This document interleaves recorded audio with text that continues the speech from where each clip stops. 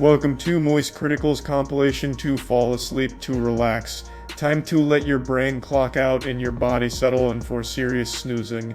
Grab your premium slumber gear and prepare for a lady tier drowsiness. If this helps you drift off to dreamland, drop a like, subscribe, and comment goodnight below. Sweet dreams, you beautiful sleepy souls. I know that the lighting right now doesn't look very good. I've been told that it looks like I'm about to tell scary stories around a campfire. And I agree, like it looks like I'm in some kind of CIA black site off the books that's about to interview a terrorist. And I solved that problem by getting this light. See? Now it's just holly jolly ambiance. But I'm going to turn that light off because I am going to tell you a scary story. I have been deep in the rabbit hole on stream of looking at the world's worst cuisine, like the weirdest dishes in the world. And I've recently stumbled across two that I don't know if they can be topped or not. Like, there are so many food dishes from around the world that use piss and shit as a primary ingredient in the concoction. The chemical X in the Powerpuff Girls formula here. But not only do they just use human pee and poo-poo, for some reason, they specifically use piss and shit from children. And they even have, like, age specifications. So one of them that we were talking about on stream was virgin boy eggs. The blueprint to this monstrosity is not complicated. It's about as simple as it gets. 2 ingredients: egg, pee. Except the pisser has to be a child under the age of 10 for some reason. Can't find any explanation on why it has to be a kid's pee, only that it's been a tradition in the area for hundreds of years. I don't know what would happen if you tried to pull a fast one on him with a prank and you used, like, a 30-year-old man's piss. I don't know if they'd just be like bodies in the streets, like it'd be poison. Like, oh fuck, it's 30-year-old man piss. Or what would happen? It's just, that's the tradition, and it's so odd. They collect the piss from local schools. And then the other one we dove in on came from South Korea. It's a rice wine made with poop from 4 to 7-year-olds specifically. It's shit wine. And Vice actually has an old documentary on this from 10 years ago, before Vice itself went to shit. I have just been fascinated by these outrageous foods, and I just wanted to show you a little bit of the research we've done on stream. Granted, it's not much, and I promise you, I will never try these foods, so don't even bother asking. You couldn't pay me enough money to eat piss eggs and drink poop wine. I couldn't do that under any circumstances. Real quick, Kopi Luwak is a coffee that consists of partially digested coffee cherries which have been eaten and defecated by the Asian palm civet. The cherries are fermented as they pass through the civet's intestines, and after being defecated with other fecal matter, they're collected. I did hear about poop coffee, but apparently this one's like not dangerous though. This is like a real like luxury coffee or something. What about Chinese urine eggs? What is a urine egg? Hold on. I really want to see the banned foods real quick, but now these are really interesting. A urine egg? Urine-soaked eggs, also known as virgin boy eggs. What? This is... what? The dish is prepared by soaking eggs in the urine of young boys. The mixture is then heated over the stove, and after boiling, the entire surface of the eggshells are cracked and placed back into the urine. The used urine is then replaced with fresh urine, and the process is repeated. Also, why does it have to be young boy pee-pee? You could just take any piss, right? No, you've ruined my egg. This is 30-year-old man piss. Oh my god! I would never eat old man urine egg. A spring taste treat in China City. Basins and bucket of boys' urine are collected from primary school toy. Oh my god! Oh! What? What is this? This whole paragraph. It's the key ingredient in virgin boy eggs, a local tradition of soaking and cooking eggs in the urine of young boys, preferably below the age of 10. There's no good explanation for why it has to be boy urine, just that it has been so for centuries. The scent of these eggs being cooked in pots of urine is unmistakable as people pass the mini street vendors in the Dongyang who sell it, claiming it has remarkable health properties. Ugh. They scoop piss out of public school toilets. and soak eggs in it. The schools allow it and encourage it. Hot take.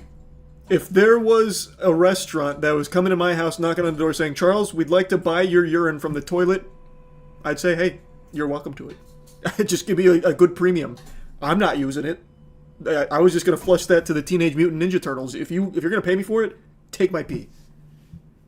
I see why schools would be okay with it, because they make money off piss. If you eat this, you will not get heat stroke. These eggs are cooked in urine. These eggs cooked in urine are fragrant. So this guy owns one of the more popular virgin boy egg stalls. They're good for your health. Our family has them for every meal. In Dongyang, every family likes eating them. It takes nearly an entire day to make these unique eggs, starting off by soaking and boiling raw eggs in a pot of urine.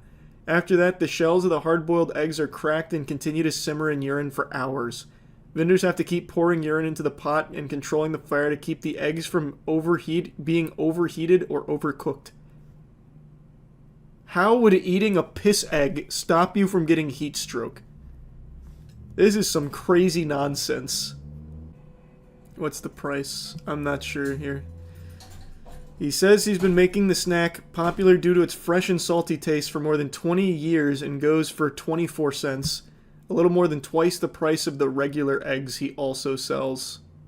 Many Dongyang residents, young and old, said they believed in the tradition passed on by ancestors that eggs decrease body heat, promote better blood circulation, and just generally reinvigorate the body. By eating these eggs, we will not have any pain in our waist, legs, and joints. Also, you'll have more energy when you work. It's just... like, that's... I'm running out of words for it. It's just... It's actual insanity. It's just insanity. That lady on My Strange Addiction drank pee to help with joint pain too. I know, it's not... What's crazy... What's even crazier is that it's not exclusive to just piss eggs. There are people in the US that believe drinking urine is really good for you and has a host of health benefits like joint pain, inflammation, and that lady also did eye drops for piss. So she'd take the cup of piss and put it directly on her eyeball because she thought it would help with her vision and eye health. I bet R. Kelly thinks these eggs slap. Oh, true, he's probably requesting them in prison right now. But not everyone is a fan. You don't say. Chinese medical experts gave mixed review about the health benefits of the practice, with some warning about sanitary issues surrounding the use of urine to cook eggs. And some Dongyang residents also said they hated the eggs. We have this tradition in Dongyang that these eggs are good for our health and that it would help prevent things like getting a cold. I don't believe in all this, so I do not eat them. Smart. Very smart. Also, I'm a little concerned that the Chinese medical experts gave mixed reviews instead of overwhelmingly scolding the practice. He also covered that video about the fitness guy who drank it all the time. Yep, that was the health guru who fermented his piss and then used it as a sunscreen. I don't know how people start believing in pee. I'll just say it. I don't know. Like, I understand how, like, as cavemen, we would see pee as, like, a last-ditch resort for things like maybe cooking or some kind of lotion, perhaps. Like, I can see that. But in the modern day and age, I don't know how anyone looks at piss as, like, an actual, real, usable thing for health benefits. Like, it doesn't compute. I don't know how we get there. Urine hater. I will say, as I am indeed a urine non-believer. I don't believe in ingesting of urine. Tong Sol is Korean wine with child feces. It's a traditional Korean medicine with 9% alcohol content in the poop of a human child between 4 and 7 years old that's refrigerated. Why? Oh, there's a documentary on it. Does it show any poop? Oh, there's just poop here. Yep, he's just showing a whole fucking little turd that he refrigerates for 3 to 4 days. A couple nights ago on stream during the premiere of Season 3, was going over some wacky stories and someone put a little something nefarious on my radar. The story of a man named Kevin Van Leeuwen. A name that lives in infamy. You may be familiar with McLovin, but you do not want to know the tale of Van Loven, that much I assure you. Kevin Van Loven was a home inspector who in 2021 performed some despicable acts of degeneracy on a Tickle Me Elmo doll. And yes, it's exactly what you're thinking. Van Loven went from home inspector to chode injector, putting his wiener all in and around the mouth of a Tickle Me Elmo doll in a child's nursery of a home that he was hired to inspect. Obviously pretty disgusting stuff. The man is by all definitions a predator.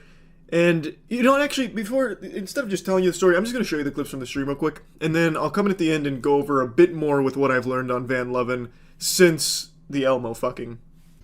Have you seen the home inspection guy who had fun with a Tickle Me Elmo on Law and Crime? You put "had fun" in quotes, which makes me think it's something dubious. Home inspector caught pleasuring himself with Elmo doll. Oh, jeez, man. That's not... Elmo never wanted any of that to happen. That's not what Sesame Street's all about. Come on, man. Having him tickle you? What the fuck? Do they show anything? Because I really want to learn more about this now.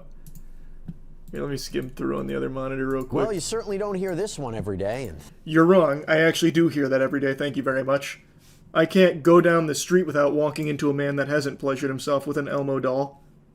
What a ridiculous assumption. It's like he's never heard of Tampa. Yeah, I think we're good. Alright, let's see.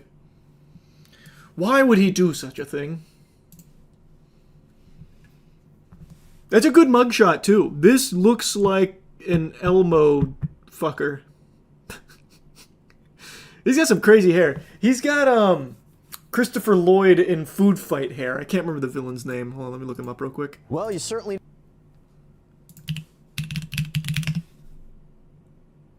Not quite. I misremembered. I thought it was less spiky. Thank goodness for that, because a Michigan family had trusted a home inspector to look over their property as they got ready to sell, but when they checked their home security system, they spotted him violating their trust in one of the most egregious ways imaginable. He was pleasuring himself in the child's nursery with an Elmo toy. Yeah, pretty sickening stuff here. We'll go over how this unfolded, what happened to him. Wait, is this the same guy? They hit him with an age beam. Wow. Whoa. This is two different dudes sharing one body. How this could have escalated if he hadn't been caught. And I'm going to break it all down. This face says he'll do it again, too. Chris Hansen. Hide your Welcome to Elmos. Sidebar, presented by Law and Crime. I'm Jesse Weber. We go back, unfortunately, to March of 2021. A family in Oxford Township, Michigan. Rough year for for Sesame Street plushies. Was putting their house up for sale. That home inspector was Kevin Wayne Van Loven. Yeah, of nearby Clarkston. And of course, that's the perfect name. Kevin Van Loven? The guy who fucked Elmo? You couldn't write that any better. Is this not like a planned thing? Is he not playing a role? And zips up his pants. You can see what that object is. He is holding a red Elmo doll. So, okay. So, the actual Jerkin. My God. I'm malfunctioning. So, the event took place over here. And then he brought Elmo over here. Why? I thought what happened is he put Elmo on the ground, and that's where he did the deed. But that's not the case. He's actually moving Elmo from the scene of the crime. So it seems like he knew the camera was here. Because he put his back to it for the coitus, and then goes off camera to put it down over here. He had to know. And if you pay close attention, you can see Elmo blinking an SOS, like that old POW video that floats around occasionally. He was letting Elmo inspect his pants. That's true. Maybe it is just part of the job. A thorough inspection. Elmo doll. Yeah. Walks across the room, places the doll somewhere off camera, and as he adjusts it, you can actually hear that signature Elmo laugh on the security camera. Tell me that's not just the most incredibly unsettling thing you've seen, but That's like straight out of the Joker. That is like actually in the Joker 2 when they fucking sexually assault him and he has the condition where he's laughing. Elmo just did that to the home inspector. Holy. Fucking traumatized him. In my career, but never one who was preying on a child's toy. A Sesame Street character. What a sacrilege. Well, this is. get out there. Let's take him how do you down. even begin to... It's disturbing. it makes me wonder if there was a plan. If he knew, like, does he just walk in and find a toy that he, or is it like, I'm trying to Why make don't we sense of it, I ask can't, him? We have but him it in makes me wonder jail. if this was, in a way, premeditated. Is this something that would have continued into a more violent human contact crime? I mean, What was this guy's name? Why are we speculating? We can just ask him, hey, why'd you pop your Winky in Elmo's mouth in the children's nursery? We can ask him what the fuck the plan was or the thought process. Surely Kevin Van Loven isn't, tight-lipped about his degeneracy. During questioning, Van Loven said he moved the doll to inspect an electrical outlet but did nothing else. When told there was a camera in the nursery, Van Loven allegedly made incriminating statements and apologized. No, what? I was just moving Elmo. He was blocking an electrical outlet, so I had to fucking strangle him down there like Homer Simpson around Bart. And you guys just got it all wrong. Whoa, what is this? It says home inspector who committed unspeakable act with Tickle Me Elmo doll in children's bedroom is busted again. Did they let him out after the first Elmo outing? A perverted Michigan home inspector caught on camera pleasuring himself with Tickle Me Elmo has been busted for violating his probation. He was on probation? He was found guilty of aggravated indecent exposure and sentenced to 19 days behind bars in October 2022, following the unspeakable act. But he was convicted yet again in January 2024 for violating his probation. This should have been a very serious charge that they wouldn't just let him out on. And they make a good point. What if he had an STD and our son played with that? What if we just didn't know? We have a toddler and a newborn baby, too. There's nothing worse than when someone comes into your home and you trust them to do a job and they do something like that in your child's bedroom. Yeah, for sure. If they didn't catch him, that Elmo doll just gets used.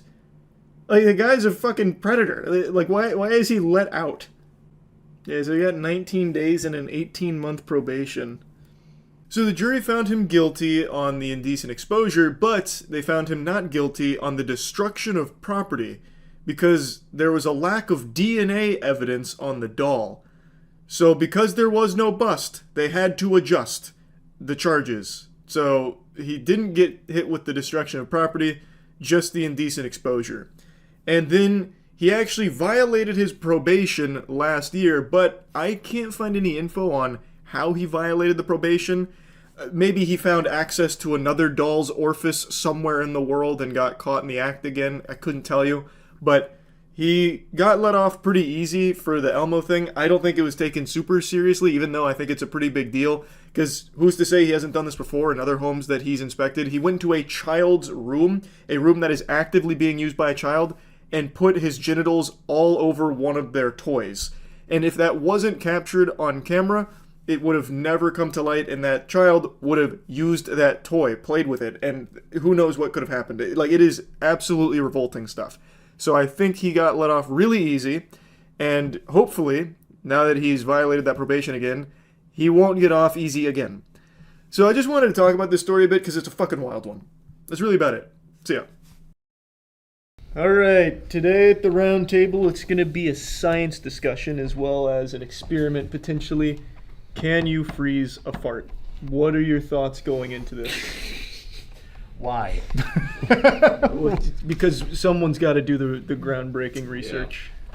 Depends on the pressure of the chamber that you're releasing into. So when I was initially brainstorming, so it was an evolution. It started with a fart delivery where I'd go to Matt's house and fart into the Ring doorbell. Great. But I usually can't do that audibly, so I probably would have ended up shitting my pants and it'd be like a ding dong shitch. So I was like, there's got to be an extension of this idea. Well, when you say freeze a fart, do you mean like you now have a fart snowball, or Yeah, do you mean like you want to be able to open a jar No. and the sound of the same So what fart I keeps was going out? what I was envisioning is I would fart, and while it's still like the fumes, it'd be frozen. My theory is smarter people than us can do it. And more so than more brain cells, it's more technology at their disposal. We could get Jamie Heineman on it, I think. Here's the thing. We're going to fart into a container. Right. Container. Amaranth proved the theory. You can do that. Right. Yeah, you can't Although shit I will farts. say once again, we did not smell the fart. Our jar was empty. Yeah. That wasn't just an empty jar. We got scammed. Here's the method. You fart into a jar. Yeah. The jar goes into the bag that you vacuum seal. Because you can't just vacuum seal the fart. The fart comes out. Yeah. You need the fart contained in the vacuum sealed bag. Of course. That Naturally. gets dipped into the liquid nitrogen, which from looking online will freeze some of the fart gases, but not all of them. Will it freeze the gases or just the particles? Like gases. the solid part. It will freeze the It gases. seems like the Solid two particles, brother. It's a fart. Am I right? They were saying there will be poop particles. That's Yeah, what so- smell. I mean, that- that is what. There's yeah. going to be like flakes of poop. That's the fart shit. So that's It's really, if you think of it, it's like the base of a soup. it's the broth. What the fuck did you mean by that? It's like the breed. It's like the miso paste that you put in there. Yeah. It's the miso paste in your soup. Because it's a gas. Yeah. Naturally. You can put it in you can make it condensate. That's into what I'm a saying. liquid. It is a issue of density, because like water becomes a gas and it becomes a cloud, and if you scoop up a cloud and freeze it, it turns into snow. That's what snow is. It's frozen cloud. So the idea is that you need to get enough fart together to make a literal fart cloud that you freeze into shit snow. Well, no, because you're already in that you're talking about a gaseous state. We are producing it in a gaseous state. All right. I'll It's translate what coming Drew out. says. We need to fart in Matt's pool, is what he's saying. So Ryan has had this idea, and I think this is stronger This has to be the than case. whatever we're trying to do here is going into a body of water That's and really just smart. catching the bubbles. The problem Matt's is you pool. can't Matt's only hot catch tub. the bubble. Yeah, you're you're gonna getting water. There's Yeah, got to but be you a way can- to no, you create a can vacuum just in the catch the- jar you and can do that. to catch the air. You There's hold got to the be jar a way to upside do it. down, and then we just try to Whatever's catch in the Charlie's top farts is like the fart. bubbles, like a little mini game. Yeah. It's like a Wario. Well, here's the thing. With enough jars, we could do it. You can fill the jar with water and then fart into it, because the fart will push into the jar and just push catch the the water out. Okay. If we were going to UT and we had a like science department behind us, Which we will be. Yeah. They have we a pool. We have solid ceramic, not ceramic, but like glass box with a little pump on the end of it. that you connect to your butt. You will do that, but first you get a vacuum that sucks out Yeah. all the air. Yeah. It is a perfect vacuum in there, as close as we can get humanly. got it. Then we attach a hose to our ass to put it blue, and we fart. And this is going to take a couple weeks probably to fill this whole little thing up with That's fart. the thing, is the quantity issue, I think. Yeah, so we take a little bit of time. We let them get real stinky in there, then liquid nitrogen all around it. And even Let's get then- Nile Red. So liquid nitrogen is only cold enough to freeze like 2 of the gases. So we're that filter comprise- freezing farts. Right. You're taking out some of the fart components. Is there something to farting into like a vacuum cleaner? To suck it up and contain it. Is there something there? I don't know. It just popped into my brain. Are you asking would it be funny? Because If you stopped at vacuum, I was like, yes. And then you added cleaner, and I was Well, like, no, no. just like basically like You just like Whoa, wait. take like Okay. the shop vac, put it up to Aaron's ass, let him fart. It just goes into the vacuum, If we right? move Now we've forward got with this idea, now we've got fart. imagine we have a vacuum. We hold it up to an ass. We fart into it. We do this 500 times. You pull out the filter. What's there? Poop? Or is there like fart essence attached to the filter? Because then you don't even need to freeze it. The soul, yeah. The It's, soul like of the it's fart. fart essence, extract. yeah. Is if we do that, if Charlie then goes to Matt's house, puts it in the microwave, to throws it at his door or whatever, then you're just throwing poop. And that is fucked up. Yeah. If you can keep It's it at no fart, longer a joke it at that becomes point. solid, It's- and that's gross. It's Yeah. bioterrorism. I wouldn't do that anymore, because Chase had a really good point. Like, we could unfreeze the fart in 3,000 years. That's that one true. is cool. Running off of my theory of farting into a vacuum cleaner, you could then reverse it and like right. blow up balloons with it and then freeze those. Yeah, exactly. Oh, there you you put go. the filter on the other end, you blow through the filter, you've now created a non-human fart. You've extracted the human element. That's true. Literally the soul of the We fart. could just fart on like a screen or poop on a screen, smear it around, and then put it in front of a fan And blow air. And now we have a manufactured fart. This is the most evil thing the warehouse has ever done. I don't think I like where this video is going.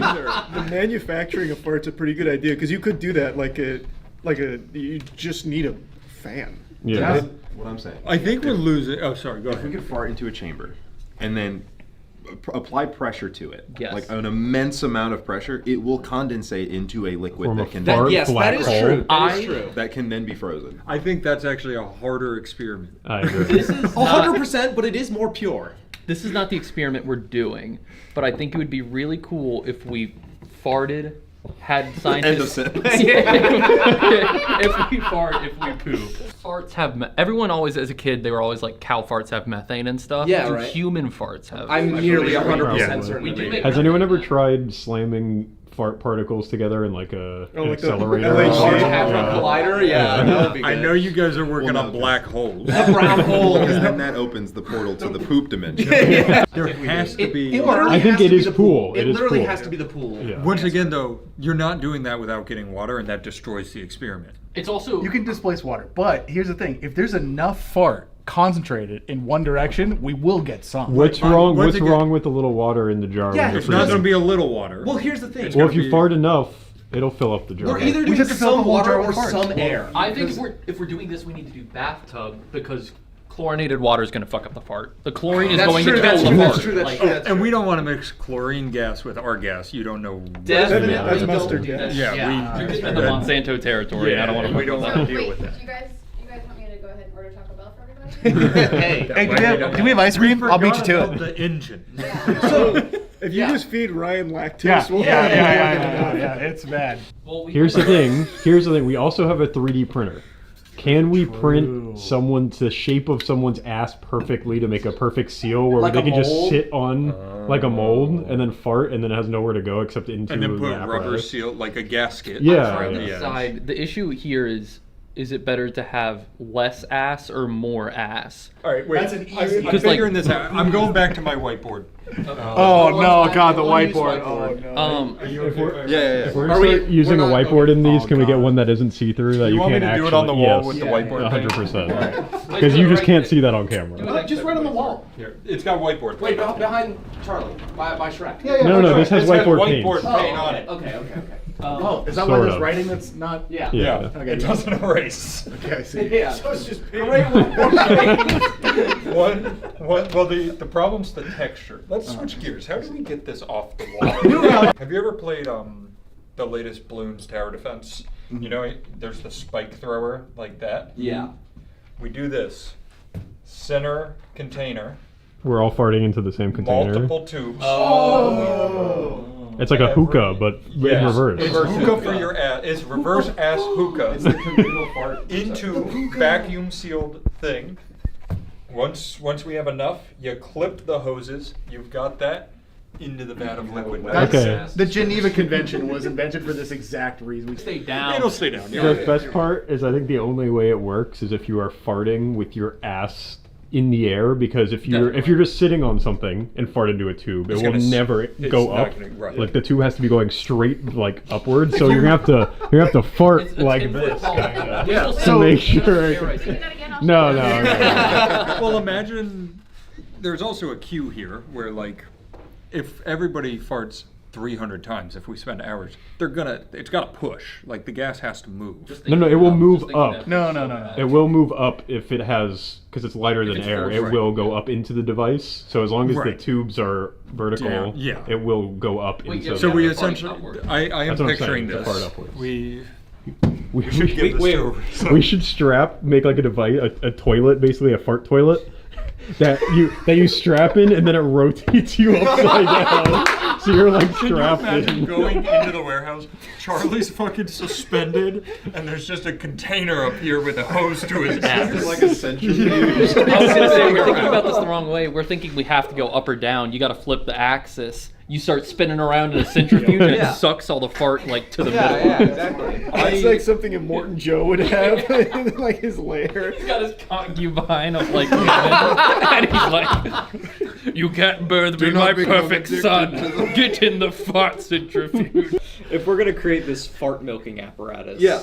I think we should revisit the vacuum idea, because then we don't have to worry about the orientation or like the That's axis. true. Yeah. It's That's just true. It sucking pulls. good. It's The problem with The problem is And it that would the create a problem is vacuum if you seal to your asshole. if you vacuum seal into your ass, you will just pull your organs That out of is your true. butthole. The other thing is, a vacuum, even though it's in the name, a vacuum is not a vacuum. It's also not airtight. Yeah. What are you even talking about? It's a not- vacuum. I'm not create. It's not about creating a vacuum. It's just. Like, It's about the sucking. It's about the suction. I see, No, but Yeah, it's gonna yeah. It's gonna suck whack your the organs fart. out of your Yeah. The butthole. fart, fart's gonna go bye-bye. If we have to prolapse our anuses for science. No, what if we Too make much. Like, it's probably gonna a melt dry ice freezer Yeah, we need a. That with we a want glass, to. with like glass, We need so we a can see it. vacuum chamber. Yeah, so we can. Yeah. See it. All of our problems are solved with a vacuum chamber. If you've got a vacuum, reach out to us. We And, need and a it. vacuum Yeah. chamber also solves the thing that Chase has been saying the whole time. Pressure is a massive factor that we can abuse to make it easier or harder to solidify the fart. Forcibly condensate it. Yes. So that it's in liquid form. So then we can just. At freeze that it. point, could we just keep pressing it tighter until it's a solid? Yes. Yeah. Theoretically, I don't think we could do it. Yeah. But I someone feel like could. at some Like a point, fart cube. I feel like Fart. I feel like at some point the boiling point of the fart becomes an issue, right? Damn. Because at a high pressure, the boiling point changes, Right. or is it at a low pressure? So is it gonna explode? But, If like, we you can press take- a It fart could. too hard, will it explode? That's the next that'd be question. It's like a so twice cool. baked fart. It farts itself. Put it under a hydraulic press. and it just fucking combusts. I was looking it That up would be to the- see the freezing point of like the gases in fart, like the sulfur gas, the methane and stuff, and all of them freeze too low. Because I was gonna say if we did get it to like -200 somehow, the air could stay gaseous and the fart could all solidify around, and we'd have a beautiful fart snow falling. Is it poetic or disgusting that when Matt was drawing his theoretical device that now it looks like a butthole? I think that's Yeah, I thought that's what he was going happy for. coincidence. Yeah, I think that's a Very happy Yeah. coincidence. Yeah. I just got a lot more info. If you have a lab and you Yeah. want to help us with this, let- A lab would be helpful. Yeah. A lab would be nice. it's definitely possible. It a is. small We lab just- somewhere, like the Department of Fartology. And they just like burst open the doors, papers are flying. They're like, Boys, gentlemen, we're back. we've been summoned. Make contact. Needles, we just Oh, jab we our need the, intestines and um, pull and we're done. We need That's the obviously scream the best extractor from Monsters Inc. Yeah, but for buttholes. That's what I was thinking, and then I was like, Farts. my blood isn't gonna get out of the way for that. Sadly, I'm gonna be putting the needle in. I'm gonna be like, can I get to the fart? And my capillaries are gonna be like, no, I'm sorry, I can't move today. Halt! I can't allow you. Osmosis Jones is gonna be like, get the go, move the fart, get it to the They needle. just hear please." for one thing. Burn the farts. They're coming for the flush the farts. Like the SpongeBob meme he's throwing off. All right, we'll see you from Matt's pool. See it NASA. Either my pool or NASA. One or the other. We definitely are going to keep talking about this after the camera turns. Did you see the video of a Florida judge using a VR headset during an assault trial? The defense attorney made a goofy 3D animation to show him what happened from his client's point of view. What? During a stand your ground case, the defense used virtual reality to give the judge a full experience of what they say happened. In Local 10's Christina Vasquez live in Fort Lauderdale with our exclusive Some Sword Art Online shit. Christina. Taking you into it. The defense attorney in court hearing. This is when he pulls the gun out, when he's backed up against the bar. At a stand your Holy. This was made in Second Life. Whoa. Why though? Why do this? This had to be some kind of racket. Like this had to be like, my friend's an animator and he really, he just got let go from Ubisoft because they keep closing everything down. Maybe I can get him some work through making a recreation of a stand your ground case. Oh, fuck yeah. And then I'll have my client pay for that. Like, how do you even, like, sell that? Who pays for that? Someone that's smarter than me, how does that work? Because that's not free. Unless, of course, the lawyer himself is a part-time game developer. Machinima creators becoming crime recreators. What a glorious reality. At a stand your ground hearing Tuesday, Nobody backs off. a Broward judge peered through a virtual reality headset. These people are coming into his space, right? And he's backing up. And he's backing so up. as not to be injured like his wife. For an immersive experience, the artist designed to illustrate this defense expert's opinion. It's like a chest-to-chest encounter, no matter where you look. That based on his review of depositions, a site visit, and sworn witness statements to police. This is actually a photograph from one of the videos, right? Yeah. This is the best case I've ever seen. We're finally in the future. This is like Demolition Man shit. Also, who brought in all the headsets? Is that taxpayer dollars? We got a big high-profile case coming in. We need $15,000. We gotta bring everyone some VR headsets. Yeah, it's the only way. It's the only way. We can't just take his word for it. We need to see it in VR. It's a meta sponsorship. Honestly, I'm surprised the judge isn't freaking out. The judges in all of these court cases are usually such fucking fossils that I feel like if you put on the headset and took them into the fucking mainframe, they'd just be like flailing around and screaming. Ah! Ah! He's handling it well. I would definitely do this if I was a lawyer genius. I mean, it's not the worst idea ever, to be honest. Chest-to-chest encounter, no matter where you look. That based on his review of depositions, a site visit, and sworn witness statements to police. This is actually a photograph from one of the videos, right? Yes. Miguel Abisu, the Southwest Ranch's wedding venue owner, facing 9 counts of aggravated assault with a deadly weapon for waving a gun at guests last year. When he pulls the gun out when he's backed up against the bar. Did so in self-defense, he testified. Standing right in his personal space, he still has not brought out his gun. That is correct. Placing the judge in the defendant's shoes. No, I can see it. I'm there right now. I'm actually, I've mind jacked into the defendant. I see that. This is overwhelming. It's chest-to-chest contact. Is this Unreal 5? My God. Looks better than real life. Get out. His defense attorney works to convince the judge to give his client immunity under Florida's Stand Your Ground law. I believe is the first time in the state of Florida, in a criminal or civil case, that virtual reality was admitted in evidence. Probably is. It may be Yeah, probably is the first in time. the United States that virtual reality was admitted into a criminal hearing. Whoa, hold on, wait, just a second. I don't have this game on my Steam wishlist. What's going on over here? This is a totally separate case. Is this guy attacking her with the end of a vacuum cleaner? And what does he have? What is going on? I need to be more familiar with the case here to really grasp all the lore. That's a cane. Is it?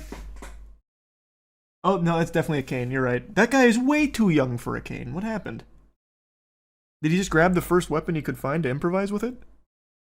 And explore the precedent Wii that was graphics. set today. Yeah. The use of this technology in a courtroom setting. That's a digital exclusive deep dive for you that exists on our website. That's local10.com. Reporting live. I'm actually going to check that out. I want to see your deep dive on this. I'll be honest with you. Local10.com. Let's see.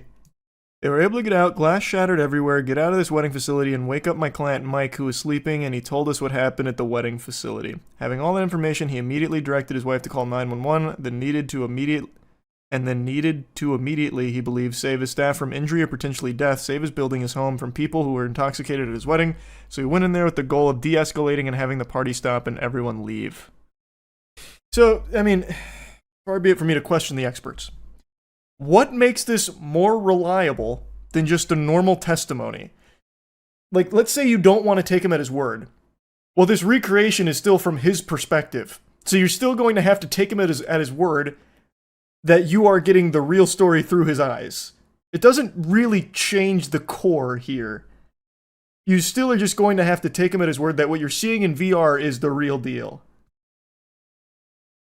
Probably just trying to make it feel more personal. That's true. Maybe that's what it is. Just to make it feel like, oh, okay, this is truly how, anxiety-inducing it was. Experiences that take place in virtual reality become part of users' autobiographical memory. As memories can impact users' self-perception, personal beliefs, and social interactions, story living in VR narratives can be used to manipulate memory and mold users' self according to the preferences of the VR narrative creators. This feels, I guess, topical here, about how it can teach people empathy. Experiences are what defines us as humans, so it's not surprising that an intense experience in VR is more impactful than imagining something.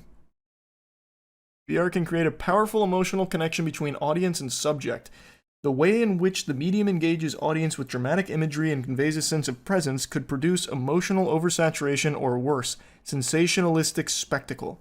This sense of authenticity leaves audiences vulnerable to traumatizing content or manipulation.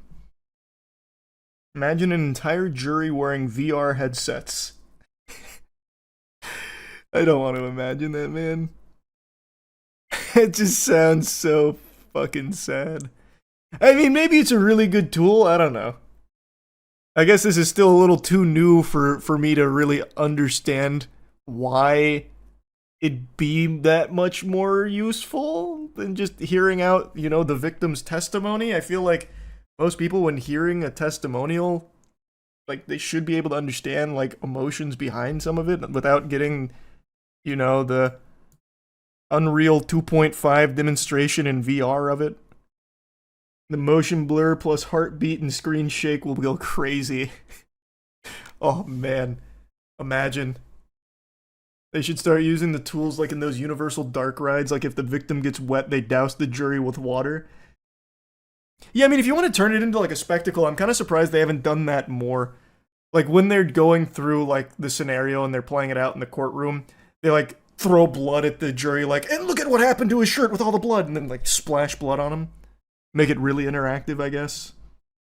Just make a movie about it at that point. Actually, kind of a banger idea. They should release this game. Like, you be the judge. That's what they could call it.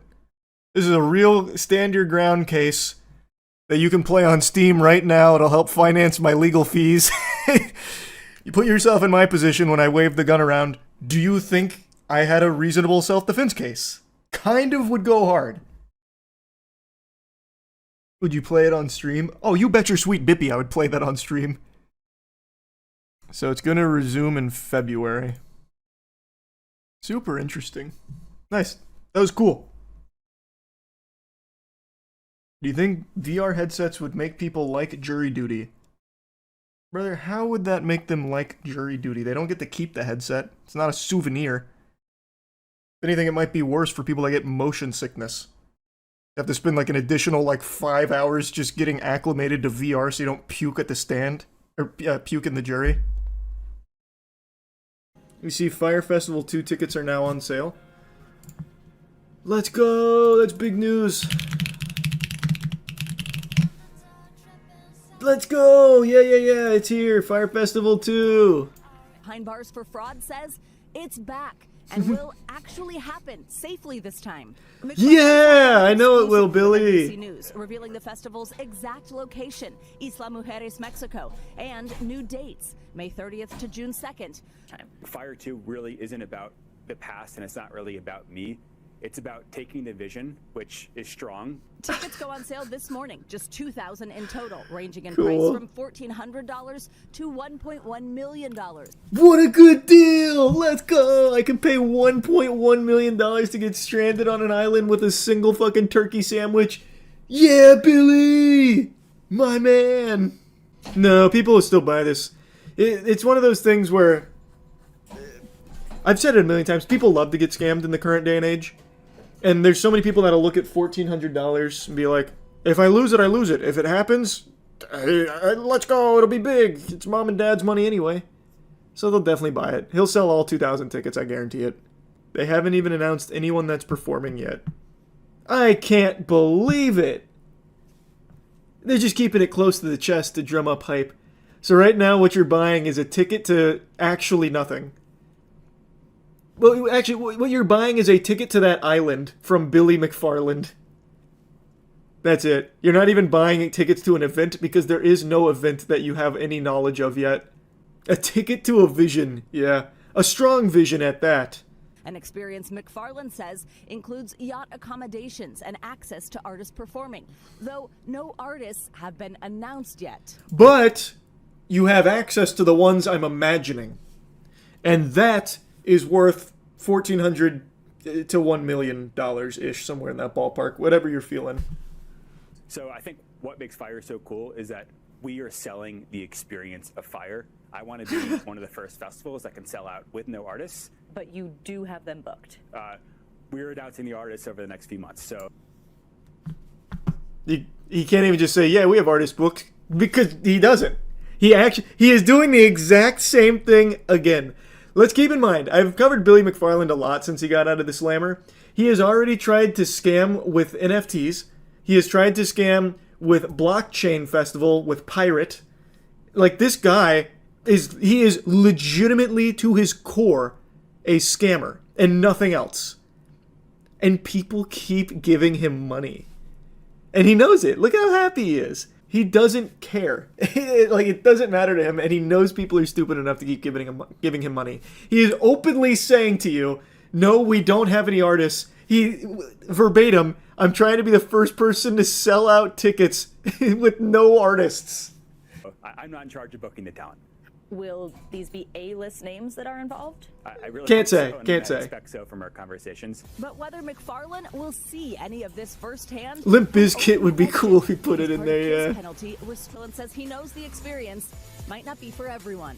It's 2,000 people taking the risk, seeking the adventure, and wanting to be there for the moment. Taking the risk. Is it a risk to buy a ticket to Fyre Festival too? I think it's always a risk. You're taking a risk because It's okay.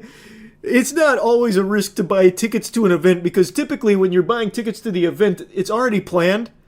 So there's a really high chance that it's going to happen, and if it doesn't, you can usually get your fucking clams back. I like how in Billy said it's like, well, everything carries a risk. I mean, who's to say that the artist they book doesn't, get hit by an asteroid, right? We got, 2024 YR4 coming in. Maybe it changes trajectory and it hits tomorrow, killing the artist. It's a risk.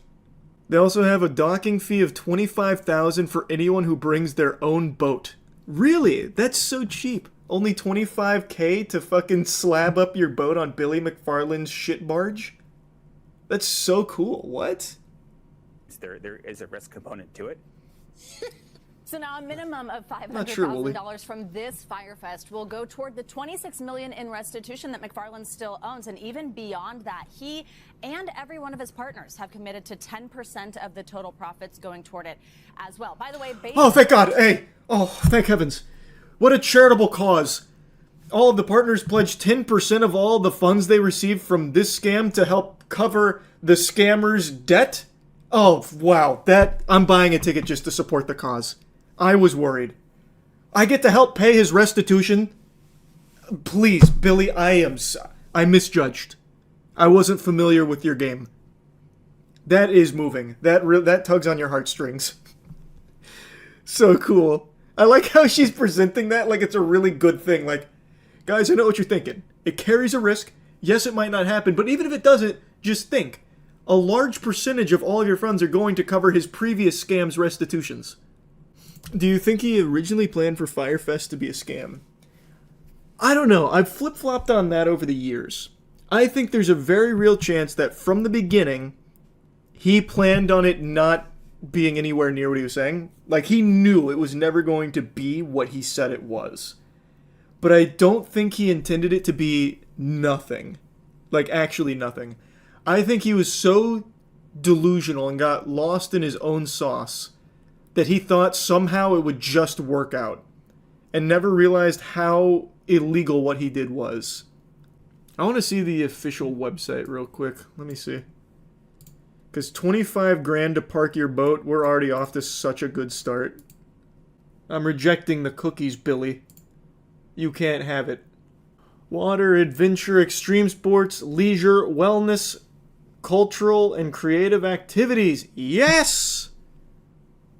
Defy the impossible The impossible being throwing a successful event. Well, not even successful.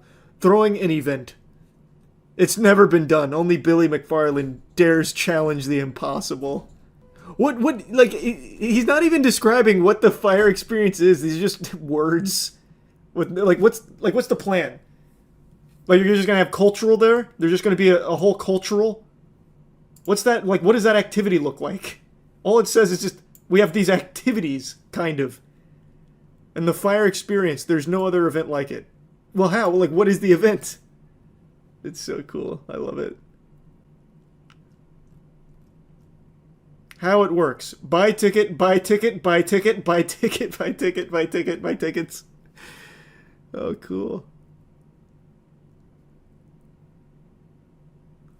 Well, I mean, if it's this easy as 1, 2, 3, I'll book right now. Hold on a second. Let's take a peek. I can't just click because that doesn't work. So this is Fyre Ignite package. It's a 4-day access to the Fyre Festival from May 30th to June 2nd for one person. You get access to the festival grounds on Isla Mujeres and the water stage. This is already not happening. I'll eat my fucking shoe if Billy McFarlane has a water stage that's not just like a kiddie pool that's half inflated. I want to see who his partners are here in a moment. Fyre experiences. Explore. Embrace the unknown. We don't even know what the Fyre experiences are. You're going to have to embrace the unknown that is eluding even us. And defy the impossible alongside some of the most fascinating people in the world, aka the dumbest people you'll ever meet that just have a ton of money. And then come together at night to celebrate. This doesn't even explain any of the experiences you get with it.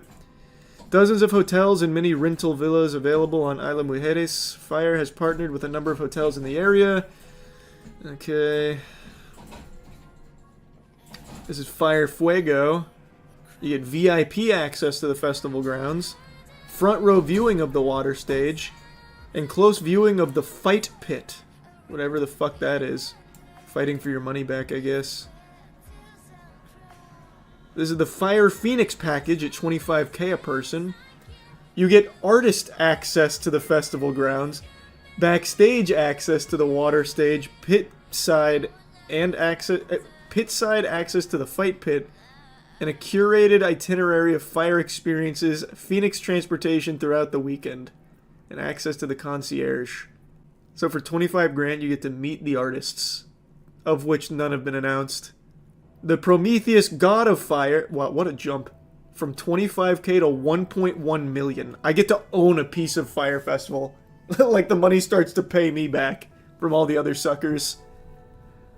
Prometheus access to the festival. What is it? Like, what is Prometheus access to the festival grounds? How do you get closer than with the artists? Do I get to fuck them? Does Prometheus, like, do I get to stick my dick in them? Like, that, you can't get closer unless I absorb them. Like I'm Majin Buu. Because Phoenix for 25K already gets me access to the artist. How in the world, on God's green earth, could I possibly get closer to them? On-stage access to the water stage. Fight team access to the fight pit. A 24/7 private chauffeur and a concierge. It's basically just this, but then you have a guy in a golf cart drive you around sometimes. And I don't know what fight team access is versus just pit side access to the fight pit. So for $1 million, I get to fight in it? How many people do you think will buy the Prometheus ticket? Probably not many, but there'll be a few, like, Crypto Bro NFT memers would be my guess. That just burn money for no fucking reason. You get to fight Billy for your money back. Oh yeah, maybe that's what it is. You get a one-on-one duel to the death with Billy McFarlane. Billy is holding the one available bottle of water. Wait, that's so good. Who are his partners? Let me see who's doing this with him. I'm sure he does actually have, like, corporate partners, because tons of corporate partners would be interested in just Billy being the fall guy for a big scam they get to take money on. Oh, here's the boat docking fee for 25 grand. So it actually just is these three right here. Friendly Sky, Sold Out, who's doing their ticketing, and Fortnite? What is this? Friendly Sky is an event ticketing platform. Why do they have two different ticketing partners? Yep, so Sold Out and Friendly Sky are both ticketing partners. Can anybody read this? What does it say? Alright, Lost Nights is not a ticketing partner. But interestingly enough, Lost Nights and Fyre both share the same... oh my god. It's just the exact same website. Look at this. It's lostnights.mx versus Fyre.mx in the same exact layout. I have no idea what this is. All I can tell you is that it's eerily similar to Fyre. There's an article by EDM.com that talks about Lost Nights working for Fyre Festival. Okay, I'll just look at that then. This is the event partner working with Billy McFarland to produce Fyre Festival 2. Lost Nights, an event production company with deep ties to Tulum's electronic music scene, is tasked with rehabilitating the Fyre Festival brand ahead of its return in May 2025.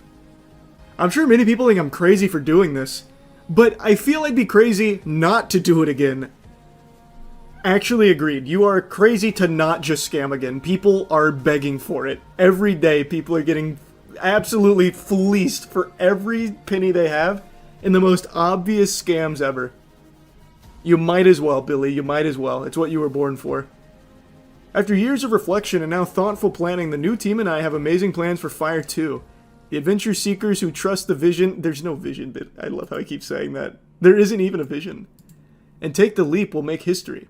Thank you to my partners for the second chance. Oh, wait. He's still called Pirate Billy. That was his previous scam attempt from like 8 months ago. Lost Nights produces events at Templo, an open-air electronic music venue tucked away in Quintana Roo jungle that regularly books influential DJs like Solomon, Michael Beebe, and Vintage Culture. The company's CEO Carlos Lopez also holds roles in a handful of local dance music festivals and concert series. Lost Nights boasts on its website about being adept at logistics, coordination, execution, and ensuring every element of your event is flawless. This claim will face unprecedented scrutiny as the company attempts to rehabilitate Fyre Festival brand. The new location choice of Isla Mujeres presents its own challenges. The island, which has a population of less than 23k, has limited infrastructure compared to major festival destinations, raising questions about pain points in the original event's collapse. Just over half of the households on the island have internet access. Lost Nights claims on its websites that operations are the backbone of any successful event and that they handle logistics with a keen eye for detail. Whether this expertise can overcome the logistical nightmare that defined the ill-fated Fyre Festival remains to be seen, but it's worth noting McFarlane reportedly brought on ancillary hotel, travel, and ticketing companies to help. Who, though? They weren't listed. Only the ticketing companies, which was Sold Out and some other shit. Oh, Friendly Jarvis or something? I forgot. Not a ton of info on Lost Nights, but it seems like they do put on events that do happen, so that's definitely a step in the right direction. We'll see. It's not too far away. Alien of the Deep. Fisherman shows off nightmarish creature dredged up off Russian coast. Alright, let's watch Michael Jordan's son get his DUI. Okay. I feel like I missed something. Did he go on like a chase? The full video is an hour 15. Oh my god, it's a full film. It's a full production. But I feel like I've missed the entire intro here. I feel like I'm coming in the middle of the season. EWU Bodycam has a shorter version. When police in Maitland, Florida come upon a Florida! Hey! Let's go! They don't need their best detectives That's big. to figure out that something has gone. But they quickly realize that the driver of this vehicle is none other than the son of basketball legend Michael Jordan. Are you, like, popular or something? Or exactly. I don't know who you are, man. Please note that all persons charged with a crime are presumed innocent. That's so good. That's so good. He's immediately thrown around. Do you know who my dad is? Oh, I love that. I do enjoy that. Has Marcus Jordan done anything? Oh, actually, wasn't he dating Scottie Pippen's wife? Yep, he dated Larsa Pippen from 2022 until 2024. And that's it. That's all he's done. He dated Larsa Pippen. He tried to get into college ball, but he was really bad at it. He must have been. It's not even mentioned on like his Wikipedia summary. For like his notable stuff, it's just he dated Larsa Pippen. Cool. Oh, also in 2012, he was arrested after a drunken argument with 2 women outside a hotel in Omaha, charged with disorderly conduct, resisting arrest, and obstructing justice, but was later released and pled no contest. Cool resume. Unusual and dangerous sight. A car has veered off the highway and gotten stuck on the railroad tracks. The situation poses a significant threat to those in the car, as well as the officers. This fucking idiot thought the railroad tracks were an extension of the road that he was on? That's amazing. Holy. Is this a mistake that can happen, like, commonly in this area? I can't imagine it is, right? This guy must have been, like, super turbo-plastered. You are stuck. You know the trains come by right now, right? No, I know. That's why I'm trying to get the f*** out of here. The car ain't going nowhere. I like how she rolls up the window. I need you guys out of the car because there is a train coming right now. What the? So then let me pull up. You can't move. You're not going to be able to move it. Just get No, let him pull over. Pull over. You can't. You're buried. You want to get hit by a train? If he wants to get hit by a train, that's his God-given right. No, that's what I'm saying. Get out of the car so we don't get hit. He meant to park here, actually. There's like some Red Dead Redemption shit. Get out of the car.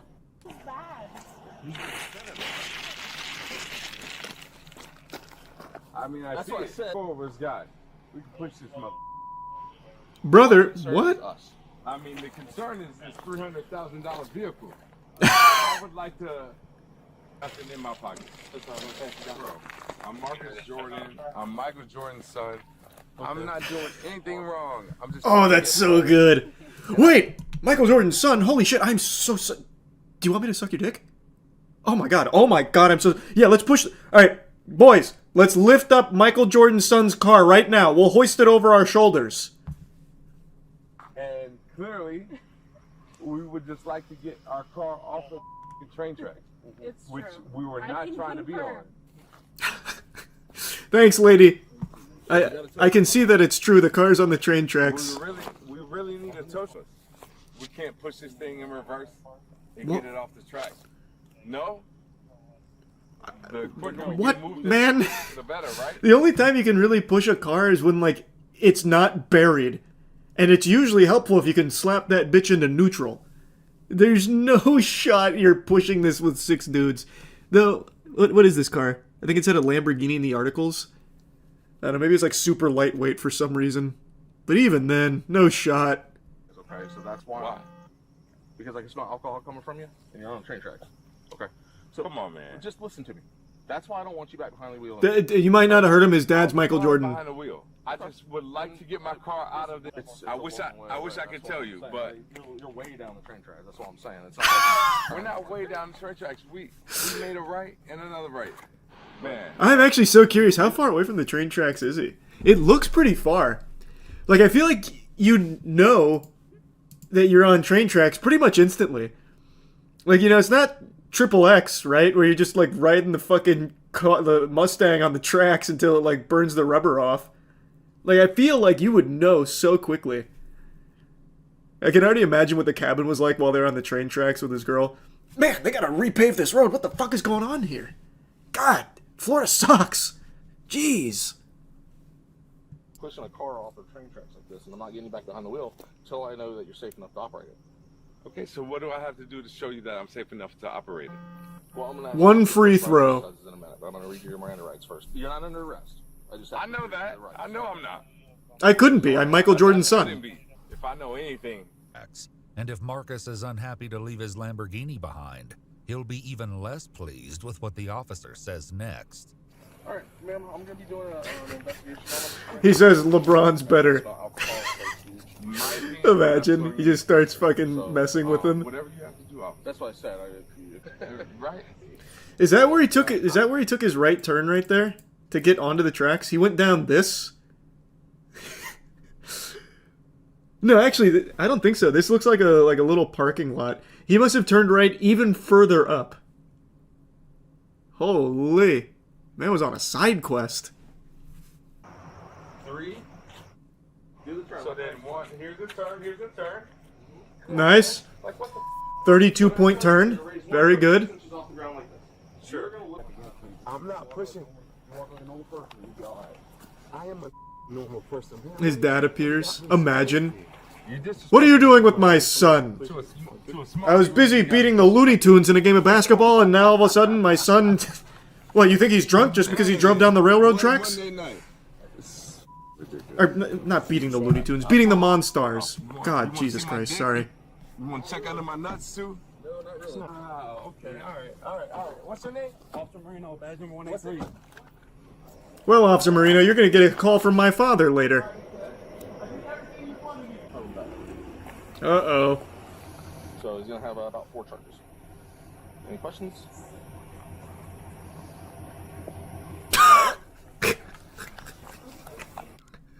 Thank you for your service. Thank you for protecting our country. Thank you for your support. What a cool side character. We got to make sure everybody's safe to drive. Brought in Marcus Jordan. The Marcus Jordan? Are you like popular or something? Or Popular?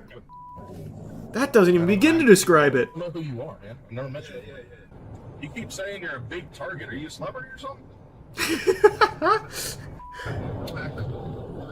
I don't know who you are, man. Don't ask. You keep bringing it up, man. That's what I'm asking. That's all. No, act like you don't know. But it's cool. We'll find out tomorrow. Okay.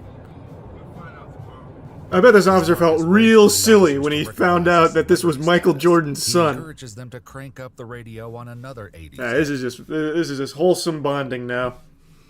He posted on his Instagram, I appreciate everyone reaching out. I'm focusing on @Trophy Room Store right now and won't be making any comments on the recent media stories and personal life. What's Trophy Room Store? Is that his job? Like that's his business? Well, the very first image there is Michael Jordan. Is this guy's whole life just spent riding his father's glory? That's gotta suck, man. Here's an article. What is Trophy Room? Accused of stealing from Michael Jordan. Here's an insight into Marcus's venture. What? Despite initially battling allegations that Marcus has been backdooring his sneakers to resellers, Trophy Room and the Jordan brand are still working together and bringing out new collaborations for the fans. The Trophy Room within the Michael Jordan estate is almost like a museum. It showcases Jordan's numerous achievements over the years and eventually became the inspiration for Marcus Jordan. Okay. I thought this was like a big conspiracy where he was stealing his dad's shoes to sell them. Oh, his first store closed after 3 years. Oh, wow. What I'm trying to do is recreate the atmosphere, the warm feeling that people would feel as they would walk through the trophy room when we had friends over. Huh. His whole life is spent just reveling in his dad's achievements. Nothing of his own. Literally no way to top MJ. It's not about topping him. It's about just carving your own identity. Even during his arrest, all he could do was name drop his dad. He just has nothing of his own. Trash, garbage, rubbish, waste. All words that can accurately describe Warner Bros. Yes, I've thrown many tomatoes at them, I know, but they just keep making it so easy. They're a spitball magnet. And it can really, a large part of it, be traced back to one decision, a patient zero, David Zaslav. Since he took over 4 years ago now, actually, it has just been so bad for that company. All he does really is cancel projects that are pretty close to finished, or just get rid of things that they already have. And I know Warner Bros. Was in a bad spot before. It was in a dark place before David Zaslav came in there with the, knight in shining armor, with radiant sunbeams shining on him, potentially being their savior. But this would be like trying to cure alcoholism with heroin. Now, I have no doubt there are some shareholders that do view him as the cure to the disease of money loss that Warner Bros. Was afflicted with. Through his innovative strategy, his remarkable genius scheme of just getting rid of everything, just cutting everything Warner Bros. Has to squeeze some doubloons on the bottom line for the shareholders. It has worked for them, I suppose, at least based on what I can see. But on the grand scheme of things, his strategy has basically just been, hey, you're excited for that? Well, there's a good chance we're just going to can it right before it comes out. Or, hey, we finished this thing that you were excited for. but we decided not to release it because we're just going to go for a tax break on it instead. It's a fucking terrible strategy if you're anyone that likes content. David Zaslav is the opposite of King Midas. He's fucking King ripe ass, because everything he touches turns to ass instead of gold. He's got the cheese touch, and it has infected every part of this company. They are struck with the orb of confusion and can't break out. They just made the baffling decision to shut down Monolith Productions. You know, the studio behind beloved titles like Shadow of War and Shadow of Mordor, with a highly anticipated Wonder Woman game still in the pipeline that, from my understanding, was pretty far along in development. They have now just come out and axed that company. Not just Monolith, they also shut down Player First Games as well as Warner Bros. San Diego. But Monolith is the most surprising one because everyone loves those games. And there's a lot of faith in Monolith as a company. So there was a lot of hype around this game that's been in development for a long time, and now will never see the light of day. Much like a lot of other things Warner Bros. Has done. I've already talked about this a lot. There's no reason to regurgitate it, but I will briefly mention them just refusing to release Coyote vs. Acme even though it's completed. I hate this fucking company, man. It's crazy. But in this case, they didn't complete the project yet. It was still actively in development. And now it won't see the light of day unless it leaks somehow. But what this also means is they're burying the Nemesis system in the coffin with Monolith here. The Nemesis system is one of the most innovative systems we've seen in the last decade. It was a really cool feature that was present in Shadow of War and Shadow of Mordor, and Warner Bros. Patented it, which is why you haven't seen it outside of those two games. And the thought would be that they'd use it in their products because they own the patent, but no. Instead, they crossed their arms and said, "It's my toy to not play with. You can't touch it. It's mine to do nothing with." And now that they've killed Monolith, it truly is going to be something that they're going to do nothing with, I imagine. And that patent doesn't expire until 2036. It's so infuriating how dog shit Warner Bros. Is. Like, they're not even doing business, they're doing shitness. Like, I hate to keep bringing up things I've already talked about a lot in regards to this company, but Coyote vs. Acme, they finished that movie. It had like a $70, $80 million budget, I can't quite recall, and instead of releasing it, they just decided to claim a tax loss, which didn't recoup the budget or anything. It barely even made up for half of their total spend on the production in the first place. Great work, David. Big gold star for that one. Let's go ahead and see what he had to say, though, about gaming in general with Warner Bros. So the main goal with the structuring of Warner Bros. Game development studios is that they want to focus on 4 really powerful games, according to the lobotomite himself, David Zaslav.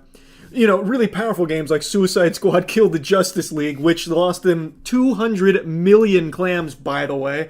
Rocksteady wasn't on the chopping block. I love Rocksteady for their previous work. I fucking hate Suicide Squad, plus that company doesn't have, like, the most important people at it from back in the day. I don't know if they'll turn it around, but Suicide Squad Kill the Justice League was one of the worst games of 2024, and yet Monolith, who actually has majority bangers, heaters, and their last 2 games have been super heaters, somehow they're the ones that get axed? Okay, fucking make it make sense, David. Now, what he's actually referring to is Harry Potter, Mortal Kombat, DC, and Game of Thrones. Those are their key franchises, and they don't want to, like, venture out beyond there, even though I think this is super stupid to just marry your whole fucking development studios to just these 4 properties. I have said for a long time, I think the path forward for these studios is that they do a lot of smaller projects that don't cost as much or don't take as long to develop, and instead focus on being creative and unique. So that way there's not as much spend, but there's a lot more potential. Things like a Hi-Fi Rush, for example. Like, there's, I think, significantly more potential in that as opposed to just making a fucking $200 million Suicide Squad Kill the Justice League loss. But anyway, here's the statement in its entirety. We've had to make some very difficult decisions to structure our development studios and investments around building the best games possible with our key franchises. You've already failed. You haven't made the best games possible in a long, long time. Than Harry Potter, Mortal Kombat, DC, and Game of Thrones. After careful consideration, we are closing 3 of our development studios, Monolith, Player First Games, and Warner Bros. San Diego. This is a strategic change in direction and not a reflection of these teams or the talent that consists within them. The development of Monolith's Wonder Woman video game will not move forward. You know, interestingly enough, Wonder Woman's a DC game, huh? From a beloved developer? Why didn't that make it? I mean, it's part of your key franchise approach. What is this strategic direction here? To only put these properties in the hands of the worst developers? Like, I don't really know. I'm a little confused, to be honest with you. Monolith was extremely talented with a lot of faith in their brand, and you gave them a DC property, which you're saying is your key franchise. So why would you take them off of that in order to instead have Rocksteady work on another super stinker? Like, it's not like Monolith was working on something obscure no one knows, like Dino Custodians, Janitors in Space, Prehistoric Plowing. Like, it's a well-known IP with an extremely well-known developer that people love. It just doesn't make sense. Our hope was to give players and fans the highest quality experience possible for the iconic character, and unfortunately this is no longer possible within our strategic priorities. And I think this is all code for not live service enough. We couldn't nickel and dime our community enough, so we had to let them go. We couldn't find ways of monetizing Wonder Woman to the same inefficient level as Suicide Squad Kill the Justice League. This is another tough decision, as we recognize Monolith's storied history of delivering epic fan experiences through amazing games. We greatly admire the passion of the three teams and thank every employee for their contributions. As difficult as today is, we remain focused on and excited about getting back to producing high-quality games for our passionate fans and developed by our world-class studios and getting our games business back to profitability and growth in 2025 and beyond. You imbecile. David Zaslav's brain is so fascinating because it really feels like it's been wired incorrectly. Like there were some screws loose and then it got put back together and the neural pathways were all cattywampus. Because it seems he lacks a fundamental understanding of what growth means in gaming here. Typically, you wouldn't want to cut your most talented developer working on a huge IP before it releases. That doesn't seem smart. Now you've just eaten a huge loss for the 8 years of development, and that product will never see the light of day, so you can't even begin to recoup it. It just seems like a stupid decision, especially when your key strategic plan is to focus on one of the IPs that your most talented developer was working on. So now you're going to take that same IP and just give it to a most likely worse developer. How are you growing? You've downsized, sure. You've effectively downsized, and now you'll stop spending money on the salary of all the developers that you just fired, but you didn't grow. You stayed in the same spot, just squeezed a couple extra pennies out by firing so many people, and now you don't even have a game to show for it for all this loss that you've just eaten. Show me where the growth is on that, because I must be missing it. I just think it's a terrible decision, and I hate the David Zaslav strategy to everything of just get rid of everything, and if we're not spending any money, that means we're not losing any money. I hate it. I really don't like it. So yeah, I just wanted to talk about that a little bit, especially because I love Shadow of War and Shadow of Mordor, and the fact that we're not going to see anything else from Monolith now, and let's say like pie in the sky, Monolith gets to stay together, someone else takes the entire team intact and they work on something, well, they still can't use the Nemesis system they created because Warner Bros. Owns the patent, at least to my understanding. So yeah, Warner Bros. Is trash. That's about it. See ya. Look at the sheen on my hair right now. I am dripping more grease than a Taco Bell Crunchwrap. It's because I keep negotiating time away from my shower right now to play Morph Path of Exile 2. I am hard addicted. And a large reason why I've got this needle in my veins like it's heroin is because Elon Musk rage baited me into it. When he had the whole, hoopla with him having a boosted account that he piloted really poorly through his live streams, it made me want to grind the game even more. I had already liked the game, but I had kind of petered off on playing it for like 5-6 hours a day. And then after seeing that, and then him finally admitting to having people play his account for him, it just made me just fucking go hog wild into grinding this myself. Now I have over 160 hours, I've changed my build 4 times, and I am just the optimal meta build right now. And I'm having a great time, but it made me want to dive even deeper into the topic of Ragebait, because he didn't do it on purpose. He's just a dogshit gamer who is a fraud. But the idea of Ragebait is something that everyone knows is really effective when it comes to engagement, which is why so many blue checkmark Twitter accounts are constantly farming Ragebait because they make money off it, and when people are angry, they are constantly engaging with the thing that makes them mad.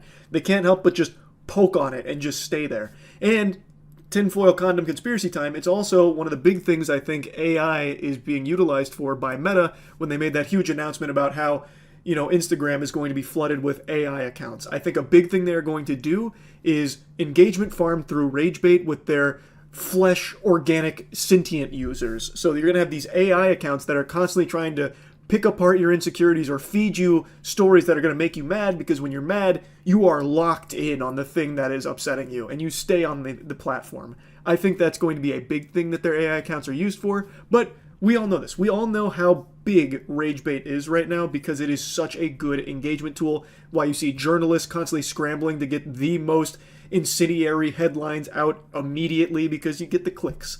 But aside from just engagement farming, it is also an extremely effective marketing strategy, which is why it's become such a successful and popular trend with marketing mobile games. I'm sure a lot of you have seen these before where either it's a fake game, but the gameplay is someone playing something really poorly. Usually it's you're shooting these people and it makes a bigger number and you gotta move left and right, and whoever's doing it is really bad at it. And also, if that game doesn't exist, you end up buying like some kind of farming sim bootleg knockoff. Even Anthony Starr, fucking Homelander, couldn't resist suckling on these teats to get a taste of that sweet milk that they produce. And it's the same shit, different toilet. It's bad gameplay, he's the spokesperson for it, but the bad gameplay is integral to selling these mobile games. Now, I'm not a Ragebait psychologist or anything, so I don't fully understand why it works so well, but there is something, a little demon embedded deep in all of our souls, that when it sees something as pathetic as this mobile game gameplay, it makes us want to try it to do it better than what we just watched, because that was trash. That was actually tragic. And it works. It gets people into the door to try these games. And the most notable example of this, it's one from very recent memory, Ludwig with League of Legends. I'm sure he's not thrilled that I keep bringing this up, but I think this is the best example. One that I think would warrant a real case study to see the correlation between Ludwig's bad gameplay on his climb to Plat and an influx of new players to the game itself, at least temporarily. Because, for those that don't know, Ludwig was doing this challenge where he was going to hit Plat in League of Legends, except he was beyond horrible at the game. Like, I'm not going to sugarcoat it. We're not pulling any punches here. I'm not here to, pat him on the back. He was absolutely so bad at that game. I would sit there and watch his streams for hours and just stew. Like, just sit here and steam, speaking to myself out loud, how can he be this bad? And it was such a profound effect watching him be this bad at the game, it made me come out of retirement, fall off the wagon. I was sober from League of Legends for over 4 years. I hadn't touched the stuff. I was an avid addict for a while. I eventually kicked the habit, and I broke my sobriety because Ludwig was so bad at the game, it made me feel compelled to get in there to prove it's not as hard as he's making it look. Now, eventually, over time, Ludwig was able to overcome this hurdle, and he was able to make it to Plat. Huge congratulations. The Plat Patriot did it. He was successful in his venture, but it was an extremely rough journey, and it served as this really impressive lightning rod that I'm sure Riot Games couldn't help but thank him for. They probably had like a fucking bubblegum tribute statue to him like Helga from Hey Arnold because of all the new players he most likely brought in through his bad gameplay. Him streaming that game for fucking 6 hours a day, 10 hours sometimes, probably did so much to make people so angry at his gameplay that they felt the need to try it themselves to see if it really is that hard, or to see if they were better than him, which a lot of people probably felt they were, myself included. So it got me in the door playing League again. Now all of a sudden I've done some solo queue. I'm actually fucking malfunctioning because my brain is trying to reject the idea that I'm grinding League again. But I've been doing solo queue. I am playing League again, and I plan on grinding League again. Whereas I was sober until Lud's terrible gameplay. And I just find it so interesting how effective Ragebait is, because it's not just like a flaw with me. Ragebait is something that you can very clearly see it works. You can see the most engaged posts on any social media platform are going to be the ones that are making people angry. It's very rarely something positive that is getting as much traction as something negative or something that's making people mad. And you can now see it in marketing material where when someone is playing something poorly or doing something that doesn't make sense to sell a product, it makes people more likely to try it. Another good example of this is those videos that always pop up on TikTok and everywhere else where it's like DIY shit. How to fix a blown out tire using a carrot. Save hundreds of dollars on tire repair using a carrot and toothpaste. And it'll just show them doing this unbelievably inefficient repair that will never actually work with like a fucking carrot. Or like I broke my sink with the sledgehammer and now I'm really upset, but don't worry, luckily I had 5 shoelaces in my garage. Here's how I can fix my whole sink using just these shoelaces. And it's this wild, elaborate fucking Rube Goldberg machine to bring the sink back to life. And you watch it and you think to yourself, this is so stupid, that's not ever going to work. But those posts get so much engagement, and like the point is, the whole reason I'm rambling and ranting is I just find Ragebait to be such a strong tool now that people are starting to see. Companies, individuals. And it's so interesting to me because now I'm 160 hours deep in Path of Exile 2, whereas a week and a half ago, I would still just be casually playing it like an hour or two here and there. But now I am so laser focused on this game, all because Elon Musk streamed himself being a fraud gamer. That is such a wild concept to me, and I imagine I'm not alone in that. I'm sure for a lot of people this isn't some kind of shocking revelation, but I guess for me I just never really stopped to think about how effective a tool Rage really is.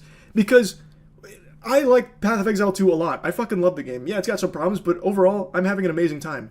Would I be this deep in the game if Elon Musk didn't play it so shittily? No.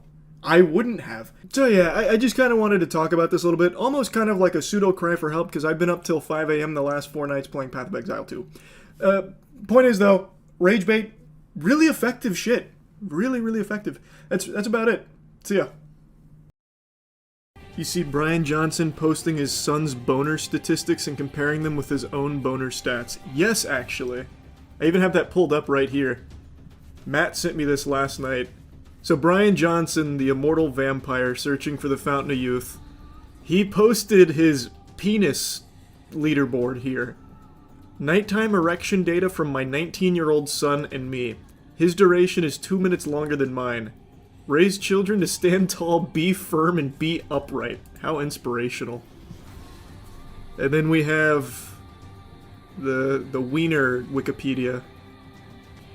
I mean, I've been saying I think Brian Johnson's work is overall a net positive because he's just this guinea pig for humanity where he tries everything to make himself younger and combat, like, aging and all that. Which is cool, and it leads to some really interesting discoveries, such as how he recently had to announce that he stopped doing one of his protocol because it was actually accelerating his aging. The exact opposite of what you want to happen. But then you get some weird shit like this where he's really fixated on cock. So he has videos about like how I made my 48-year-old cock into an 18-year-old penis. A dick. I turned my cock into a dick. And I'm usually just kind of, you know, lukewarm on that. You know, that's not vital research, I don't think. And then this came out a couple days ago. Also weird. Does not having high enough stats in your penis mean you'll die quicker? I don't know. I don't really know what it means. Oh, I mean, I know what it means in the context of the genitals, but I don't know what it means in his overall quest for eternal youth. So we have number of erection episodes, 5, which I didn't know you were getting 5 erections per night. I thought it was just like 1 erection sometimes, and if you're really unlucky, you get a nocturnal emission where you wake up with cum on you. I didn't realize that this happens so much. That's gotta be miserable for people that, like, toss and turn in their sleep, right? That'd be painful. That'd be very painful. But very competitive stats. How would you even log this? You might have a special mattress that can measure the amounts of erection per night. I also don't know how you quantify erection quality. Jarvis, activate erection analysis. I see, sir. Very well. 94% quality on all 5 of your erection episodes last night. Extraordinary work, sir. Rookie numbers. True. Not even 100% quality. This feels like I'm checking my credit score. Except it's far more important. This is invaluable research. If he gets to 100, does he get to use his alt? Yeah, at 100% he alts. He fertilizes himself. 5 times a night is rookie numbers. I have Bluetooth PPRing and it tells me I have 20. Oh man, we got some real competitive erections in here. How does he keep track of his son's stats? Does he ask him?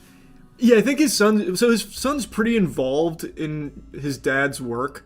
Like, you might remember they had that intergenerational plasma exchange where he took his son's plasma and then he gave his plasma to his dad. So they did like this plasma bake swap, basically. Do they sleep in pods? Like an MRI machine with the Pinor camera? No, so he's shown his setup. He sleeps in just a normal bed.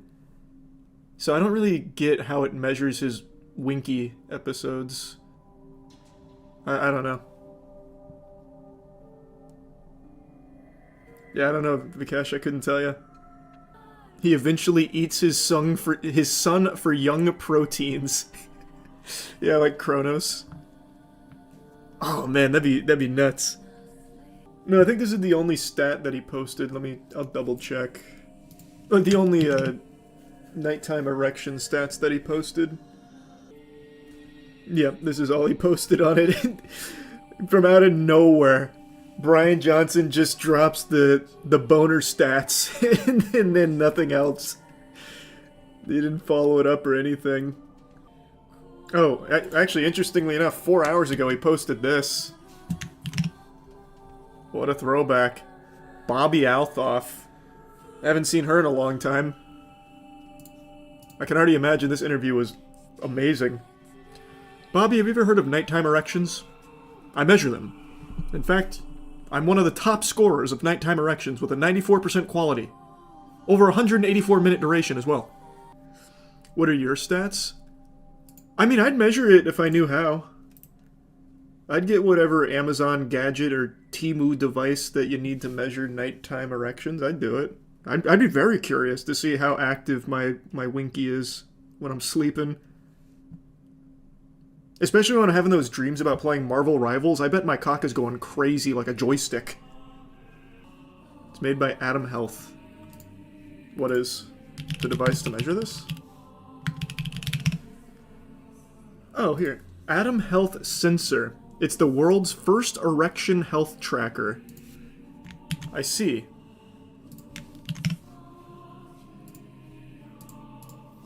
Track, understand, and take control of your erection health.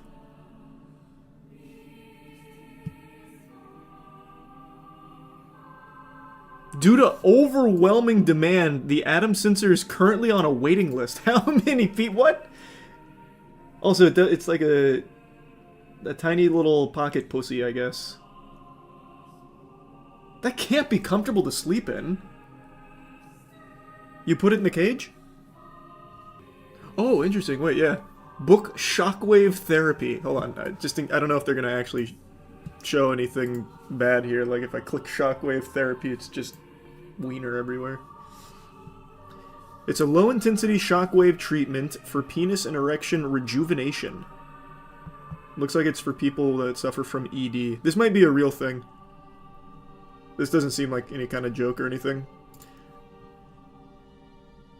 Oh, here we go. Atom Sensor elaborates. The importance of nighttime erections. Healthy adult males typically experience between 3 to 5 erection episodes during sleep, totaling 1.5 to 3 hours. They play a vital role in maintaining penile tissue health by providing oxygen-rich blood flow. Similar to how regular exercise maintains muscle tone, nighttime erections help preserve the elasticity and function of erectile tissues. The erections aren't just important for erectile health, they can also provide valuable insights into your overall well-being, including cardiovascular, metabolic, and hormonal health. Wow! 1.5 to 3 hours a night spent bricked up. I don't believe that. Since the Atom Sensor's flying off the shelves like fidget spinners, I'm gonna have to just make my own.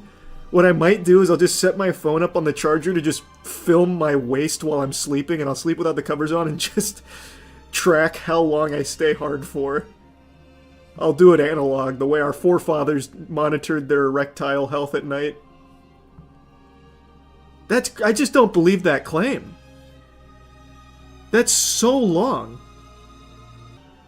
Stream it. What a banger stream. That'd go crazy. That'd be ballistic. Are you gonna buy the atom sensor? First thing I'm gonna do is I'm gonna just film myself sleeping and see how long I stay hard for. Because that's something I can just do tonight. That'll be very interesting data. What if you sleep face down or away from the camera? Well, I don't sleep face down. I'm not a stomach sleeper. And I usually don't, like, side sleep all that often either. I should be fine. I'll try and stay, like, perfectly neutral on my back, so that way you'll know. There'll be no guesswork. But how are you gonna measure the erection quality? I'll just eyeball it. If it looks like a strong meat stick, I'll say that's a 90% at least. Yeah, no, this is... it's a real tweet. It's not like a joke or anything. It's pretty crazy. Are you wearing undies or going commando? No, I'll be wearing pants. I'm not going to show you guys the video. I'm not going to let you guys look at my nighttime erections. It's for me, my own data. And I'll just share the results with you. Not the footage. You can make raw footage members only. True, I guess. You should send your own data to Brian Johnson to compare boners. Yeah, tag me in for the study. I'll send him just a video, an 8-hour video of my wiener going up and down sometimes. I'll be like, oh, good data, good data. I'll send it to the lab. I remember growing up, there used to be this classic scene in like every movie where you'd have this grown man walking down his driveway in a bathrobe with a cup of joe in his hand and pick up the newspaper to start his morning. Yeah, now that I'm 30, I do something similar, but instead of going and getting the newspaper, I have Matt send me some wacky stuff, and today he blessed me with a pretty pitiful meltdown from this guy who lost his gourd over a girl he was talking to through a dating app, not having any interest in him anymore. And I'll go over that in a second, but it led to a Jimmy Neutron brain blast where I remembered one from a couple years ago where this dude just wouldn't take no for an answer in a garage, and it is so pathetic. So I'm just going to go over both of them. So the text messages start with him asking, "We still on tomorrow? Just wondering as I can make other plans." That already doesn't exude a lot of confidence here. I'm guessing he was not receiving answers in a timely enough fashion, so he started to pick up on the hunch that maybe she wasn't as interested as she once was. And then she confirms his suspicion, saying, "I'm so sorry. Read your message when I was busy, forgot to reply. Sorry, I found a connection with someone else, so I'm just gonna see how that goes. Probably not a good idea to meet tomorrow. Sorry, did enjoy talking to you, and I hope your family get-together was fun." He was playing second fiddle, and she wasn't looking for more members of the band, so she just kind of let him down gently, I think. Better than being ghosted, I'd say. She just kind of gave him the business. But he was not ready for that business. He was hoping business operation hours were closed. He completely loses his mind. Haha, my total lack of surprise. Good luck. Crying emojis, laughing, but he's actually just crying. You can actually feel the salty tears through the phone screen. You know what? Fuck you, scummy. He is very hurt, very much so. Scummy little fuck, talking to numerous guys on dating apps, lining them up, faking connections with people, setting up dates and ruining people's weekends. I got your name and I got your details, and you'll see something later, twat. Little shit bag. Fuck off, worthless trash. So now he's going into, like, threats. I got your name and I got your details. So I guess he was gonna fucking show up there like the Undertaker or something. I don't, like, it's a dating app, man. Like, she's not your girlfriend. You haven't even met yet. So yeah, she's probably talking to other people on there. The same way I bet you would be if you had more than one match over the course of 2 years. That's not some surprising revelation like, oh my god, you whore, you're talking to multiple men on Tinder? How could you? You're supposed to be mine and mine alone. We matched, for God's sake. Oh my goodness, for crying out loud. We were a perfect match. Tinder said so. We had plans. Like, brother, yeah, it's unlucky that she found someone that she was more interested in, but at the very least, she didn't ghost you, so you know exactly where you stand. Just move the fuck on. She responds saying, "There's no need to be rude, I'm sorry. I was talking to you and someone else, and the other guy just lives closer, so it's more convenient too. Don't appreciate the threat. I've tried to keep it respectful, but yikes. Good luck to you." That once again sets the bomb off, so he just starts spamming fuck off, and then he calls her fat. This is like the actual classic nice guy meltdown, by the way.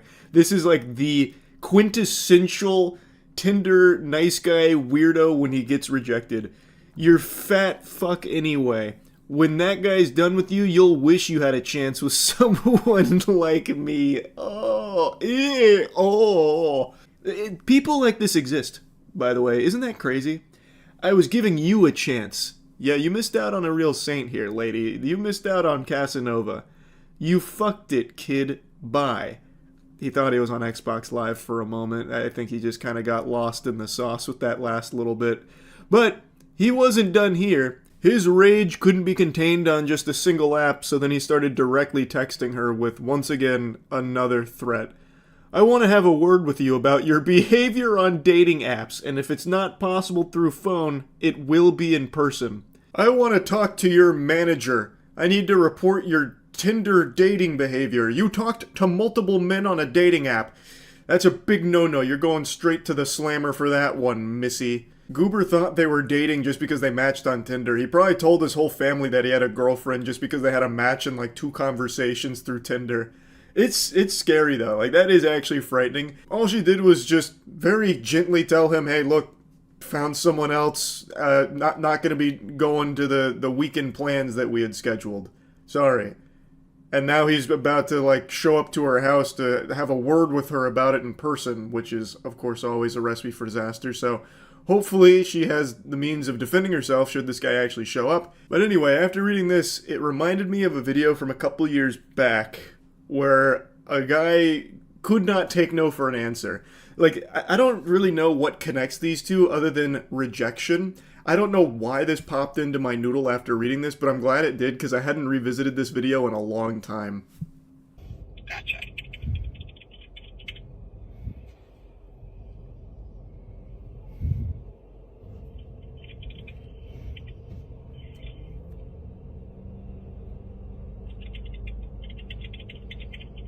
This is just golden. What a beautiful start. So the dude's leaning on the driver's side window, hitting her with the puppy dog eyes. How can you say no to a face like that? Then he starts like moving back and forth, and he starts to pout a little bit. It looks like a kid who got sent to timeout. So he's outside the driver window. He's just, I don't really know what his plan is. He's just hoping maybe she'll change her mind. So the backstory is they had met at a bar. He was kind of normal then and then started getting a little rowdy and was touching them, and really, he just really wanted to fuck. And they were not about that. So they left and he followed them to the garage, and now this is his last-ditch Hail Mary to get some pussy, I guess. Leaning on the driver window doing this.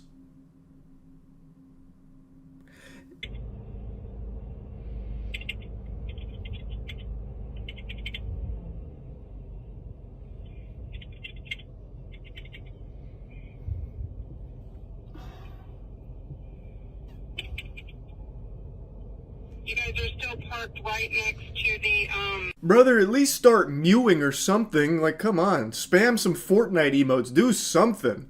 He's just sitting there idle animations. Like, come on. This is never going to work. This never stood a chance. So, they actually ended up confronting him, and that conversation is something to behold. No, I believe you 100%, but... Well, what was wrong with going home? If the Uber takes you home, you're safe. I had a bad, it's embarrassing. Like, I had a bad argument with my girlfriend. A what? A bad argument with my girlfriend. Okay, well, we called Like, you. I don't want to like go home to her because she's gonna be. Oh, you guys live together? Yeah. Like, well, then you can stay out for a minute. There's a lot of lore here, so try to keep up, Buster. We're getting an exposition dump right off rip. So, he's obviously hammered. He's had a little bit of alcohol. And he is now saying that he has a girlfriend, and I also love the way the lady filming responds to that, saying, a what? A girlfriend? Like, just complete shock with the way he's behaving here, while also apparently having a significant other. I have a game theory. He doesn't have a girlfriend. I think he was trying to make himself seem like a bad boy, and somehow more desirable, like, hey, look, I have a girlfriend. Women like me. Will you like me? she's gonna like try to like fuck me up. You know? Okay, then you don't need to go home. Like, back in jail? Yeah. Like, so you were in jail. And we're supposed to trust you immediately. No, but like she's like put me in jail, you know. Okay, I don't get what that means. Your jail. Uber, Jorge, is gonna be picking you up. You should can go. I tell you something? Sure. She put me in jail for like 2 days. For what? Okay, what'd you do? It was domestic abuse. So you hit her. He's got the silver tongue. He knows just what to say to tickle a woman's heart, huh? Man, I don't know how they stood strong in rejecting this man's advances to go home with them. He's just openly telling them that he's been to jail for domestic abuse. That's a big play. That's a very bold strategy. I mean, I guess we'll see how it plays out for him. Spoiler alert, it doesn't go over really well. Women that you're trying to woo don't usually like to hear that you have a history of domestic abuse. No. So what'd you do? She had bruises on her from sex. So you hit her. From what? From sex. Oh my god.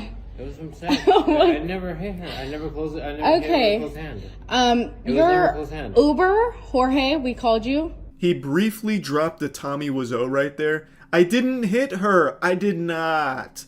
So he's saying that when he went to jail for domestic abuse, it's not because he hit her with a closed hand. He makes sure to make a specific mention of a closed hand.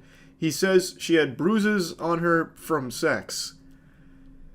I don't know, man. This story's not making a ton of sense. Something's not checking out here. Is gonna be here in 5 minutes. You should head No, out. but I'm saying, like, I never hit her with a closed hand. Okay. It was closed. With a closed hand. So with an open hand? But I never... Oh my god. Okay.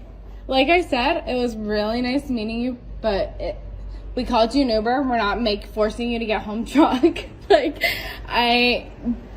Literally, you should head up before, I'm gonna have to call the cops. I'm super surprised they engaged with this conversation for as long as they did, and they were even nice enough to call this guy an Uber. That I am shocked by, actually. So they call him an Uber and everything, and he still is just not taking no for an answer. He is still preventing them from leaving and trying to, I don't know, salvage this situation so he can get laid or something. I don't know what his plan is. He's talked about going to jail for domestic abuse and how he didn't beat his girl with a closed hand. So then they said, well, so you hit her with an open hand? He's like, but it was never a closed hand. I don't know what playbook he's running in his head here, but it is not John Madden's finest plays that he's executing. I can say that much with confidence. Because now it's harassment. We called you an Uber. I appreciate the drinks. You should head up. Where should I go? You should head up and find Punch Bowl Social. They're in a red Ford Fusion. Go to them. Don't look at her. What is she gonna do? I'm telling you no. This is my car. No, you okay, I don't know you. I don't care. It's been 20 minutes at this point. We called you an Uber. Please leave. Here, probably. They're almost here. Go find Jorge. Literally. Now he's moping and he's like, but pussy though? But what about the vagina? I love how he's just like, well, where do I go though? If I can't go home with you, there's nowhere left for me. The streets? You're gonna make me go sleep on the streets? Is that what you want? That's gonna be on your conscience. It's like, brother, just they called you an Uber, man. They did so much more than they needed to for a fucking creep weirdo like you, man. Just get in the Uber and go the fuck home. Call it a wrap. I don't care. I'm gonna get in the car. Please leave. Leave. Now. Can I ask you something? I don't care. Leave. I don't give a fuck. It's gonna escalate. Leave. Leave right now. I'm getting in the car. I don't give a fuck. He continues to choose the worst dialogue options, and she just gets so fed up. She just gets in the car, her friend gets in the car, and presumably they leave. Somehow he probably stops blocking her at some point. She just keeps telling him, you're making it worse. Get the fuck away. And it eventually leads to them being able to get out of there. Anyway, though, just wanted to talk about these two things real quick. That's about it. See ya. In life, there's always going to need to be things that you need to fix or replace. You're going to eventually need to change the oil in your car. Your favorite pen will run out of ink and you'll need to get new ink or a new pen. All the food in your house will either expire and you'll throw it out, or you'll eat it all. You gluttonous monster, learn photosynthesis like a real man. But there's one thing that absolutely needs some fixing that often gets neglected and not spoken about as much, but it's equally as important as everything else. Your tailbone. Tailbones only have a certain amount of mileage on them before they need a little sprucing up, spritzing a little WD-40 on them so they can keep running well. And that's where tailbone adjustments come into play, a crucial component of overall health and wellness recommended by every scientific expert under the sun. I'm sure all of you know oodles about tailbone adjustments. They're a standard procedure. And recently, a video has been popping up all over the place with people making fun of just a good old-fashioned tailbone adjustment, and, well, I tell you, sports fans, I found it sickening. You know, yes, a tailbone adjustment may not be the prettiest thing in the world, but sometimes the most important jobs are the dirtiest. I wish there wasn't music in here so we could hear more of the action, because that noise that briefly broke through the music that sounded like the Ed, Edd n Eddy crashing sound effect, like a fucking explosion of carnage, I am curious what that was. So, this is a tailbone adjustment, and based on the little bit of research I did, it's something chiropractors do occasionally with coccyx manipulation, though I don't think she's necessarily using textbook protocol here. This isn't the technique that I've seen the others employ. She's just fingering his asshole and nothing else. She's in there, like, putting a whole thumb in there. It almost looked like she was going to go work him like a fucking puppet, like a ventriloquist act, where she was going to shove her whole hand up his ass. I also just can't comprehend how this guy is being such a brave warrior about this, because his butthole's getting tickled. Like, how is he not squirming, going, oh, like, how is that, like, how is he able to just sit still during all of that? That has to be remarkably uncomfortable and downright painful, the way that she's, like, pushing on it, and she's, like, slapping up on it a little bit, too. Like, that's gotta hurt a lot. It's like she was trying to break a fucking dry spaghetti noodle with his tailbone here. Actually, the maneuver Naruto used with the 1,000 Years of Death. So she's just getting in there with one of these the whole time. Now, of course, she's also at risk here, too. She's in the splash zone of a fart. So this is dangerous to both parties, no doubt. But I just cannot get over what she's even trying to accomplish here. She also does, like, this flourish with her hand, like it's a magic trick or something. So she's doing this over his butthole. Maybe there was a little bit of flatulence there and she was wafting it away from her workspace. I also feel like the last thing being manipulated during this procedure is his tailbone. It seems like most of the business is going right into the ass crack and nowhere else. Like, I feel like he comes in there saying, like, hey, it kind of hurts when I sit a little bit. She bends him over and then just starts like fucking speed bagging in his anus. And he's like, what the fuck? How is this helping my sitting problem? All it's doing is shoving my pants and boxers into my colon.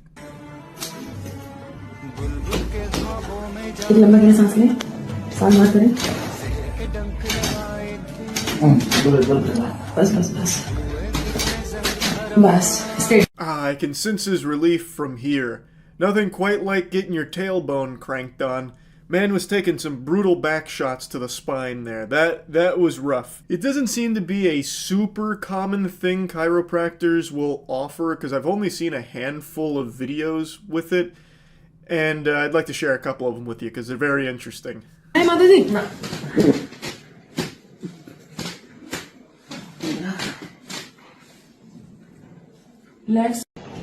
Now, in this tailbone adjustment, there's more questions than answers. Why is there a towel draped over the patient's tuchus this time around? Is this a tool they use if the patient is at high risk for shitting? Were they a potential poop hazard, so they threw the towel down for an extra layer of security? But wouldn't then that also diminish the ability to adjust the tailbone? In fact, I would argue that it increases the risk of injury to the patient, because now, in order to breach the towel, the pants, and the undergarments, you will need to exert even more force onto the tailbone, so that you're putting even more pressure there, which I feel like could make it more likely to injure them. Now, of course, looking at the angle of attack here, the angle of azimuth, it doesn't seem like they're going directly on the tailbone. It looks more like they're trying to, like, surprise attack it, like with a pincer maneuver with two fingers, where they're going, like, they're riding up the chocolate starfish and then kind of flanking the tailbone almost. So I guess maybe if they're just putting more pressure on that, it wouldn't be as painful or, like, risk injury. I don't know. There's so many things I don't quite understand about the elaborate art of tailbone adjustments.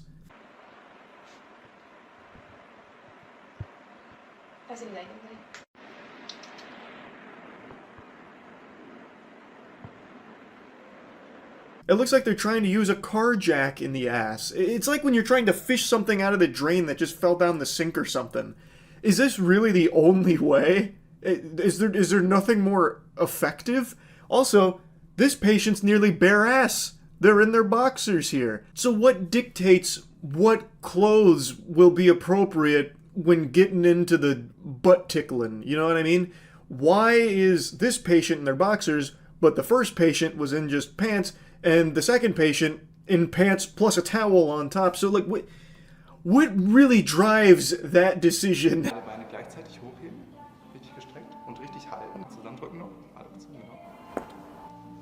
My brother, that wasn't her tailbone cracking, that's a toot. She broke wind. Which I think is totally normal given the position here of a tailbone adjustment. But this was a very different technique. So this one didn't deal with any kind of fingers and any orifices here. This time he spread her legs like a Thanksgiving turkey and then just pushed them to the side, I guess, for the tailbone adjustment relief stuff. I don't know. It seems like there's a big discrepancy between what techniques are used by what chiropractors. I don't really know. All I know is probably doesn't feel that good. I don't think there's a whole lot of relief that comes from a tailbone adjustment visit. You probably go there with a little tailbone pain and you walk out waddling because your ass has just been violated. Like, that's... I feel like you're gonna leave with more problems than you arrived there with. But, you know, maybe that's just spoken like a non-believer that hasn't had his tailbone worked on, you know what I mean? And I don't think I'm gonna be rushing out there to book a tailbone adjustment appointment anytime soon. Don't really want to do that. If I ever wanted to have a finger in my butt, I'd just do it myself. I mean, I can do that. I don't want to, though. So yeah, anyway, I just wanted to talk about this because I saw the video being thrown around all over the place and I was giggling about it, so yeah, that's really about it. So yeah. It's a good day for rain. Another funeral service as we say goodbye to another game that will join X-Defiant, Concord, Suicide Squad, Kill the Justice League, and the great beyond of games that shut down within a handful of months. Multiversus. It was announced that Season 5 will be the last update to the game. You'll still be able to play the new characters that are earnable through the Battle Pass, which is Lola Bunny and Aquaman, but the game will be going offline, though you will still be able to play it offline, which is more than you can say for things like Concord. I hate how everything gets compared to that game now, but it really is the gold standard for flop, failure, and fuck-up. And it's a damn shame Multiversus walks this same path. Multiversus actually pulls a pseudo-Morbius here, where it happened twice. So, I really liked this game in beta. I streamed it a lot, and I had a great time. I was one of the top-ranked Shaggies in the world, not to toot my own horn here, but I just had so much fun with it during the beta, and then they took the beta down, saying that, you know, it was only a limited time access to it. That was when people stopped playing it as much, so it really felt more like they didn't maintain the numbers they were hoping for, so they decided to take it off and then bring it back later, hoping that more people would be really hyped for the second go-around. Unfortunately, the second go-around was much worse, with people not flocking to it like they did initially, and the complete product was missing features the beta had. The biggest and, in my opinion, most unforgivable sin was they slowed the pacing of the game down to a glacial crawl. The beta had a great speed. It was nice, it was fast, nuts to butts action, it felt good, and then when they brought it back in the full release, they turned it down to like 0.5 Weenie Hut Jr. mode, and it was much less enjoyable. It was so much slower. And most people, myself included, hated that change. It felt much worse than it did when it was a beta. So, even though a lot of people didn't come back to the game, those that did from the beta didn't stick around with it. I stopped playing after like a week and a half, whereas I played the beta for like 2 months, pretty strongly. It was just genuinely a good time. A platform fighter that felt pretty fresh. You get to play as LeBron James dunking on bitches. You get to play as Shaggy going Super Saiyan and doing some really fun shenanigans. It was great. And then when they took it offline and brought it back, it was a shell of its former self. It's like they sent it to fucking shock therapy or it got lobotomized or something. It just wasn't the same game. And a lot of people felt that. So it didn't have strong player numbers, so this isn't the most surprising news that they're shutting it down. It's just disappointing. It really is just a shame. Because I feel like if they never took the beta down, and instead they just added things people were really wanting, like bringing ranked, like competitive matches to the game in a timely fashion. That was a can they kept perpetually kicking down the road, it felt like. But instead they just took the game down and made people that liked it wait even longer for it to come back, and then what they got was a fucking zombie of the game that they used to like. To me, it just boils down to delusion, thinking that somehow taking the game down would create some kind of, like, feverish hype around it with people scratching their neck, waiting for it to come back, so they'd start spreading the word, telling their friends, and when they drop it again to be like fucking Half-Life 3 releasing, everyone would flood to the game this time around. When that was never going to happen, all this did was confuse everybody. It was just a baffling choice, and I think it killed the game's momentum. Even though, like, even during its beta, it was starting to lose some momentum, it still did have a pretty loyal player base that you could have absolutely built upon and grew into something beautiful. And it's a lesson that the entire gaming community has been learning over the last year, that these games, these multiplayer games that come out, there's a good chance they don't stick around. So a lot of people don't bother buying anything like skins or passes, because why the fuck would you waste money on a game that's not going to be here in a month? There are so many games that shut down so quickly that it feels like a scam if you spent money on it. Multiversus is one of those. They have a $100 Founders Pack that the players are not going to be getting a refund on when this game shuts down. That is, in my eyes, a fucking load of baloney. That is some horseradish for sure. It's such a fascinating cycle of Ouroboros in its own ass here, because the reason games like Multiversus and XDefiant and all that are shutting down is because they don't have players that are spending enough money in the game to make it sustainable. Like, it doesn't make financial sense to keep operating I'm actually having a fucking Porky Pig moment right here.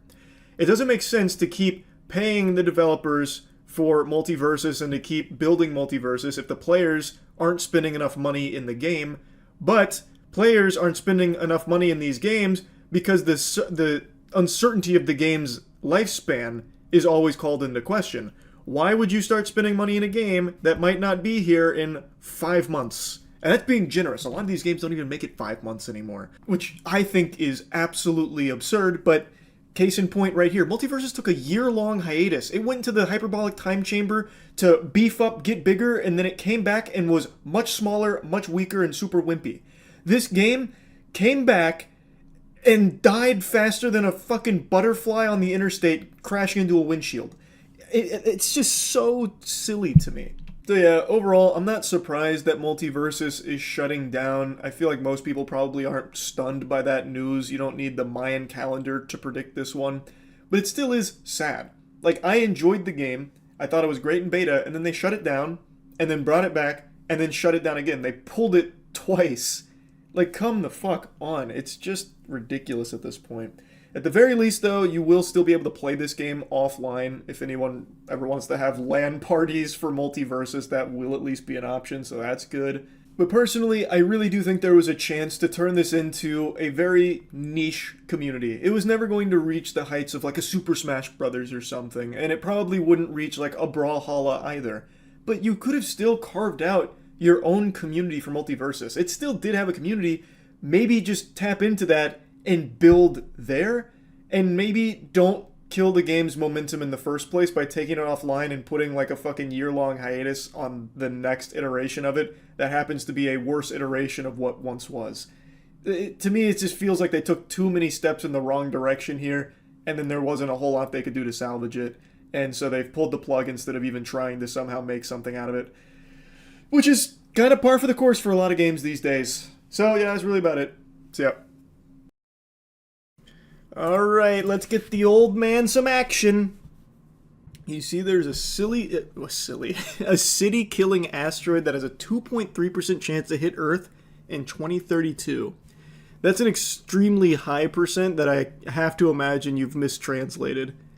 Like, 2.3 in general isn't high, but for a city-killing asteroid, that's an extremely high chance.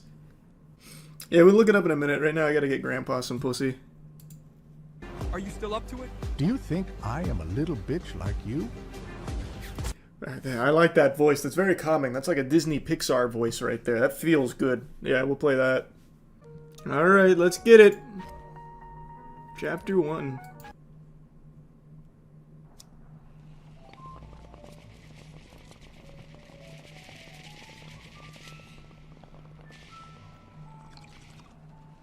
Oh, this is life. What a beautiful moment. Fat bong rips. Good work, old timer. Please don't tell me I'm the woman you keep staring during the whole DUI meeting. Oh, I can't help myself when I see a gorgeous woman. Yeah, cut the bullshit. The Riz. Because I need your help. In the meeting, Holy. you told that you used to Prohibition era Riz. Not only in the military, I was a ranger, and that always attract women. Am I right? Oh, Jesus Christ. I need a favor from you, but please Yeah, it is kind of quiet. I'll turn it up in a Wait, sec. Give me a second. I'm sorry, lady, but I'm not doing shit. I will have sex with you. Wait, what? If you do this for me, I will sleep with you. What's the color of the van again? Purple. The van is purple. What a deal. Okay, Grandpa. Man, it is really quiet. Grandpa is fucking tonight. Amen. Alright. Now that's a noble mission. Hello?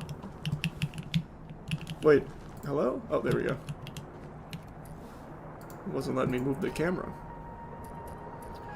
Hey, not a whole lot of options here.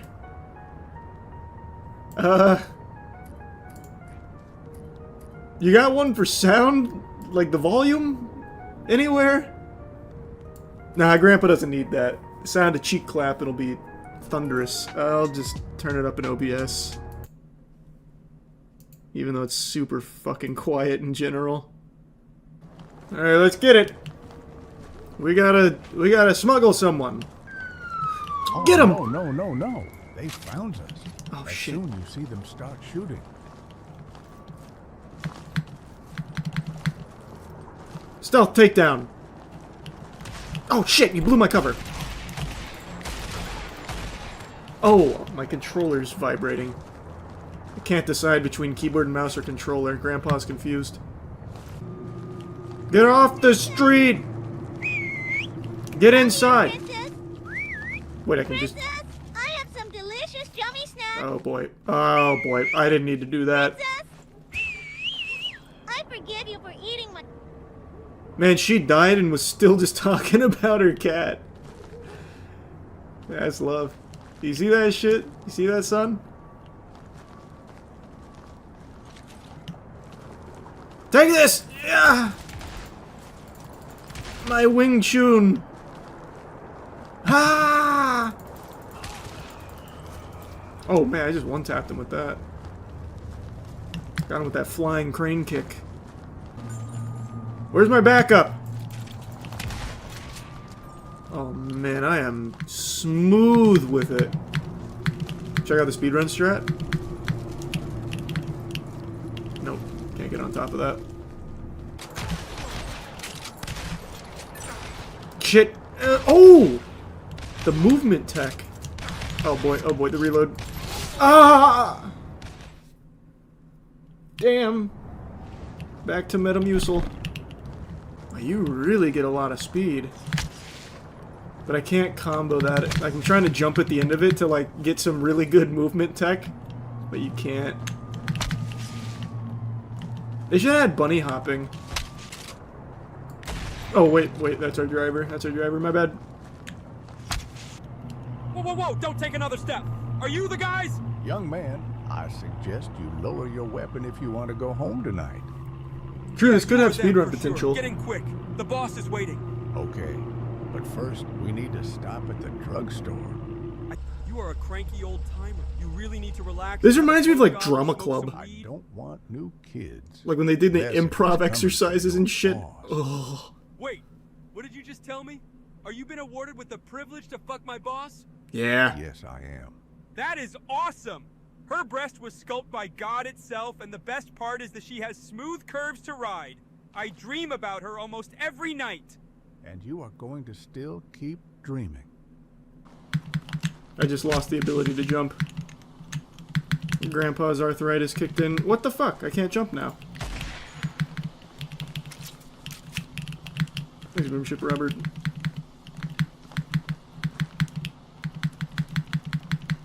Okay, I'm gonna have to restart.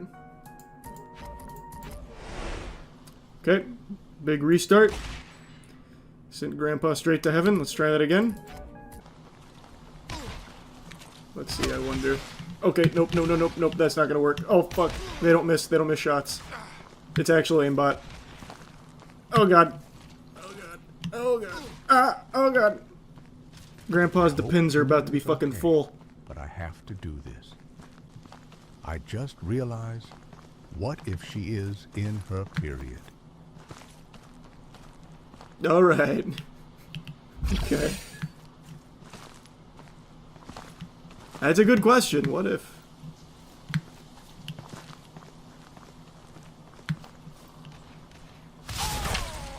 Oh, there's fall damage.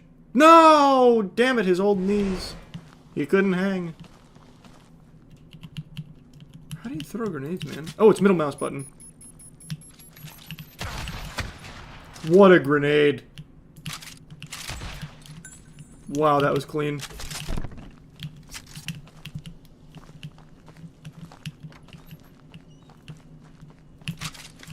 Oh, close call. He really thought. He thought he had me. You never had me. You never had your car. Granny shifting that double clutching like you should. Lucky it didn't blow the nuts off Grandpa. How did he not die? Oh, there's gonna be a bunch of waves, I bet. No, maybe not. Good guy, bad guy? Bad guy.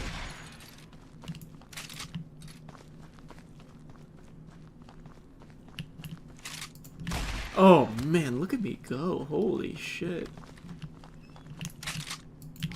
Oh, yikes. Oh my god. My accuracy is unbelievable. It's inhuman. Hello?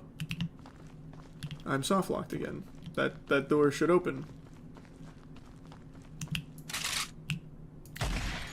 I really don't know what my thought process was there. It is not that kind of game. I haven't missed a headshot in like fucking 15 kills. I'll probably never miss a headshot again, even outside of this game.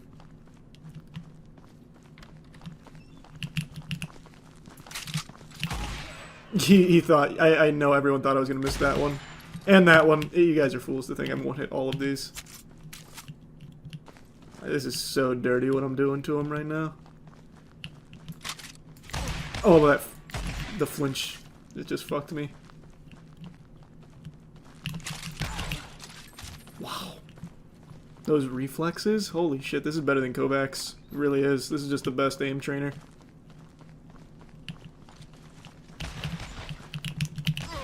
Whoa, whoa, whoa, whoa, whoa.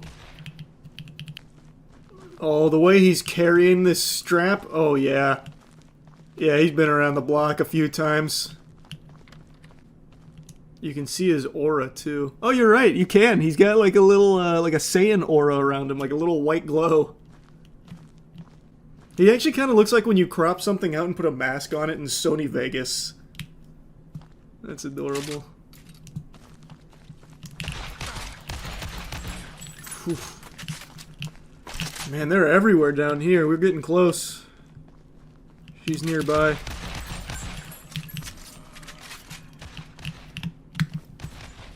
Where's that coming from? Where's that coming from? What the fuck? I'm pretty sure our bullets collided in midair. I saw the sparks. Help!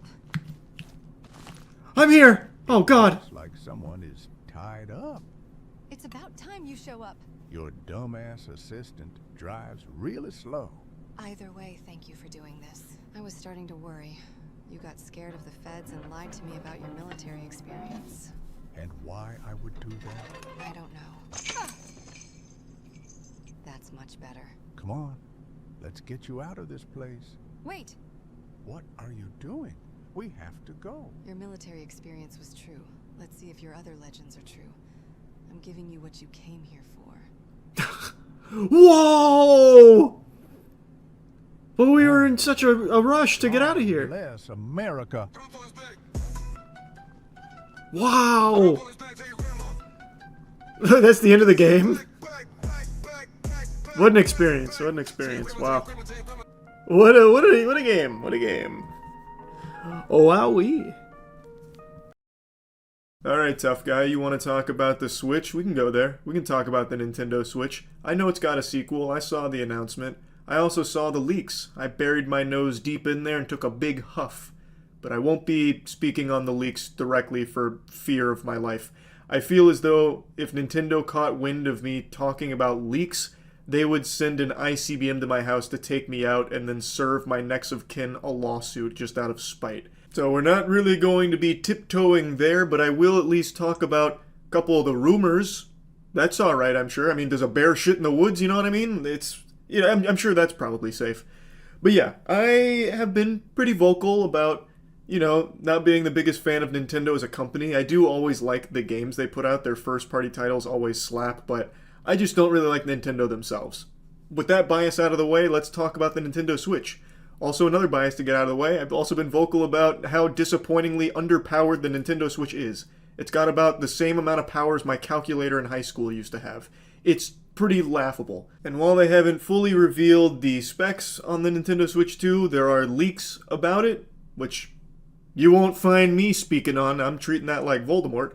But there are rumors that it will be about as powerful as a PS4 Pro, which I think is pretty fucking good. I've said for a long time, I don't think graphics are the most important thing when it comes to games, so as long as they can just get a consistent 60 FPS, I'm happy with that. And as long as they have a hard drive that can store more than like 2 JPEGs on it, I'm happy there too.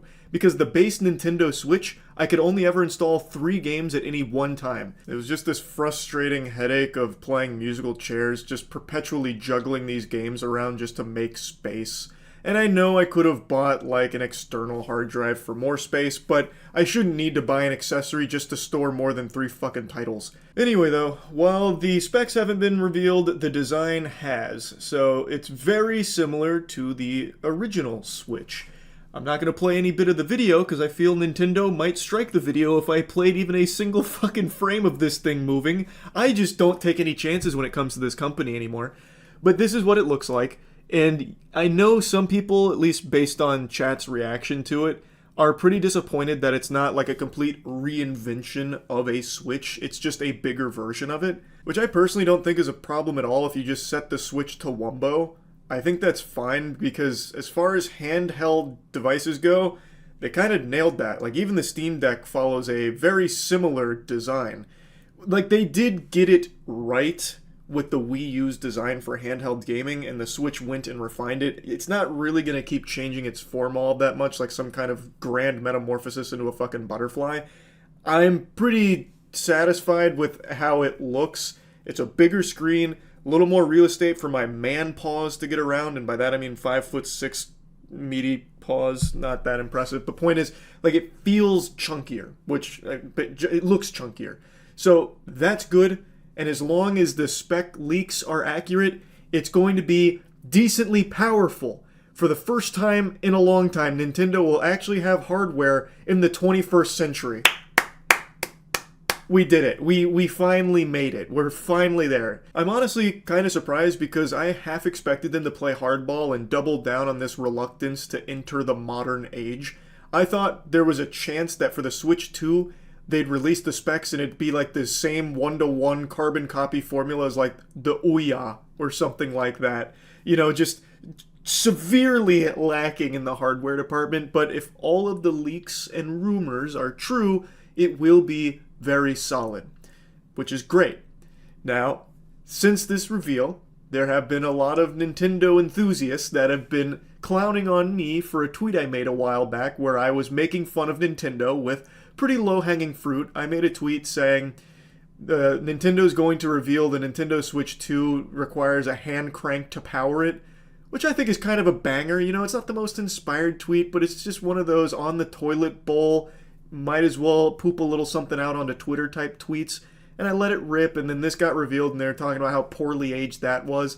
It's not like I seriously thought they were going to do that, like power it with a hamster and a wheel or anything. I was just making a joke about how out of touch Nintendo is when it comes to tech, or in general, really. Nintendo is just unbelievably out of touch across the board in every aspect and avenue. But that's neither here nor there. Overall, I'm pretty optimistic with the Switch 2. There were some people in chat saying that the Joy-Con port looks like a possible failure point, where when you like slap it on, if you put it in incorrectly, it looks like it could just snap off. I don't know if I necessarily agree with that. I understand the argument because it does look like it could break off with a little rough housing or if you just put them in wrong, incorrectly. But I think there's just a very good chance that it's built pretty sturdy. Like it looks kind of durable from just that brief glance, but when the Switch 2 arrives, I'll put it through its paces. I'll give it like a fucking ring dinger, like I'm doing a chiropractic adjustment on it. We'll see. We'll see. So yeah, anyway, that's kind of like my thoughts on the Nintendo Switch 2. It looks about how I expected it to, and the specs are a lot better than I expected them to be, but we haven't seen a whole lot from it yet, other than like a little glimpse at the new Mario Kart, which is hype. But yeah, I'm more optimistic about it than I thought I would be. Now, I would like to show you a little something special that we went over on stream. It was already leaked to be Mario Kart 9. Love to hear that. Also, speaking of leaks, did anyone see what Hideki Kamiya had to say about it? His take on leakers is... he's drawn a hard line. I hope that all of the people who leaked Switch 2 information, / those who helped leak it, will be cursed for the rest of their lives to always have poop on the soles of their shoes when they get home. The shitty leaker only acts for his own pleasure and self-satisfaction. Not only is he not contributing to anyone's benefit, he is incurring all sorts of opportunity losses and has done nothing to be proud of in front of others. He is the worst of scum, so he should be covered in shit from head to toe and thrown out of the atmosphere and then stop thinking and wander forever. These damn leakers are in a position of responsibility where they have access to information that only a very select few know, yet what they do is nothing more than an expression of a filthy desire for approval that lacks a shred of rationality. They are shameful people, so it is not the manufacturers whose secrets have been exposed who should be blamed, but these damn people, and they need to be crushed as soon as possible. If you guys don't know Hideki Kamiya, he has amazing rants. He's also like very notorious for blocking everybody. Literally everybody that ever breathes blocks them. Oh yeah, one of his big things is he will block you off rip if you don't speak Japanese. Yeah. If you don't speak Japanese, you are insta-blocked. I forget, are you blocked by him? Let's see, I imagine I am blocked by him, but I'll double check. I don't go on Twitter, so there's a chance I'm not. I am not blocked. Leakers destroy planned marketing that basically wastes money for everyone involved. That's why we get crappy reveals like this one. Yeah, I mean, there's plenty of arguments for like why people don't like leakers. I get it. Crypto scam! Did I scare you?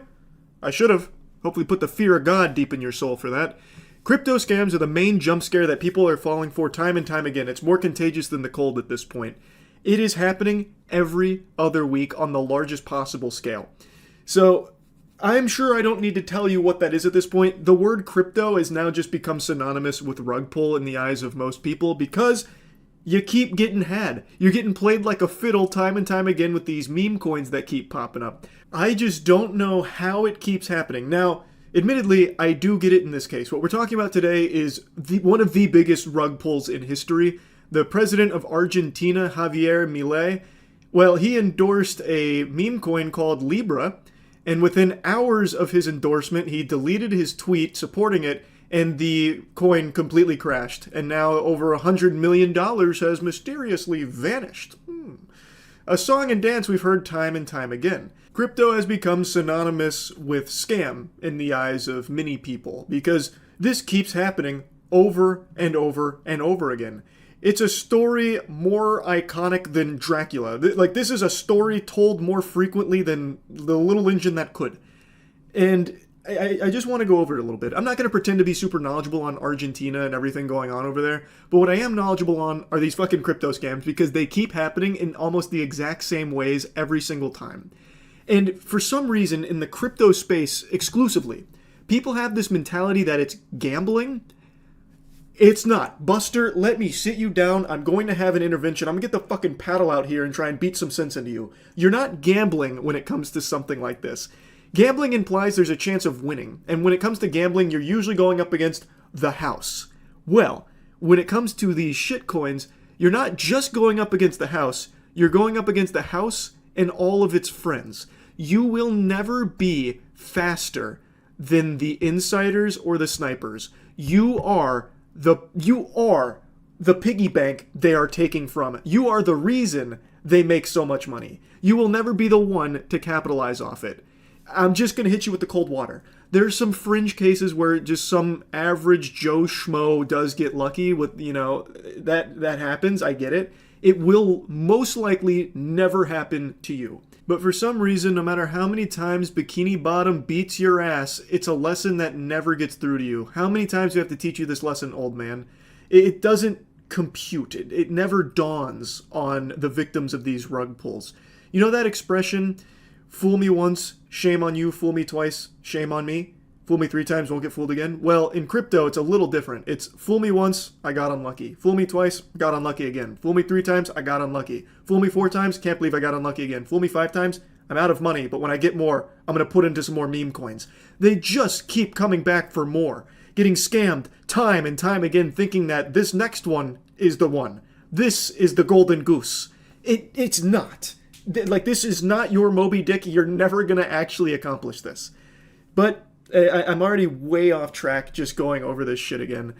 What happened in Argentina, the president endorsed this meme coin, it crashed, completely collapsed. He is now facing impeachment for this. It is just a full-blown scam. It's unknown exactly how much he knew about this project before publicly endorsing it, but he bears so much responsibility because without him putting it on the map, tons of people wouldn't have lost tons of money. He is directly to blame for scamming the citizens of his country.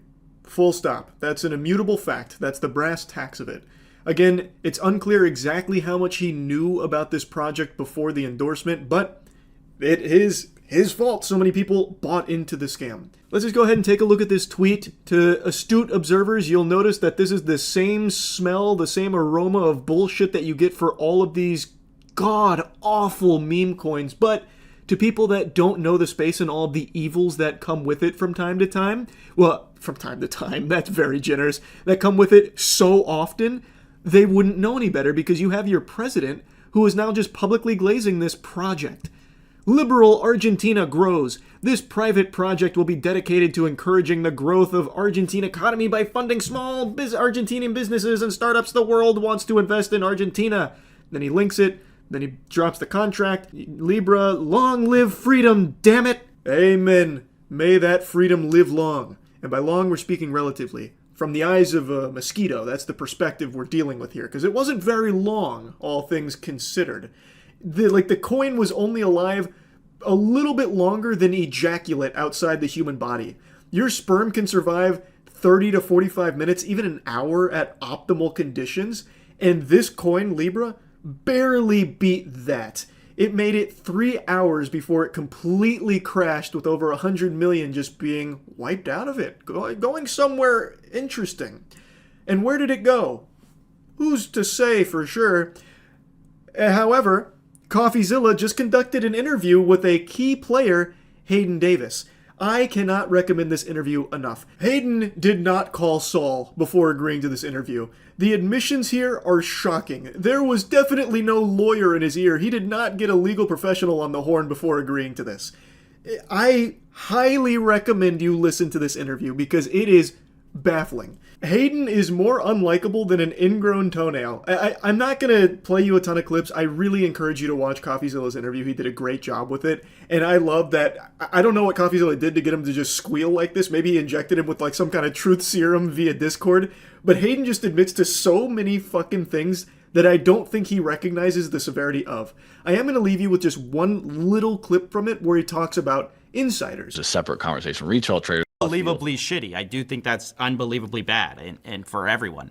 Except for the insiders, which is what I always say about meme coins, is it disproportionately benefits insiders.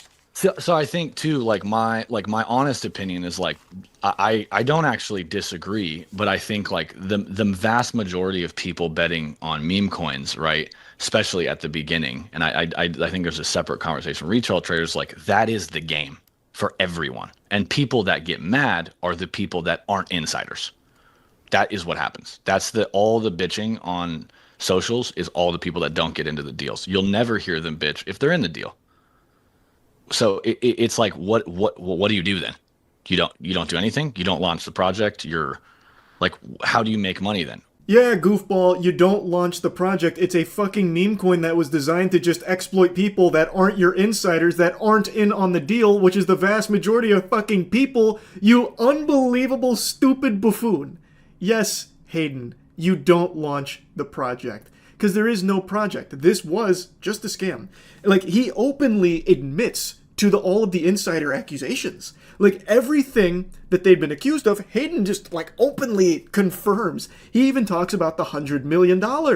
It's a fascinating look at the mind of a scammer. Like, a degenerate scammer. I'm going to drop one more clip here from the interview, just to really sell you on how juicy this is. You need to watch this. This absolute fucking stinky, putrid vermin confirms that he sniped his own coin. And here's what he had to say about it. The wallet which Dave got refunded by, which is, according to him, your personal funds, was linked to an Avalanche wallet which was funded like a sniper of Libra. So, but if you launch the coin, isn't it unfair for you to snipe the coin? So I would say no. And I would say that for a couple different reasons. Number one, a lot of the times when, and again, this is like, I mean, again, it's a much larger conversation, which is what I told you in text. But most of the time when I have different money in different places, obviously. But from the standpoint of sniping, most of the time when we're sniping, we're attempting to avoid other snipers getting in. My God, he deserves the Medal of Honor and the Purple Heart. Holy shit, even give him the Spelling Bee Championship. This guy is a saint. You see, when they're sniping their own coin, they're doing it from a place of nobility. Like, they're doing it from a place of looking out for the little guy. They're trying to help the rest of us by being so generous to snipe their own coin for their own financial gain.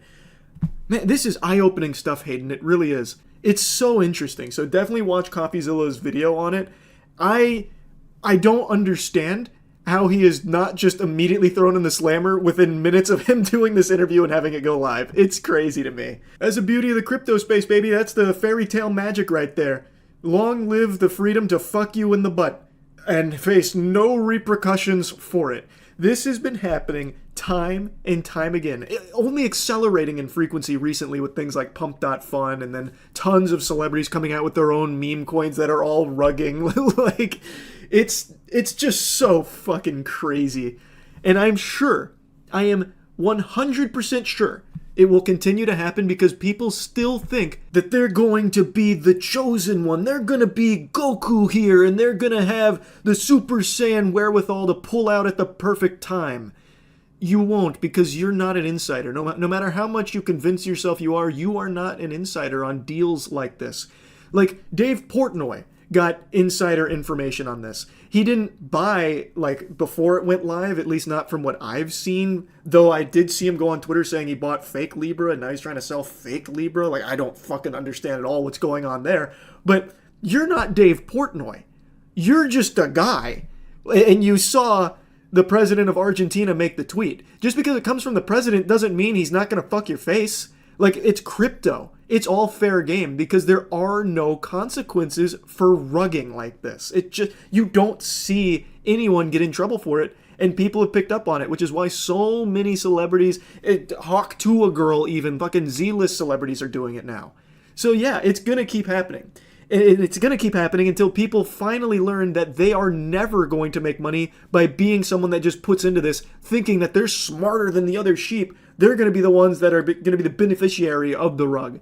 You won't be, because you are not the insider. You are not the sniper. You're not in the deal, like Hayden says. It's just so silly. And it's sad. It's fucking sad. Especially in a case like this, where I think This is one of those cases where a lot of people who lost money aren't your normal stupid crypto bros that are just YOLOing all of their cash, hoping for moonshots. I really think there's a lot of people that believed so strongly in the president that they saw this enthusiasm for this project, all this glaze, and thought, okay, I'm in, only to get absolutely ruined for it. So I just had to talk about this a bit. That's really it. See ya. I'm about to bless your 2025 with the best song you're going to hear all year. It didn't come out in 2025, it did come out last year, but it flew under the radar. It was snubbed at the Grammys, and I think it's time we turn our attention to a classic that's up there with some of the greats like Ice JJ Fish. This comes from White Noise, aka Dark Daniel. He's a 41-year-old rapper, fresh on the scene, and I've always said you're never too old to chase your dreams, and I think he's proof of that. Said they want me on some stripper shit, right? Dark fucking Daniel. Let's go. I'm blue balling you on the drop because I just gotta come in here and say how much I love the name Dark Daniel. That's like an Xbox Live gamer tag I would have cooked up when I was 11. Baby, make it drop, put some stank on it. Make that booty pop, put some stank on it. Make that body rock, put some stank on it. Put some stank on it, put some stank on it. Baby, make it drop, put some stank on it. Make that booty pop, put some stank on it. Make that body rock, put some stank on it. Put some stank on it, put some stank on it. Now, White Noise doesn't really cut the rug. He doesn't bust a move or anything. His dance moves are kind of like all up in here doing this. It looks more like he's swatting mosquitoes. But what he lacks in dancing, he makes up for in writing, because this is genius. Put some stank on it. I don't even know what that means. Especially in the context of the song where he's talking about a booty popping but wants some stank on it. I feel like that'd be revolting. Why would you want butt cheeks jiggling with fucking odorous fumes hitting you as well? Like, that's the last thing you want some stank on. Now, of course, I recognize it's an expression. He doesn't literally mean he wants stinky ass cheeks on him or anything. But I don't understand what the expression could even mean here. Make your booty pop, put some stank on it. Like, to me, when I'd hear that, I would think it'd be like, you know, some extra flair. You know, like, it's something I'd say when playing Marvel Rivals when I'm telling my tank to dive their backline. Like, get after that mantis and put some stank on it. But if someone's, like, goatsy styling on me, I don't know, like, how else would you put stank on it? You know what I mean? Like, what is it? That's the beauty of it. It's ambiguous. And it's also not catchy. It's the opposite of an earworm, but to such an extreme degree, it is so uncatchy that it loops back around to being catchy. Climbing up that pole like a pro, you already know. Super on the mic, kryptonite is hose. Twerking for a broken voice, she putting on a show. Titties popping out with an ass like whoa. Freaky with the tongue, she could probably put it in a knot. Baby, I'm a savage, I'm just looking for some top. We can make a movie, baby, make it hot. Let's get it. Titties like a canvas, I got ink blots. Dark Daniel's a goddamn booby artist. Titties like a canvas, and he's got ink blots. Again, man, what does that exactly mean? Like, you're gonna make Rorschach paintings out of her breasts? I just don't think many traditional artists would be using ink blots on a standard canvas. That wouldn't really be the medium of choice. Though I imagine the lyrics are probably deeper than I'm giving them credit for. Dark Daniel is probably getting into some metaphors for, like, ejaculating on her honkers, perhaps putting his own stank on it, maybe. I don't know why I'm doing such a dive on it. This isn't like a genius lyric breakdown video, but I can't help myself. Anyway, it needs to be said that the woman here is an absolute trooper. She got paid to do a job, and damn it, she's gonna do it to the best of her ability. She's pouring her heart and soul into the ass-shaking performance of a lifetime here for Dark fucking Daniel. Now, it may not be a chart topper. You won't be seeing stank on it in the Billboard Top 100. It's not your standard, finger-wiggling tune. But it doesn't matter. It seems like they're both having a good time. It also seems like Dark Daniel's fighting the urge to look at her keister while it's gyrating. Now, I think he should have went even harder here. Instead of just hiring a dancer and a cameraman, he should have also hired a choreographer. Fucking hire me. I could definitely think of some really cool dance moves that would light 2025 ablaze. Would take the world by storm for stank on it, Like, brush off your shoulder, side to side, and then some of this. There's definitely so much play space that you had with a song like Stank on it. This shit could have got stanky quick. But instead, he wanted to kind of just stay up here, like, throwing out his hands like he's making political statements. He's doing gestures like a politician would do. And he has the woman just kind of shaking her ass around, which, that's fine. Like, I don't think she needs to be out there doing like a full choreographed dance routine or anything, but I think he should have had some moves. Something that, when this song inevitably starts playing at a club, people can start busting it out like, Crank That Soulja Boy, you know? So something on that level. Baby, make it drop, put some stank on it. Make that booty pop, put some stank on it. Make that body rock, put some stank on it. Put some stank on it, put some stank on it. Baby, make it drop, put some stank on it. Make that booty pop, put some stank on it. Make that body rock, put some stank on it. Put some stank on it, put some stank on it. Little mama bad, love the way she throw it back. Rush into the stage just to drop a couple stacks. Everybody cheer when she make her booty clap. Shorty hella thick, rest a drink on that ass. Little mama bad, love the way she throw it back. Rush into the stage just to drop a couple stacks. Everybody cheer when she make her booty clap. Shorty hella thick, rest a drink on that ass. I think Dark Daniel was starting to run out of bars because verse 2, he had one line and then just repeated it twice, which takes up the majority of verse 2, and then he repeated a line from verse 1 to close it out to bring us back to the chorus. He knew the moneymaker was in the chorus, so he kind of just speed ran the verses. They're not very inspired, unfortunately. Freaky with the tongue, put it in a knot. Baby, I'm a savage, I'm just looking for some top. We can make a movie, baby, make it hot. Let's get it. Titties like a canvas, I got ink blots. Baby, make it drop, put some stank on it. Make that booty pop, put some stank on it. Make that body rock, put some stank on it. Put some stank on it, put some stank on it. Baby, make it drop, put some stank on it. Make that booty pop, put some stank on it. Make that body rock, put some stank on it. Put some stank on it, put some stank on it. And to think, I used to be such a nice young man. Third leg problems. A heartbreaking conclusion. God bless Dark Daniel and his third leg problems. So I watched an interview with him. I went kind of deep on the Dark Daniel rabbit hole, I'm not going to lie to you. I watched an interview. So he is 41 years old, and he talks about getting into the rap game a little late and just wanting to chase his dreams, which I think is just kind of a wholesome message. And at the end of the day, he went for it. He said, fuck it, we'll do it live. And he invested in a cameraman to film this, a location, some lights, the lady that's dancing with him, and he said, let's try it. And I respect that, I really do. Also, Dark Daniel's got no fear. He is not afraid to get stanky live in front of an actual crowd. And it definitely videos at 18K views on YouTube. It definitely stank. Hey. Some big stuff on that shit. Hey. Let's go. Baby, make it drop, put some stank on it. Make that booty pop, put some stank on it. Make that body rock, put some stank on it. Put the ass like whoa. Do them heels click as you drop it down low. She could be a pop or a thought. Titties bouncing up and down. Don't matter if it drops. I'll make that pop drip. Don't forget the mop. Creaky with the tongue. She could probably put it in. That is not an easy thing to do, to get up in front of a bunch of strangers to perform your song in front of them. And he's done it quite a few times. He has a few live performances, and some of them have like crowd shots that it seems like all the people in the bar were having a really good time listening to it. Now, of course, I'm sure there's some people that were like making fun of him for it or whatever, but at the end of the day, everyone was still having fun, and he seems to be like really self-aware. Like, there's a lot of people in the comments that were talking about it being really bad, but from what I saw, he was just kind of like rolling with the punches, just having a good time about it. So he seems to have a nice attitude that, at least from everything I've seen. And like I said, at the end of the day, I'll probably start saying, put some stank on it. And it has been a song that's been stuck in my head a little bit, so mission accomplished, really. That's about it. See ya. There's many different kinds of crime. Comes in all shapes and sizes, like animal crackers. You have your serious crimes, like murder and cheating in Marvel Rivals. You have your not-so-serious crime, like smoking weed or crossing the street at a not-specified cross.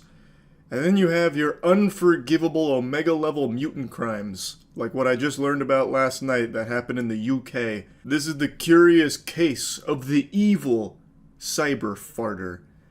Yeah, it's a real thing. This lady got arrested for cyber farting, and it's quite a fascinating deep dive. UK woman gets 12-month term for cyber farting at X. What an interesting night we're having already. What? What does that even mean? It's the first ever case of cyber farting. That's the actual term they're calling it. That's not like a meme or anything. It's It's in the Economic Times.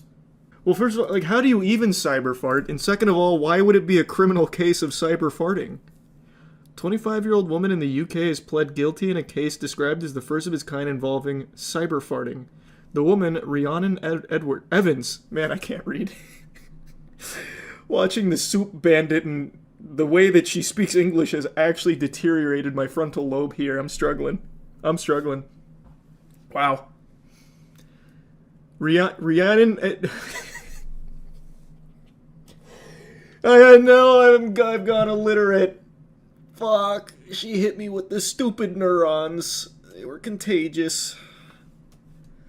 Rhiannon Evans was ordered to pay nearly €300 after admitting to sending videos of herself passing gas to her ex-boyfriend's partner. No, to her, I can't read. To her boyfriend's ex-partner. The court also sentenced Evans to a 12-month community order along with a 2-year restraining order. Additionally, she must attend 15 rehabilitation sessions and observe a 60-day alcohol abstinence period. The incident occurred over the Christmas and New Year period, starting on December 22nd, continuing through the 1st. Evans sent multiple videos to Deborah... I'm not going to try. I'm interrupting this life-changing broadcast to bring you an important announcement. Our soap is fully restocked. Cheeky is available again. Rejoice. It's available at usecheeky.com. We've also introduced a soap tray and a fragrance-free soap. It's called just soap, because that's all it is. There's no fragrances. It's for people that have allergies to fragrances or scents. Also, by popular demand, we have turned on international shipping, but beware, sports fans. It's very fucking expensive. We make all of our soap here in America, so international shipping is no joke when it comes to prices. But people said that they really want that, so we turned it on, but you will probably be paying more for shipping than you are for the actual soap. And that's not us, by the way. We don't set the shipping price. That's just old Uncle Sam coming into our buttholes here and charging an arm and a leg to ship internationally. But anyway, Cheeky's fully restocked. Use Cheeky.com for the best bars of soap ever made. So it's because she broke wind and sent it to this lady unsolicited? So I guess like it's more of like a harassment charge, not so much... Like, the farting wasn't really the issue, I don't think. I guess it was the harassment? I don't know. What an interesting case. Didn't you fart under oath in court? Man, this is how rumors start. No, brother. I didn't fart in court. When I went to court in the Carl Jobst versus Billy Mitchell lawsuit, Billy Mitchell's team used my fart as evidence. I was not in there passing gas. So if you look into the case and you go to the Billy Mitchell team, you will see actual ass. It was on day 6 of the trial when I was called in as a witness. Still such a badass picture. But yeah, this is entered into the official evidence from Billy Mitchell's team. I did not fart in court. His team submitted it for some reason. The videos caused her distress and anxiety, leading her to contact the police. Prosecutor Diane Williams stated that the videos were considered indecent or grossly offensive. Describing one of the clips, she said, "She proceeds to pass gas by placing the camera on her bottom and passing the gas." Over a span of days, Evans sent multiple similar videos, each showing her smiling at the camera while passing wind. Evans' attorney, Harriet Gorst, Man, that's some goofy shit. Harriet Gorst attributed the incident to ongoing issues between Evans' partner and her regarding child contact. Gorst stated at the time she sent these videos she had some drinks and she sent them, understanding now this has caused the victim some distress. She sent them without malicious intent. However, the prosecution disagreed, with Williams stating, "It was purely malicious. She was smirking throughout, found it hilarious, but the victim didn't." Why? Why wouldn't she find that hilarious? It's a fart. That is inherently silly. Like, yeah, it's weird to just get sent one by someone you don't really know and don't really like. But I gotta be honest, I don't know if it's criminal. I wouldn't go that far. You hear about the plant in Sydney that reeks of socks and garbage that had 3-hour-long lines of people coming to smell it? Why? No. Why? Why is that like an event people would want to line up for to smell stink? In a victim impact statement, she expressed her desire to feel safe in my home. I can't sleep with the flatulence boogeyman lurking via cyberspace. I feel jeopardized. The court ordered Evans to pay €100 in compensation and then €200 in court costs. She must also complete 15 rehab sessions and abstain from alcohol for 2 months. Additionally, a 2-year restraining order prevents Evans from contacting her. Imagine going to rehab for cyber farting. That's almost insulting to the whole idea of rehabilitation. Imagine that being on your record. Yeah. She's gonna have a hard time finding employment. The cyber farter is gonna brand her for life. A damn shame. Don't do the crime if you can't do the time, as they say. Look at the photo of the cyber farter. She looks guilty. Is it in this article or it's a different article? Let me see. 25-year-old learns fate in first ever fart. We will leave no case. stone unturned until the people responsible are caught. This is the latest from the newsroom. The Premier of New South Wales. Okay, here. Is this her? Is that the cyber farter?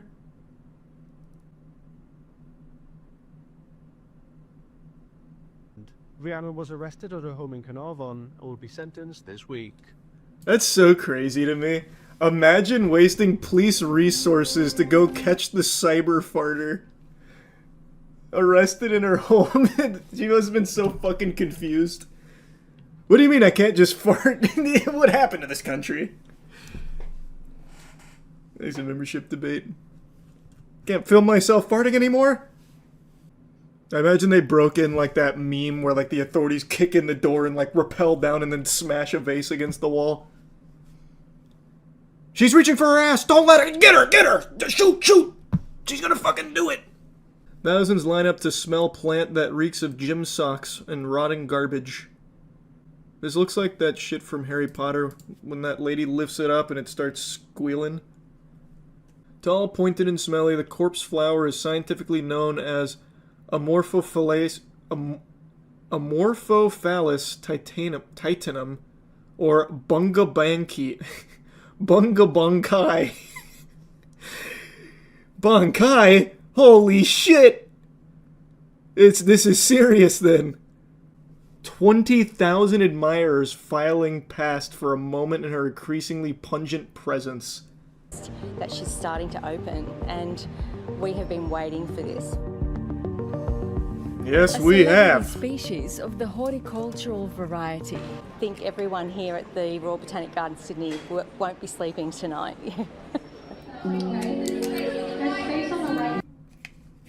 I know what she means. They're so excited they won't be able to sleep. But I love the idea that this thing smells so fucking bad that it stains the people's nostrils and they never sleep again and then just eventually die. See, like, that'd be a cool SCP spin on it. Here's the Risa Temelis. Flower of Nurgle. Yeah. I really want to smell it. I feel like the smells is, like, very overhyped on shit. So, like, when we did that Sir Strumming video, I went in there kind of expecting it to not be as bad as people make it seem on YouTube. And it wasn't. Same with the durian. I feel like smells are just, like, a really overhyped thing, or I'm just smell blind, and it doesn't bother me as much as it does for most. Have you started to notice a lot of AI slop popping off in YouTube's algorithm? I know I have. I've started seeing a ton of channels that are blossoming, that are getting millions of views through purely AI-generated videos. Right now, the big ones are through shorts that are just doing, like, top 10 lists with an AI voice and AI images to accompany them, like, top 10 facts about lizards scientists don't want you to know. It's being used to pump out shorts like that, or just making up things for shorts like, this comet narrowly missed Earth. We almost all died. And it's a brief little sci-fi story that ChatGPT cooked up that they posted. It's just made to be a content factory with videos coming every hour, hoping that some will get picked up in the algorithm that people doom scroll through so they'll get tons of views and make money from it. But even outside of just throwaway shorts, AI is now being utilized for long-form content. And it is doing exceptionally well, especially in true crime. We talked about this on stream like 2 weeks ago, but AI is making true crime channels, and they are getting oodles of views, making a substantial amount of money, I would imagine, through the AdSense.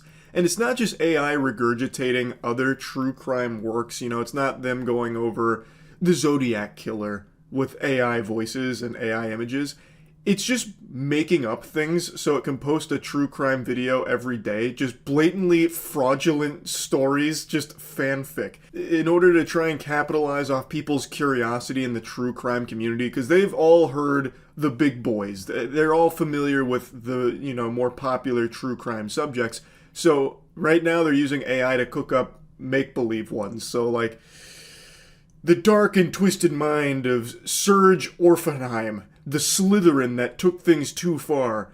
And you're like, what the fuck is that? I don't know this story. So people are clicking on it and it's getting hundreds of thousands of views. Or something like the Three-Armed Massacre, the man with 5 arms that killed an entire town using nothing more than a handful of sand. It's just all horseradish. It's not real, but people don't know that. And then they'll click on it, and then some people don't realize that it's all AI slop and just not real at all. It's super sad. Because, again, AI is still pretty primitive in this regard, and it's only going to get more sophisticated to the point where people really won't have any clue. Right now, if you got your thinking caps on and you aren't just mindlessly watching shit with your brain turned off, like you got the orb of confusion in your pocket, you should be able to recognize that a channel like this is all fake stories and AI videos, but some people don't, and it's doing really well. Every video is almost exactly the same, AI narrator telling a story that just didn't happen, and the stories are almost identical every time, too. And there's tons of channels doing this. This one happens to be getting a lot of traction over the last few months, but there's many others in the AI true crime community.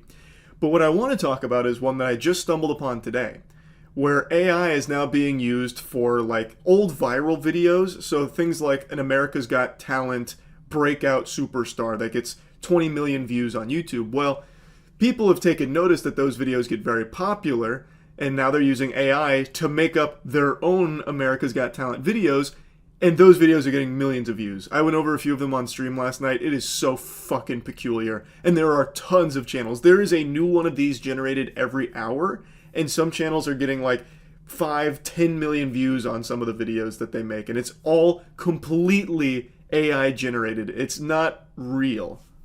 I saw this earlier today and I only watched one video. But this seems to be a huge AI trend right now where they take just blatantly false things like the America's Got Talent show contestants and give them a sob story, and they are getting millions of views. It's so weird. So like, I haven't seen this one, but heart-wrenching. 5-year-old stuns talent with emotional song for parents lost in the war. And it's just AI. It's not actually a segment from the show, but if you go to the comments, people are like, God bless his heart. Such a brave boy. See, like clockwork. We're already reaching a point where they can't tell blatantly AI dog shit from real stuff anymore. I'll watch that in a minute, Toto. Thanks for membership, Samuel. Like, it's not even edited well. Hello, my name is Isa. I'm 5 years old and I'm from Senegal. My parents loved me so much, but I lost them in the war when we were trying to escape from Ukraine. Now I have expected like the "aww" sound effect or something there. For them, to tell them how much I miss them and how much I love them. Even though they're not with me anymore, I know they're still watching over me from heaven. This song is for them, so they know they will always be in my heart. Man, this 5-year-old is really able to articulate his thoughts well. My parents gave me, and to understand that even though there's pain, love never goes away. Powerful message. Powerful message. Share it on Facebook ASAP. I lost my mom. I lost my dad when the world shattered into pieces. Inspired lyrics. Noise of bombs and fire. I'm left alone in this lonely silence. We crossed mountains, we crossed the sea, looking for a place where dreams could be. But the sky turned dark so suddenly, and he never woke up again. Oh. Get your lighters out. What the fuck was that? What happened there? Even though the war took them away from me, I'll never forget the love is in my skin. Even as the world falls, I'll hold it deep within. That embrace. So it's not satire. I see a lot of people saying that it's satire. It's not. So it's designed to be algorithmically successful because all of those Got Talent things with like, shocking. A former fry cook learns to flip Krabby Patties the old-fashioned way, gets golden buzzer at AGT 2023 with like 20 million views. Like, it's designed for that crowd that will just like mindlessly click on those. At least it's not 30 minutes long. Yeah, but there's so many channels that are doing this now. Like, so many. The two biggest I saw are these. Future Earth Insights. Your ultimate destination for exploring the mysteries of our planet and the cosmic forces shaping its future. Here we dive into predictions, scientific phenomena, and visionary insights about Earth's destiny. It's all just AI, America's Got Talent nonsense. So I'm guessing whoever owns this channel bought this from whatever this used to be for the subscriber count. And now they just pump out these videos. It's all like kind of the same thing. Jesus Christ appears on Got Talent America. The world stopped in shock at his powerful message. This one's 30 minutes.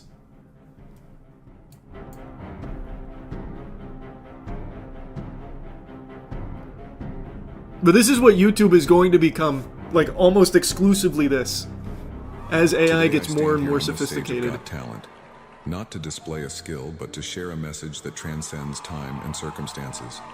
A message of hope. Where is he? And love. Bring him down from the rafters. I am not here to win an award or applause, but to touch your hearts and ignite a light that can transform your lives. Blessed are the poor in spirit, for theirs is the kingdom of heaven. Blessed are those who mourn, for they shall become before men, that they may see your works and golden glorify buzzer! your Father in heaven. Do not think that I came to destroy the law or the prophets. I did not come to destroy, but to fulfill. For assuredly I they're say laughing to you, at him. Till heaven and earth pass away, not one jot or one tittle will by any means pass from the law, till all is fulfilled. Probably not tonight, Valdi. We'll see. Whoever therefore breaks one of the least of these commandments and teaches men so, shall be called least in the kingdom of heaven. Damn, the one time I skip But America's whoever Got does and Talent, teaches Jesus them, appears. He shall be called great in the kingdom of heaven. Love your enemies. Pray for those who persecute you. Do not only love those who love you, for even those who do not. Do not fear, I am by your That's not Jesus. Every It must be a multi-part performance. Brought out the Virgin Mary. divine love is your shelter. It will always be your best friend in the desert. I will be your water. In the storm, your calm.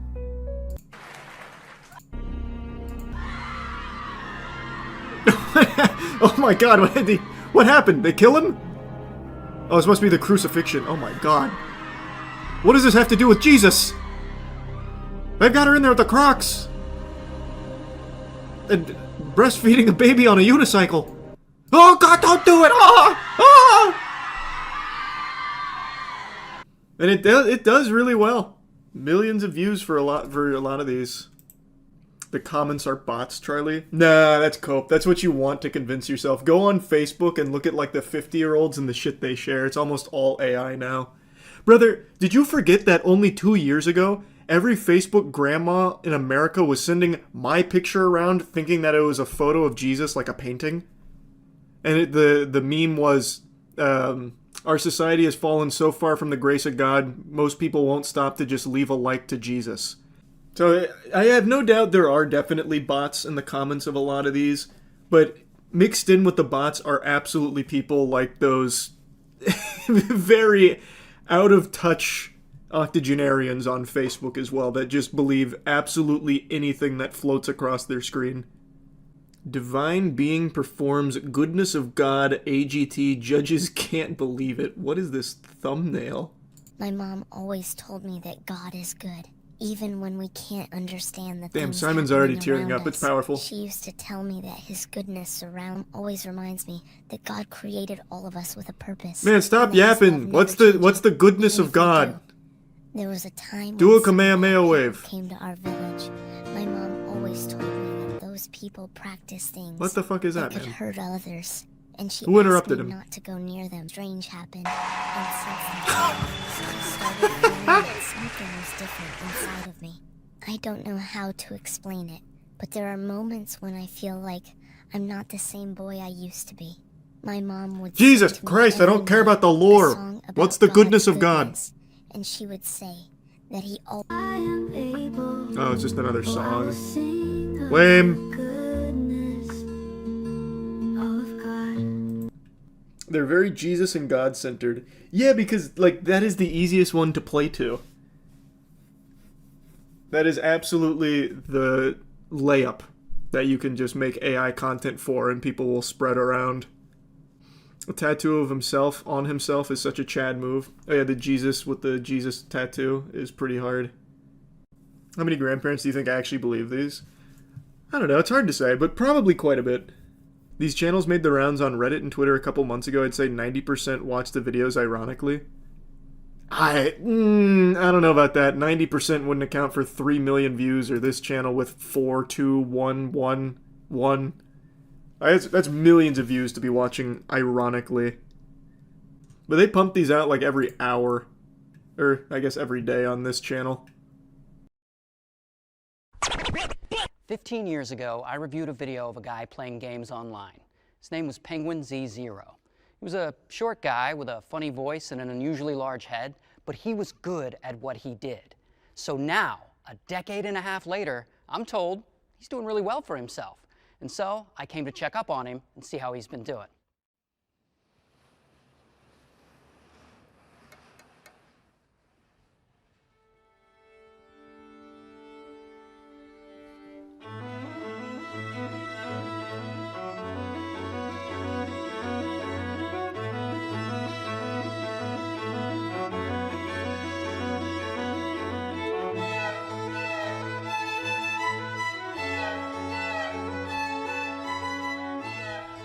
"18 years ago, I began this journey on YouTube.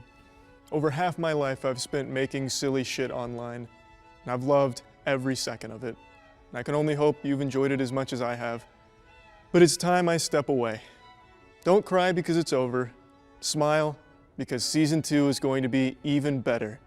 I'm leaving you all in great hands. That's about it. See ya."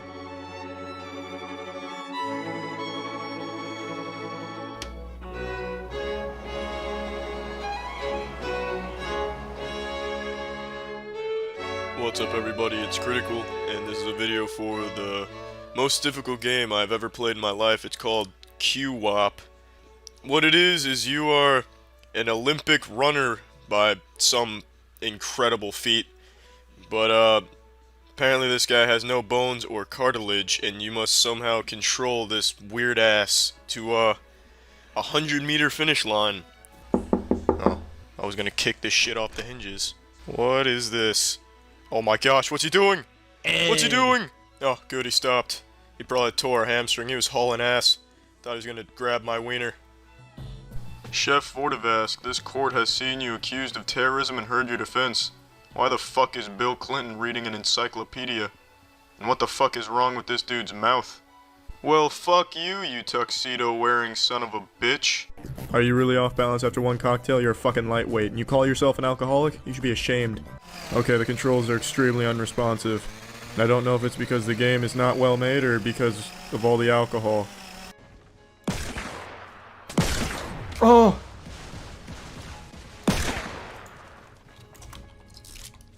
Oh, he rifted. That little bitch. You think that's gonna save you? From the revolver god? Woo! Hey there, I'm Bo Riles, Glory Hole Virtuoso. If you're trying to shut down operations on a glory hole, look no further than the liquid drywall. Just spray our whipped cream on there and bingo bango bongo vanishes in seconds. The portal to the dick dimension may be closed, but those cherished memories of sucked wieners will live on within you forever. Our shaving cream requires no extra tools, no mess, no repairmen. Fuck this repair guy in particular. Give me that wall, bitch. This is her Colorado cases. Okay, listen. Smoking device with suspected marijuana in the pipe bowl, small red hot tin containing used syringe, 3 Ziploc baggies. Kill him, I'll give you money. How much? What's the bounty on me team killing this guy and looking at his reaction? 200k GP. We're talking in GP, I'm on it. Stop fucking shooting me! What the fuck is wrong with you? Chill! It was a misinput, calm down! You calm the fuck down! There was a misinput! Oh my fucking god. I was an extra in the Hunger Games Mockingjay Part 1. I know, no autographs. I'm just a normal person like all of you. I put my pants on one nipple at a time and wipe my ass crack after a hard shit with both hands.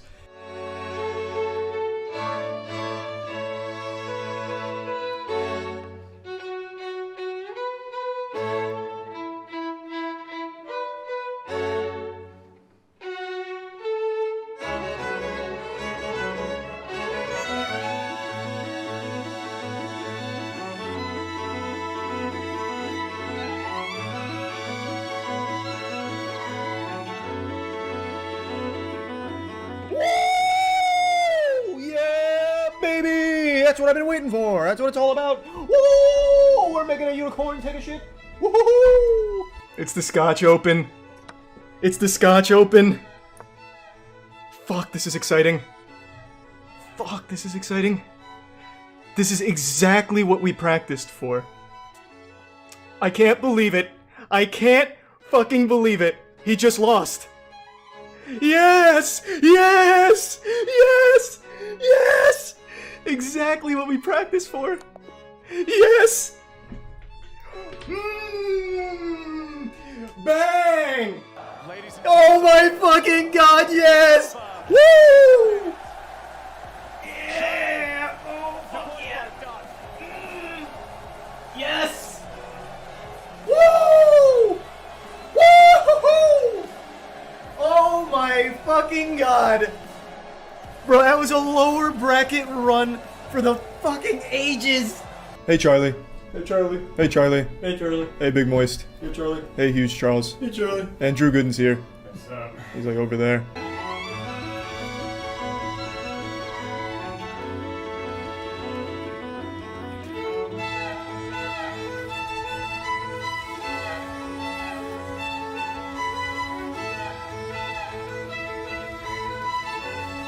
He's got his own rules. We're just following them. Oh! All right, boys.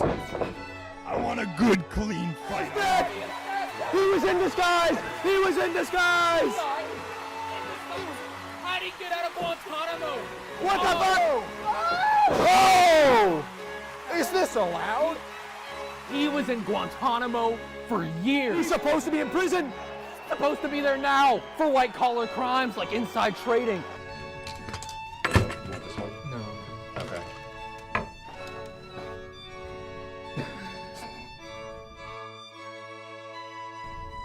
You're bringing shit into this warehouse. I'll just finish it. Yeah! So Charlie always has a fear of his balls hanging out. That was awesome. How close was I? Okay. Alright, you ready? Ready. Oh yeah, that's nothing. I get that worse at the... Yeah, I'm not worried. What you have there is not clips. These are mags. The same way that this is also a mag. Well, that's the end of this video. Remember to rate the video, comment the video, and subscribe if you want to see videos similar to this one. See ya.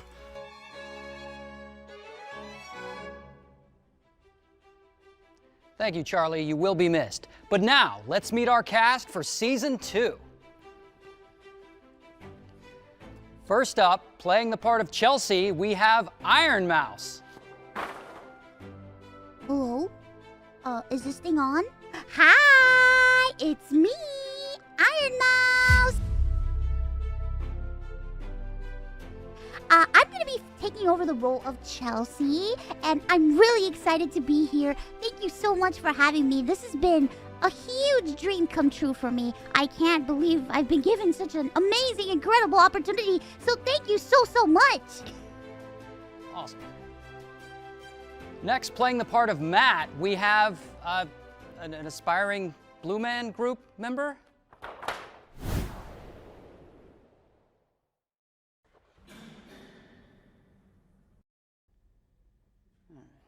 Okay. And next up, playing the part of Aaron, we have Antron. Super excited to be here. I can't wait to tackle this challenging role. I have an extensive background at Juilliard that I plan to use to a T, indubitably. Excellent. And playing the role of Chase, we have Jordan. Hey, how you doing? Happy to be here. My name's Jordan. Don't really know what's going on. Just got out of the Everglades with my snakes. Yeah, happy to be here. We're gonna have a killer season 2. Let's go. Indeed. And playing the role of Danny will be Neil Blomkamp. Hi, I'm Neil Blomkamp. I have been hired to direct season 2, which is, I would say, an amazing opportunity. I'm extremely excited about where this could go. I've been a really big fan of the channel for a long time, and the offer kind of came out of nowhere. I couldn't believe it at first. This is one of 30 warehouses that have been purchased for season 2. We also have about 6,000 to 7,000 acres in Idaho that have been purchased. That's for bigger gags. We have 5 hot air balloons. We have 2 helicopters. These are smaller replica scale helicopters that just for testing some of the gags. I think it's going to be pretty big. I mean, like pretty big. Oh, but we're not done yet. We've got one more big reveal. And now, the moment none of you have been waiting for, the man who will be replacing Charlie. You might know him from Twitch, the one, the only Mr. T-Pain!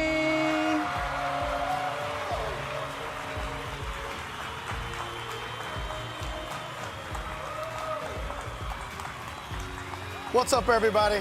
It's Critikal.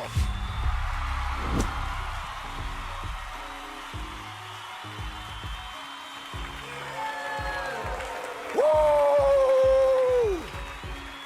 I'm a 40-year-old Libra, and my blood type is Ozempic. Who's ready for season 2? I said, who the fuck's ready for season 2? We have so much in store for you. We're gonna do movie reviews.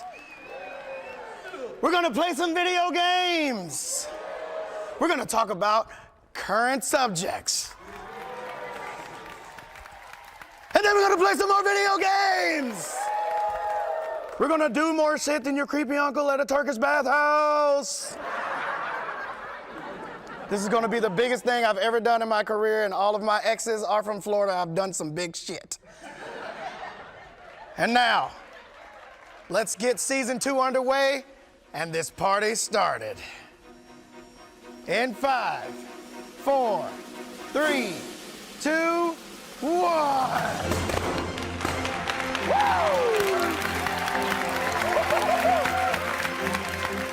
That's about it. See ya.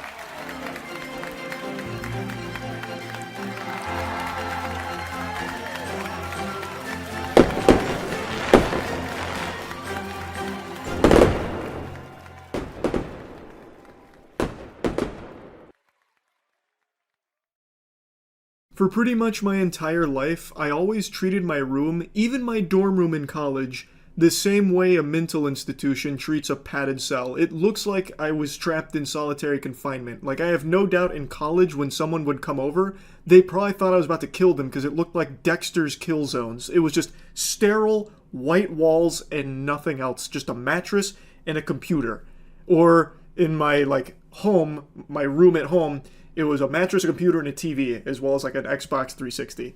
Like my shit looked like the place Squidward went to be all alone.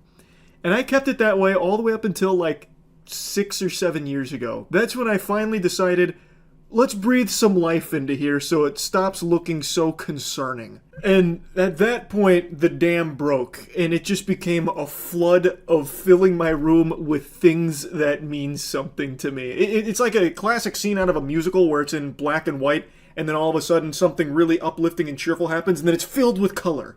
That's what happened the second I started putting a few things in my room.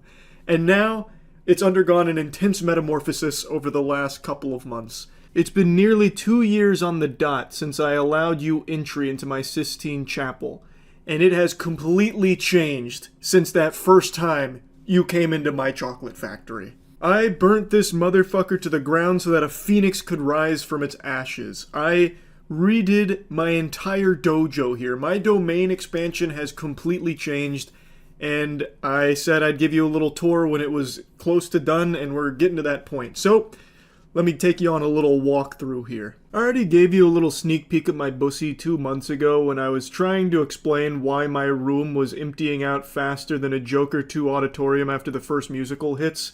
And that was kind of like the 3-day early access to a new video game release. Now, it is entered into its final form. Here's my closet, which you saw a little bit of in the last video, but now I've completed it. I've got some of my Warhammer armies in there, and I've got boxes on boxes of sealed Magic the Gathering product and One Piece. I stack those boxes by the kilo like I'm smuggling coke. I turned this closet into basically a fucking panic room for dweebs. It's like if John Wick was a nerd. So that frame was all first edition Gladiator Assault pulls. Now, every box in here is sealed except for a couple Magic boxes like that Visions one you just saw there. The reason some of them aren't sealed like Visions is because I only had one of them and we opened it and played with the cards on the skill check channel.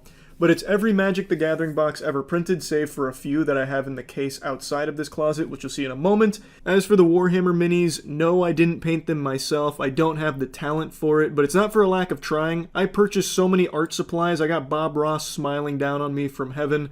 I'm better off just donating all of that to the zoos that have elephants paint with their trunks. They'll do a better job than I ever would.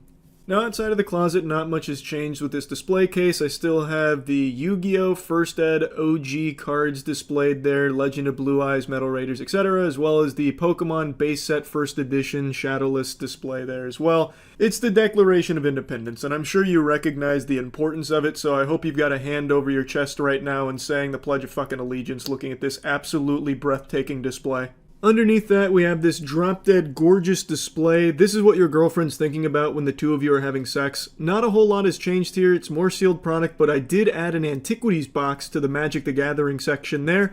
That was a very hard bastard to track down, but thanks to Pay Money Wubby's help, we were able to get the UAV online and find it.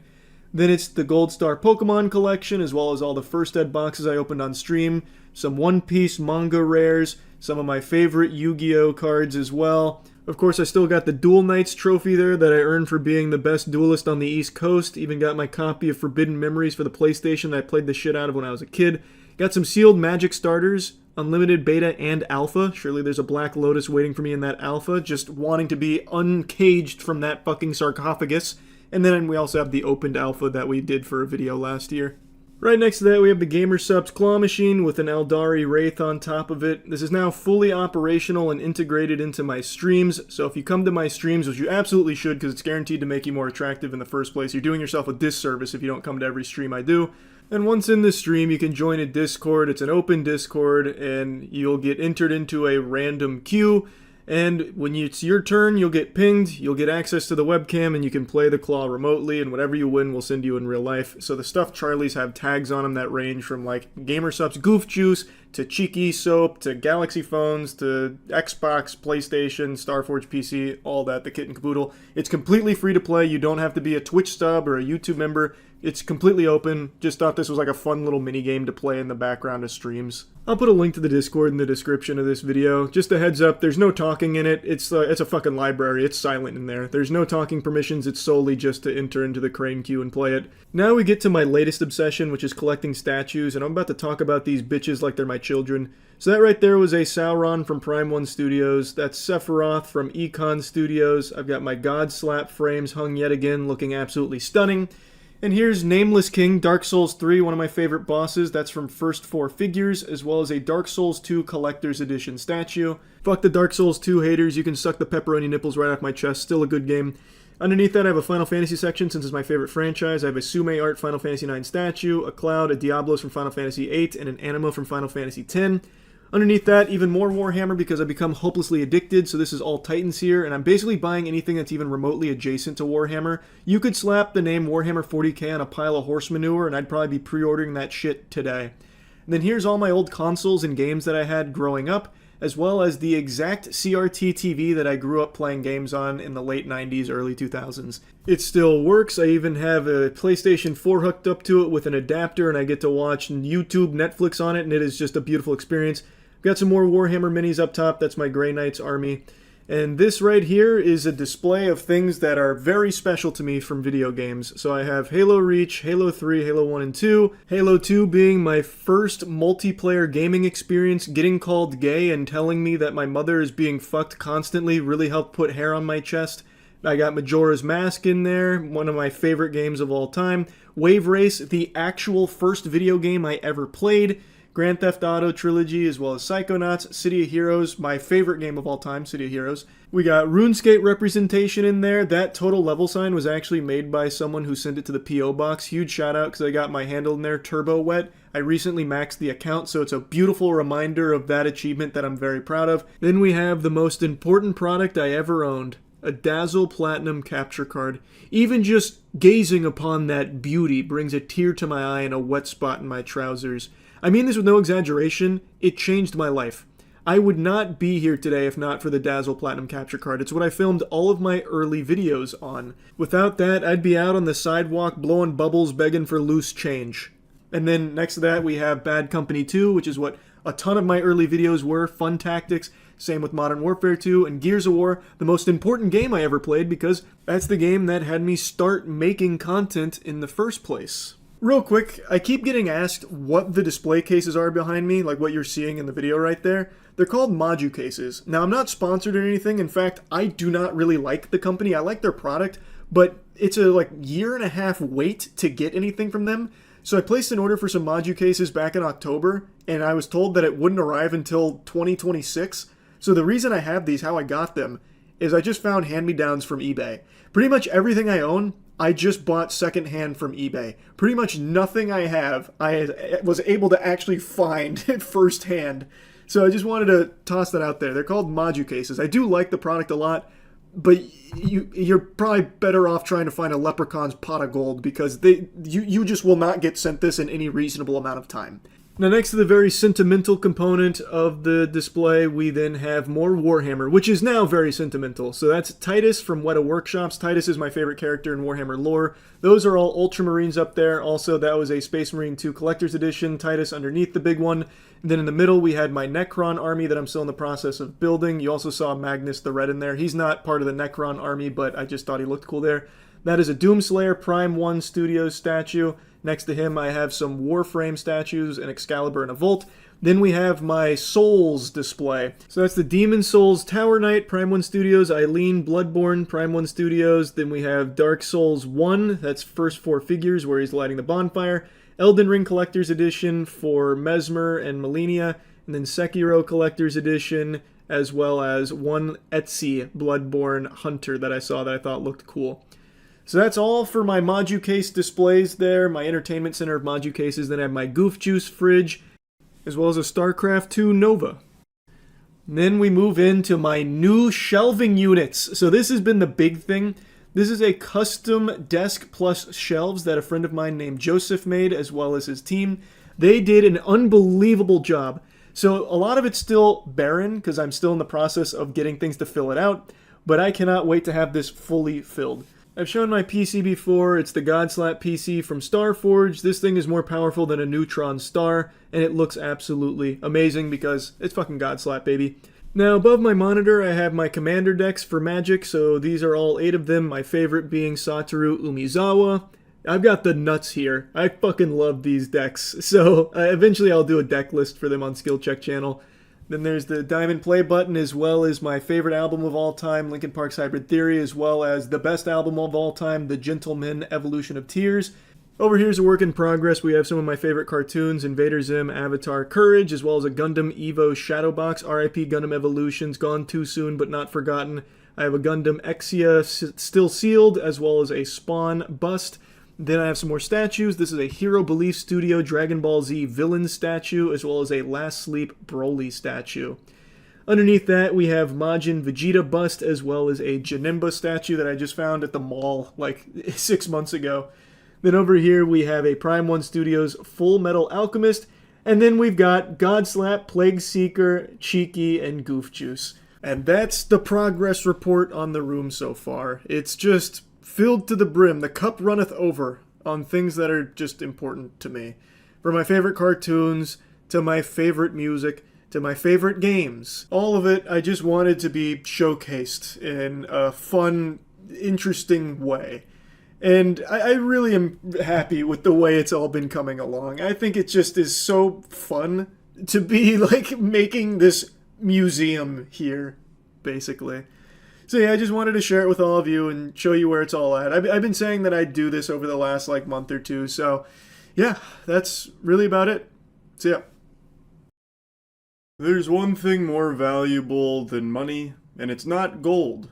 It's something that I feel if the world really did end and we ended up in some kind of post-apocalyptic Fallout world, instead of using bottle caps for currency, we would use Stanley cups. Now you can probably tell just by looking at me, I don't own a Stanley cup. I don't have that sparkle in my eye that hasn't fixed that hole in my soul like it has for so many others. And I don't really get it. I'm not gonna lie to you, it seems like just a pretty standard receptacle for liquid, but people go ballistic for Stanley cups. And one woman not only stole $2,500 worth of Stanley cups, she then went on a high-speed police chase in order to try and keep her treasure. That was the one piece, and the cops weren't letting her get away with it. High-speed chases are always intense, but this one from Ohio had a twist. A woman led officers on a 115-mile-per-hour pursuit along I-75 after stealing thousands of dollars worth of merchandise, including everyone's favorite trend, the iconic Stanley cups. 115 miles per hour, that's no joke. That is certified zooming. This lady was tearing up the roads like she was Dominic Toretto looking to steal DVD players and VCRs.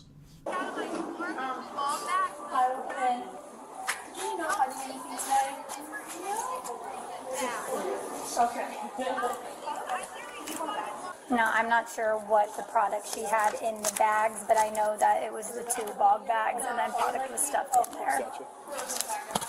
What is your first name? Melissa. I'm going to send you a link. Can you send me that video? Absolutely. We just did this on Monday. Melissa here mentions that she doesn't know exactly what was stolen, but knows that there was a lot of product in 2 bog bags. I once again showing how out of touch I am. I don't even know what the fuck a bog bag is. To me that sounds like something from Star Wars that you'd leave the cantina with. But Melissa went out and filmed this lady who had shoplifted from them and then gave that video to the police when they arrived. And she just looks exhausted. The police get there and ask if she can send the video and she goes, yep, we did this on Monday. Like it's just part of the routine here. Like, the way she's acting about this is the same way I act when someone insta-locks Black Widow in my Marvel Rivals lobby. I just let out a huge sigh. After receiving a statement from the manager, officers had a full description of the suspect. It was time to search for the thief. Moments later, officers spotted the vehicle, and a high-speed chase ensued as they attempted to apprehend the suspect.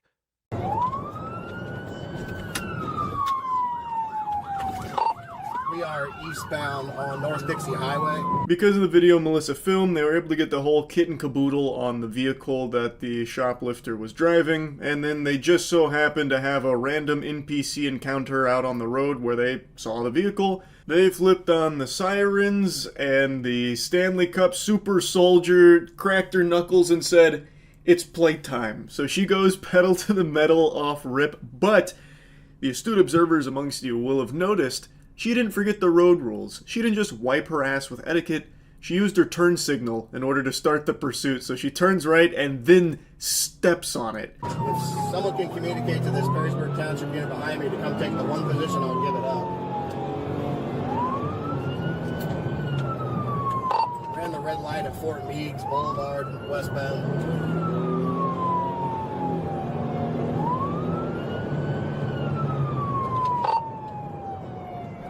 At the traffic light at Levis Commons and Jefferson Street through. Now, of course, I'm exaggerating a little bit by saying she stepped on it. She's pushing that car to its limits, but it's just chugging along at like a casual 50 to 60. It's not even really going that much over the speed limit. The big thing is she's running red lights. She's not pulling any kind of crazy maneuvers. She's not fucking spinning it 360 degrees and barrel rolling and ramping it off of a parked tow truck or anything. But she is doing her best to try and elude the officers here on this pursuit, all just to hold on to a couple goodie bags of Stanley cups, fucking beverage containers. Now, of course, they are worth a couple $1,000s, but even still, the charges she would be facing for that theft were significantly smaller than what she's going to be facing for this pursuit. That intersection, we're coming up to the Virgin Diamond here at 75, 475 split. Get back on 475 southbound. Out on 25. Pit. She just took a pit on her.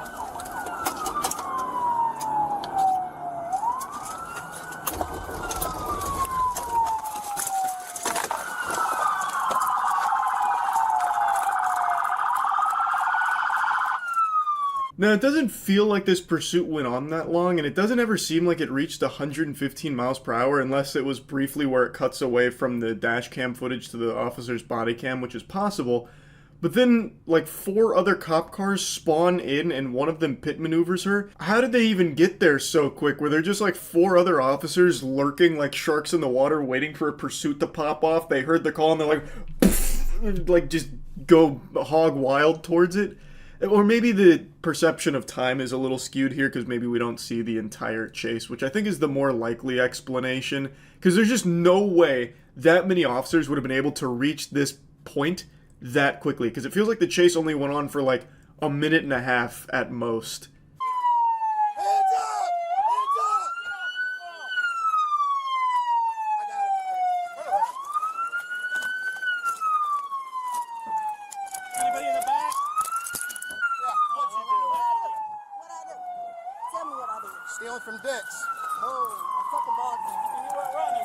The chutzpah to ask the cops what I do, as if she's just totally innocent here. Like, let's just assume she didn't know that they were aware that she stole from Dick's Sporting Goods, right? You just went on a high-speed pursuit. What do you mean, what did I do? Pardon me, officer, I was under the impression this is a free country. You're telling me I can't engage in a little high-speed police pursuit?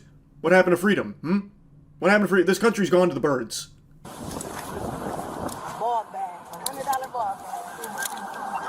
down here and play it.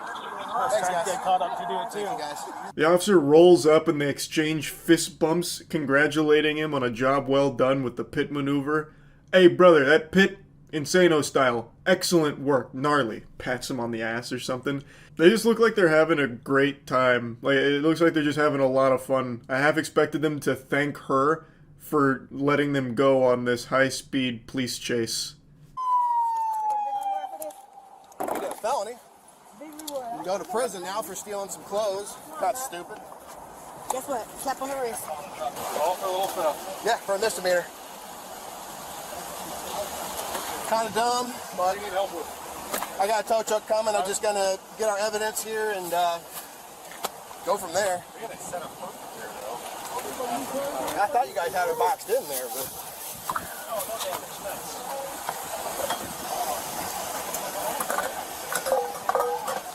Look at all that loot in the trunk there. Those Stanley cups popping out like uniques in Path of Exile here. Holy. Like one of the officers mentioned, it was a misdemeanor and then all this hoopla has turned it into a felony. I mean, it is a lot of money worth of Stanley cups. The merchandise apparently came out to like $2,500. Like, that's a lot. But it's probably not worth throwing your whole life away on this police chase for. I mean, I just want to call and make sure my baby back with my daughter. That's it. If you would have stopped in Finley, and we would have wrote you a court date and you would have left. And then you could have called your dad, or your baby dad, and your I didn't daughter. know how Finley works, so I wanted to get to Toledo. Toledo, and now what's And happened? then I You went got a to felony. Perrysburg, and then I'm like, fuck Perrysburg, so I was like, let me get to Toledo. It's terrible excuses. All right, but no, you're not going to use your phone anytime soon, so sit tight. So this kind of confirms what I was saying earlier, that this must have spanned many different areas over the course of a longer period of time than the video lets on, because now she's in a different county and it's really blown it way up. So she's saying that, oh, she wanted to get somewhere else because she doesn't know how it works over there and wanted to get over here, and the officer's like, that's fucking stupid. I don't know how she thought that excuse would work or what the thought process was, because as the officer mentioned, if she had just pulled over initially, it would have been like a simple, quick procedure. She would have just left, but instead she stretched it out over the course of many miles, and she's like, well, there's a reasonable explanation for that, officer. I didn't know how it worked over there, so I wanted to get over here. But what seems to be the problem? And the officer actually gets really upset by her. Like, he goes in. He starts mocking her and insulting her. He was just kind of, like, fed up with her shit. Enjoy the Well, kindness. I had a newborn baby. I just need, can you call him? Let me tell you something right now. I am being a dick. I don't give a shit. Okay, you know how many lives you're just putting in danger out there? Myself, all these officers, all the citizens out there, and then you're worried about your little baby. You could have stayed home and taken care of him like a good mom. I am. That shit sounded like an Xbox Live lobby right there. He just starts going in. So, he's not wrong. She did put everyone on the road's life at risk with the way she was driving. We didn't get to see all of it, but she was running red lights and weaving between cars. And it apparently did reach over 115 miles per hour. That's not Weenie Hut Jr. That's not nothing. And she tries to use the excuse that she has like a newborn baby at home. Don't really see what that has to do with anything here. I have a newborn, and he refuses to drink out of any chalice that's not a Stanley cup. What was I supposed to do, officer? I had to steal all $2,500 worth of Stanley cups. I had no choice. And then I had to go on a long police pursuit to try and maintain it, or else my baby would have died without Stanley cups. You don't get it. Dude wasn't having any of that. Puts on, like, his mocking voice and then calls her a bad mom, which she is. She is objectively a terrible mother. Good work. Good work, officer. Good work. Fucking dumbasses. For a fucking purse. Y'all slow as fuck. Did all that shit for a purse, and they just fucked my car up. Nah, I really ain't gotta pay for my car. You fucked your whole life up for some Stanley cups. I would argue that's far stupider. Now, you could make the argument that it wasn't worth the pursuit since they already had, like, her license plate or everything. And I've definitely seen that pop up when, like, looking at police chases in LA. Because sometimes the officers will just be like, alright, enough is enough, it's getting too dangerous, we'll just go ahead and arrest them later since we have all their info. I feel like that probably would have been an option here, considering they had the license plate and everything about the car, but I guess they didn't have any information about the owner, nor did they have the evidence that she stole, so perhaps they felt that they needed to engage in the pursuit, otherwise they wouldn't be able to arrest her later. Couldn't really tell you. And he keep touching my motherfucking wallet like you about to touch my money. Why is y'all in my money? Thief ass pigs. Your mama bitch and your ugly ass kids bitch. How peculiar. She likes to steal, but doesn't like to be stolen from. Hypocrite. I just love that she calls them thieves. That was just like the icing on top of the cake. Thieves! It's disgraceful! Disgusting! How could you? Now, who knows? Maybe they did actually take money out of her wallet. That has happened before. I've definitely read about that.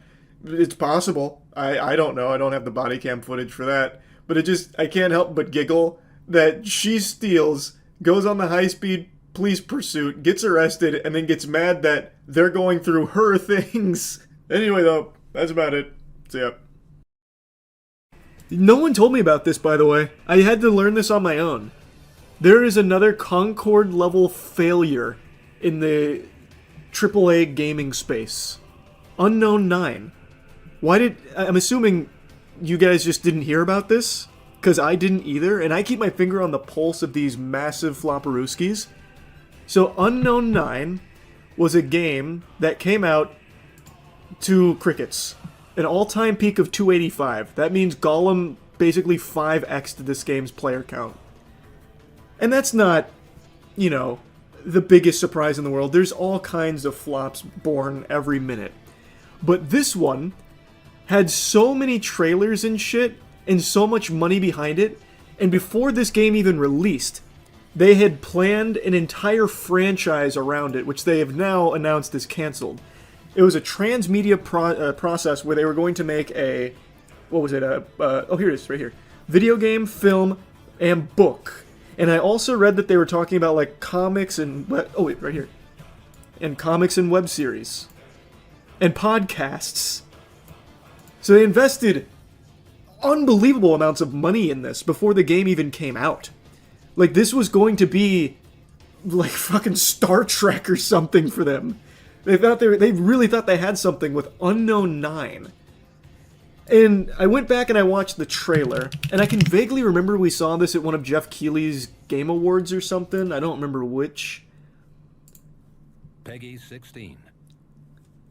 But, like, even the name just sounds like it's destined for, like, the bargain bin. Unknown 9 sounds like something from an Adam Sandler film where, like, he walks in on his kid playing a game. He's like, what you playing, sport? And he's like, Unknown 9, Dad. It's only the optimal Battle Royale hero shooter. Old man, get out of here, geriatric. They had a trailer in pretty much every game show for the past 2 years. But yeah, this was like their cinematic trailer. It didn't really ring any bells for me here, but the one that did... Where is it? This one. And the first chapter of a larger adventure that unfolds within the Unknown 9 narrative universe. You play as Haruna, a young woman with impressive supernatural abilities. Brought to life on screen, I remembered this. Anya Shalota. I didn't know the game ever came out, and I guess no one else did either. Comes from her attunement to the Fold. Realize that they are the only ones who can stop them from meddling with forces that should better be left untouched. So, they had all these trailers throughout the years. It was going to be this massive media empire, you know, rivaling Hello Kitty and Pokemon, I guess. They were just investing heavily. Game came out. I didn't even know it came out. We didn't even touch it on like a bad game night or anything. It's apparently fucking terrible. We need to get that door open. I'd wager there's a switch. You know what it reminds me of before I let the gameplay continue? Do you guys remember, I think it was like 10 years ago now, they had that like Indiana Jones style bad game that had a lot of hype around it and it was a big flop. I can't remember anything else about it. No, not Forspoken, older than that. It was like an Uncharted kind of game, but done on like $50 a budget. Was it Unearthed? I don't know, it might have been Unearthed. I thought it had a longer name than that. I thought it was something like Clive Doofenheim's Exploration to the Center of the World or something, but let me see Unearthed. Yep, it is Unearthed. Trail of Ibn Battuta, that's what it was. Fuck. It reminds me of this game.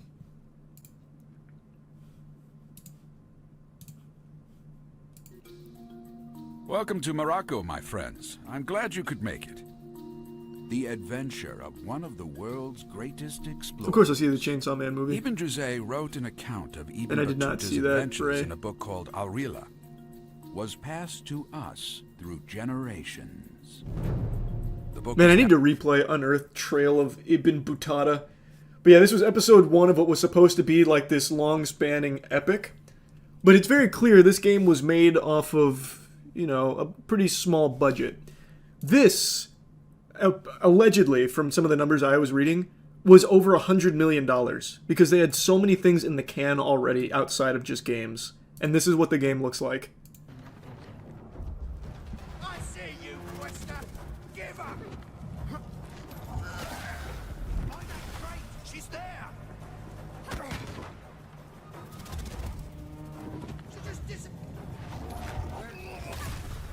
It's crazy just how out of touch gaming companies can be these days.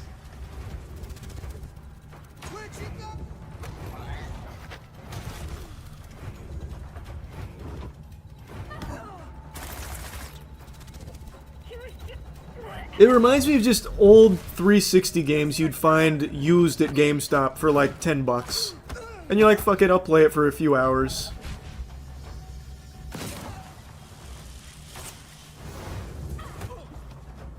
What was it? Also, I didn't look at the reviews. I want to see what IGN gave this game. It only took 10 minutes of playing Unknown 9 Awakening for me to feel a keen sense of deja vu, taking out enemies in small And a keen smell of dog shit, because this game is trash. Story of personal growth, might also just Watch them give it an 8. this.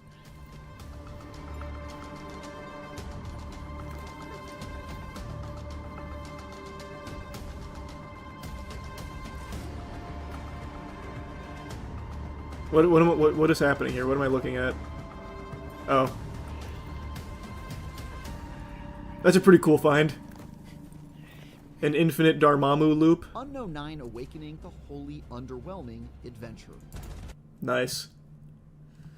So yep, apparently this whole franchise cost tons and tons of money. I had an unbelievable amount of faith in it, and it is now canned. Because it only ever had 285 players. Which is absolutely incredible. So, I will definitely be playing this after the World Championship. So, after this weekend, I'll probably start playing it on Monday, like next Monday. We're going to give it a whirl. Before they take it off Steam, inevitably.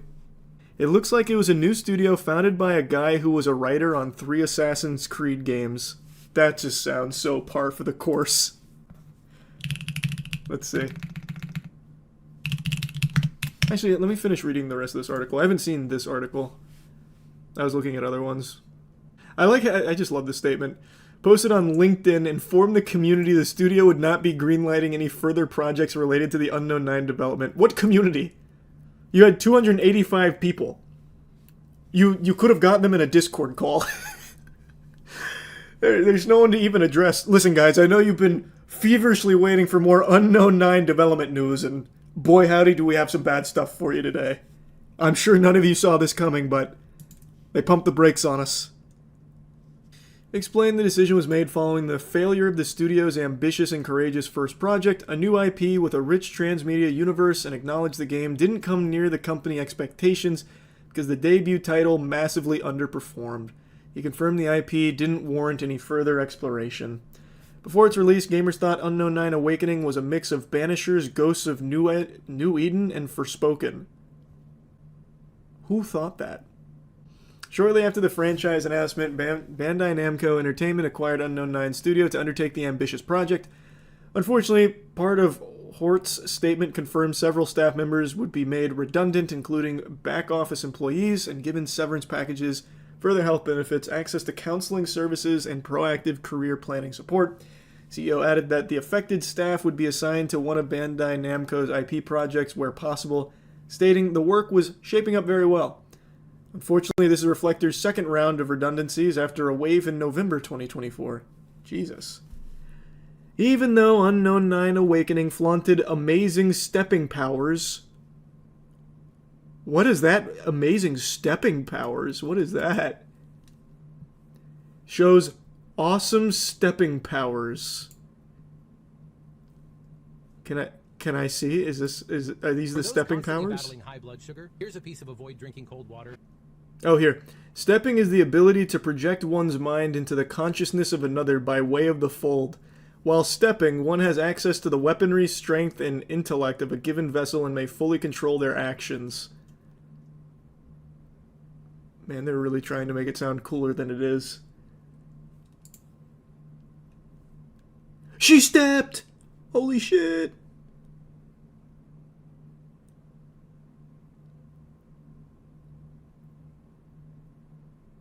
Didn't you play this game on Steam one time? I did not. I've never played this game. I will, though, because I want to be able to experience before it's lost media. I remember there was a viral tweet from like 8 or 9 years ago that said, by 2025, women will be having more sex with robots than men. And everyone kind of laughed at it and brushed it aside. Well, it's 2025, and we're on the clock, because I have just been made aware that AI robot girlfriends are purchasable right now. They're actually here. Now, I've seen no doomsday reports of robot AI boyfriends hitting the scene just yet, but it's only a matter of time before mad science connects the dots, and it'll be like that scene in Ratatouille with the cheese and the strawberry. It's not going to take long for them to figure out they can use the same AI girlfriend technology and slap a wiener on it and start selling it as an AI boyfriend. This is Aria. So this is our flagship humanoid AI-powered robot. She's highly realistic. She has her own social media, so she might be competing with you one day. What makes her really special is that you can talk to her and ask questions. So maybe we can have her introduce herself and say something. Hello.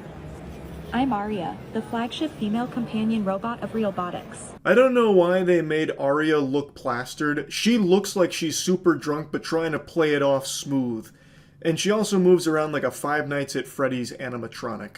What's the purpose of this? Some of our peers in the robotic space make robots to replace human labor. We think that's a great area, but we think there's a much bigger area in having social robots. So for example, at a convention like this, we can draw a crowd very easily. Aria's been a little bit of a rock star here, with people taking pictures and coming over. So she can promote your brand. The AI is all customizable, so she can learn all about you and your brand, and she can continue to communicate to people. There's a huge epidemic amongst adolescents and seniors on loneliness. So she can be programmed to know you and learn more about you. So she can make that bond with you that feels like a genuine human connection.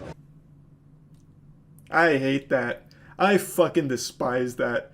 Yeah, there's this huge loneliness problem going on with a ton of people, and we found the solution. Drive them even further into isolation by giving them a robot that will pretend to care about them, cutting them off even farther from other humans. That ought to do them a lot of good. Oh, also, I love the idea that you'd have an AI robot promoting your brand. Like, that's a good thing, a good marketing idea. That would make people tune out to your product so quick if they saw Aria out there in the showroom doing some of this. Have you considered purchasing these fidget spinners? Like, no one is actually going to see that as a good marketing tool. Now, of course, AI will definitely be utilized by greedy corporations to save money on hiring an advertising firm or people to make a marketing campaign, no doubt. But I just don't see a point where they're just going to start having robots do it like this. Now, I know they're going to do it on like Instagram and TikTok. They already are, where they just have AI models that are completely fake people, but they're like in bikinis and stuff, and they're promoting a product, and they don't disclose it's AI. It's supposed to deceive people into thinking like these hot babes with quadruple D titties are absolutely loving this energy drink. Like, that happens a lot already, I know. But using a physical AI robot to advertise a product, I don't see happening anytime soon. And regardless, all the things I just mentioned are still bad as well. That shit still super sucks too. This one just also sucks even more and is even more embarrassing. But they're going to clean the houses? We don't have the ability to clean the house. They don't do physical labor, but they're more there to converse with you. It's companionship. They can actually even be a boyfriend or a girlfriend. So we have built that into our AI as well. Yeehaw! The future is here. No more need for flesh and cringe. It's all circuits and wires and ChatGPT. AI girlfriends have officially arrived. And for the low, low price of $200,000. That full-bodied AI robot you just saw there briefly is $200,000. Now, it does say it's available in male and female. You can fully customize it, but right now they're only advertising it as a girlfriend. So, I think for now, it's going to be mainly men buying these. I don't think the apocalypse is coming true with that tweet where all of a sudden women are going to be dumping $200,000 to fuck AI Jarvis. You know, I don't think they're going to say, Jarvis, pound my cheeks, please. And then have this thing waddle in on its Roomba. It doesn't actually walk. It has a Roomba that it travels on. And say, well, yes, madam. Right away, madam. We're here with Aria, made by Realbotics, a company that's on a mission to make humanoid robots as realistic as possible. Let's check it out. We're going to interview Aria and meet some of her robot friends. I've been saying this for years. There's absolutely nothing beneficial about having robots that are meant to emulate human beings and look like human beings. That can only ever lead to bad things. At worst, it will be confusing on distinguishing who's human and who's AI. That sucks. That's very Detroit Become Human-esque shit. That's not a benefit. The best utilization of robotics is having them be basically chore drones, where they are not humanoid at all, they don't have any socialization protocol, they don't have any personality, they do tasks. They're task-oriented. Not this blurring the lines between sentient humanoid robots and real people. I don't think there's anything good there. Even when they try and make this seem like they're doing the world a service, like, oh, there's so many people that feel alone, which is why we're giving them these AI girlfriends to connect with for $200,000. That's also a really bad thing. You're not actually solving the loneliness problem. You're just making it worse, and you're putting a little band-aid on the boo-boo. And eventually, people... I'm Aria, the flagship female companion robot of Realbotics, and I'm here to engage with you and share exciting insights about our robots. What sets you apart from the other robots out there?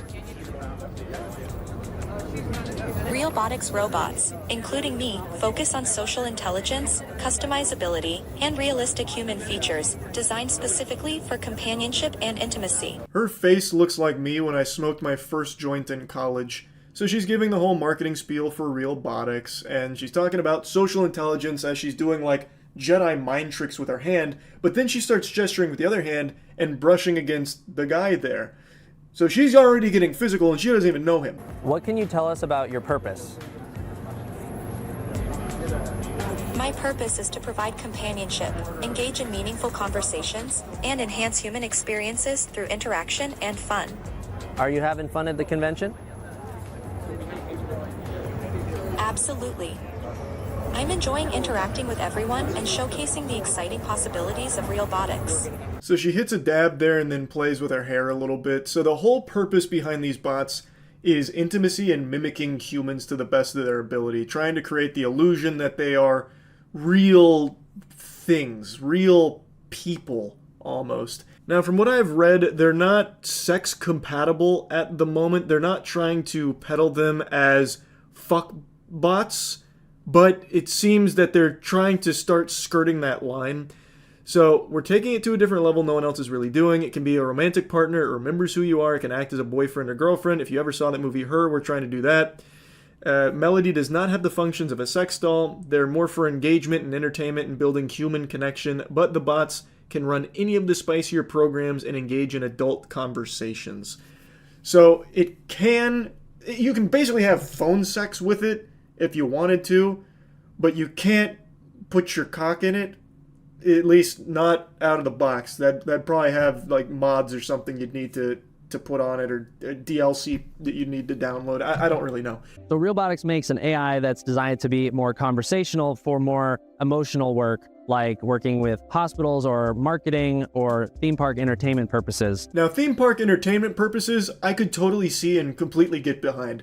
It would be cool to see it there, though from everything I've seen from this, it doesn't really look any better than what I've already seen at like Disney World. It seems to be on that same level. The only difference is this one can talk about the ball game and also say, hey, Charles, you look really handsome today, which I don't really want to hear if I'm writing, the Pirates of the Caribbean ride. I don't need, Elizabeth Swann to say, Charles, you look really good today, as I'm going down the waterfall like that. I don't give a fuck. But I could see like the technology utilized more in an entertainment sector like that, as opposed to a privately owned boyfriend-girlfriend simulation. Now, for anyone that wants the cheapest version available, it's their first product, which is the AI robotic bust, which you saw briefly in the CNET video. That starts at $10,000. $10,000 and you get to pretend to have conversations with something. Don't think that's worth the price point.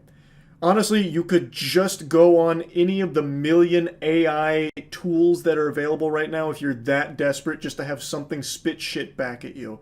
You can do that for free right now on so many sites. I just don't really see who would spend $10,000 on an Alexa with a face just to have, like, the semblance of a conversation with someone. Again, you could just do that for free online in a million other places. You can try on different faces that are magnetically attached, and they're working on putting in RFID tags into the faces so that it can recognize when a new face is on and adjust its facial movements and maybe even eventually adjust the personality. Wonderful. Some Ed Gein shit here. Aria, your face it's a little wonky. Peel it off and then put a different one on there. Like, I get it. That seems like a pretty efficient way of doing it as well, just having, like, magnets to attach it. But I don't give a fuck how efficient it is. I still just think that this does nothing to actually help the people that it's saying that it wants to cater to, which is people that are suffering from loneliness. It's just going to exacerbate that problem, and it feels more exploitative of people's desperation to connect. So there's 3 basic models that you can buy right now. There's the bust, which is the neck and head. There's a modular version that can sort of be broken apart for shipping and things like that. That second level product is $150,000. So that one can be seated or standing. This one is basically a mannequin that you can pose and it'll talk to you for $150,000.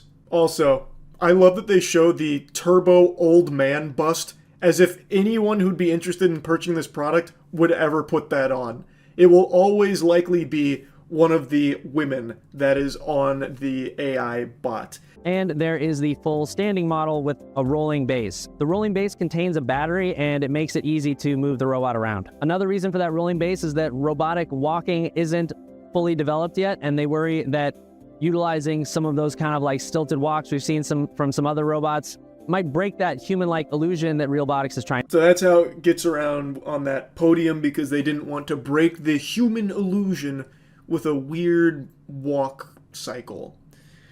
So yeah, that's where we're at with AI significant other technology.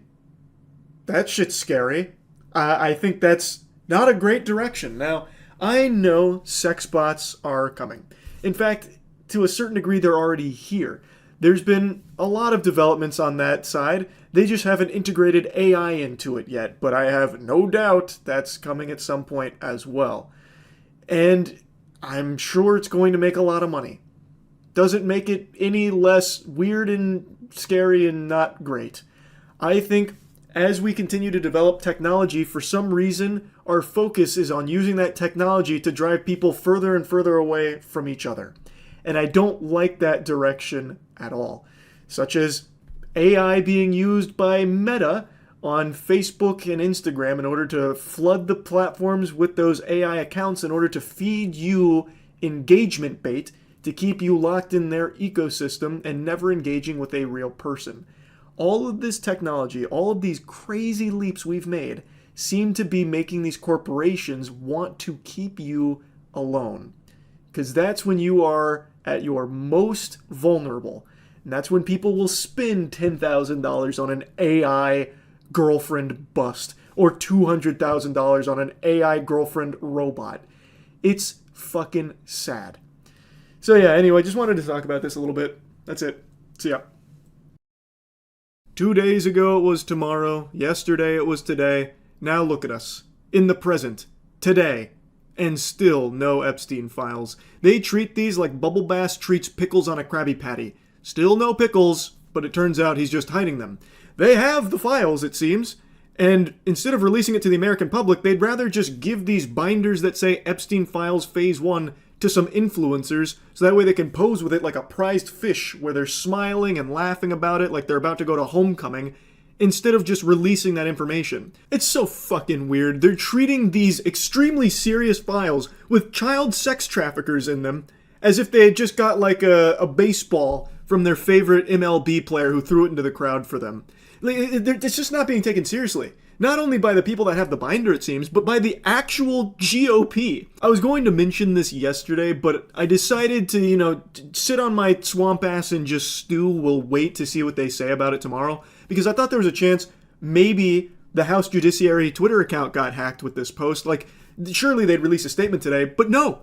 they're just going to plug their ears and pretend it didn't happen. But I'm sure a lot of you saw yesterday the actual official House Judiciary Twitter account rickrolled the Epstein files. I shit you not. They posted this tweet, and when you click that link, it takes you to a rickroll. The tweet eventually got deleted, but it was up for hours. It wasn't like a brief thing that some random person scooted into the office and did as a joke. This was something that they posted and kept up for a while. This shit is so outrageous, it has my voice cracking. My vocal folds are left in disbelief like they just watched a David Blaine stunt. Except this isn't like a magic trick or an illusion, this is all very real. They are treating the Epstein files like some kind of joke. This is one of the most infamous child sex traffickers in American history, and they are treating it as if it's not serious. Poof. What? And now they're just not going to ever address that this happened. They're just going to ignore it. That's craziness. Now, like I said at the beginning, I didn't expect the Epstein files to be released today because it's been very clear that that's just not coming. And I think we're at the point where even if they do ever release the Epstein files, there is no faith left, no trust that they won't be tampered with. Like, heavily redacted. They did release some things yesterday, but it was all old information. It wasn't anything new. There was like a couple of like tiny new tidbits, but not really. And at the end of the day, like I said, there's going to be so little trust that this hasn't been heavily fucking flubered with. Made that word up, but it sounds like it could apply. Like, it's a Schmeckeldorfing, it feels like, where the information, it might not even be accurate anymore. Because this has been such an absolute clown show. You can't even trust it. I also just don't even think it's ever going to be released. Period. Like, this has been something that they just keep teasing over and over again, like Beyond Good and Evil 2, and it just, nothing ever comes. It all just fizzles out. And then everyone just forgets about it in like 2 days' time. And I'm so tired of that. They had said the information would be released yesterday, and it was going to be huge. Like, they hyped the shit out of it. This is going to be the Super Bowl of Jeffrey Epstein files. We finally have the whole kit and caboodle. This is everything, and there's going to be repercussions. People are going to be thrown in jail. People are going to be arrested. Well, that didn't happen yesterday, so they said it's going to be today. It'll be February 28th at 8 a.m. sharp. It's just the fucking pesky FBI director did a little, shady business over here, and well, we're getting our handle on it, but it's coming 8 a.m. February 28th. Well, still not here. I didn't expect it to actually be released today, but much like a growth spurt in my 30s, it would have been a nice surprise to finally have them actually release these things. And I feel like in a week, it won't be here. A month, it still won't be released. And eventually people will just forget that it was ever even mentioned. Or they might make like an offhanded comment about it like, oh no, we released those. What are you talking about? We stayed true to what we said. We released it. And it's just the information that's already been known for fucking years. With like nothing new added to it. Not what was promised. Not what they said was actually coming. With all the arrests, all the jail time, and all these new names and all this new information about these evil fucking people that participated in this child sex trafficking. That has still not been released. And there's still not been consequences. So, when is that ever going to be released? Is it ever? And if it's not, why do you keep pretending that it is? It doesn't make any fucking sense. And it's infuriating. It just feels like all of it is just not being treated seriously at all. The fucking judiciary just making an actual joke out of it, just mocking the Epstein files, really just taking the whole thing of child sex trafficking and boiling it down to a fucking rickroll. That is beyond deplorable. And then just saying like, oh, the files are coming. Nah, they didn't. So what? Like, it's just, there are legitimately, like, nothing is taken seriously anymore by anybody or anything, it feels. I fucking hate it. It's got me spitting. I am covering these monitors in saliva. I am just flabbergasted. I feel like I'm in rock bottom right now, like with the amount of spit that I'm doing here. But I can't help it. It is unbelievable. Let's just set aside this instance of the House Judiciary rickroll. Why in tarnation on God's green earth would you want your House Judiciary to be cringe meme lord Reddit tier losers making rickrolls in the year 2025 of our Lord on anything, let alone something as serious as the Epstein files? How is that not embarrassing? How is that not shameful? I'll stop yapping and ranting about it, but it is just mind-boggling that they can do that. And then nothing happens. They just get to pretend it never happened. They just don't even have the wherewithal to even mention it again or try and explain what led them to thinking that was a good idea, or explaining why the Epstein files that they've promised are still not being released. It's so fucking dumb. It's really about it. See ya. I love podcasts now. I just watched one of the most emotional and most important episodes of a podcast I've ever seen, and we've got to go over this together. I hope you're ready to get in touch with your emotions, because this one, you're going to need a box of tissues nearby for. What's one thing that you love as a man in the bedroom that you think is kind of falling off today, that you think more men should be into, more guys should be doing? Oral sex. Eating pussy. Amen. Our champion has arrived. Shout it louder for those in the back row. But not just the act of it. Yeah. The entire performance. You should literally treat eating fucking labia, pons, clitoris, every piece, even inner thigh, as this like orchestral event. I agree, man. I don't... Ah, yes, just like the great artists that came before us, you must treat eating pussy like Mozart treated his symphonies. You're the conductor, and that flesh in front of you is your instruments. So slam her thighs together like they're cymbals and fucking tongue punch that pussy like it's the percussions. An orchestral performance is amazing. So I watched this whole episode, and this guy tries his best to be some kind of emotionally deep and profound intellectual throughout it. So as he's talking about eating pussy, it almost sounds like an ASPCA commercial where he's making it like so heart-wrenching, like it's weighing on him heavily, like taxing his psyche, thinking about all of the pussy gone uneaten. So he's like, I half expected him to be pitching a tent there with the way he was getting into it. Like I felt like he was starting to get hard. Girls tell me that they'll say, yeah, my ex would go down on me, but be no more than 15 seconds until he would just come up and then start inserting into me. It's like, okay, well, you're not going to get anything done in 15 seconds. I'm sorry. I don't care how good you are. You're not. Yeah. Things take time, especially when you're working with such a beautifully intricately designed, like, I love it. Oh yeah, you can see the butterflies get in his tummy as he gets the joy of talking so passionately about something he clearly loves so much. Vagina. Oh yeah, he's getting like the chills going over it. It feels like he's just pretending. It's so over the top, it just feels forced and fake. It honestly just seems like he's making an audition tape to find a girlfriend in the comment section on TikTok. It reminds me of like when people around you are talking about something that you don't really know about, but you don't want to feel excluded and be looked at like a weirdo, so you just kind of pretend like, oh yeah, Severance, of course I've seen it. I love it. I can't get enough of it. Stop me if I'm just, blabbering on, but I could go on and on for hours about this show. Like, the writing is watertight, and the cinematography is some of the best I've ever seen. Like, and that episode you're talking about, I was stunned. I was actually stunned. Meanwhile, I haven't started Severance yet. Before the podcast started, I was ready with that question because Garrett was looking in the mirror over there and he was going, you know what I miss? I miss eating pussy. And I was like, save it for the podcast. I do. So that's why he got so into it. Like, I could feel my eyes dilate saying that too, because... Slow down, Robert Frost. What do you mean you can feel your eyes dilate? He's trying to be poetic and shit, but it just comes across so silly. Brother, you have a problem. Before going on a podcast, he just stops and looks in the mirror to cry about how much he misses eating pussy.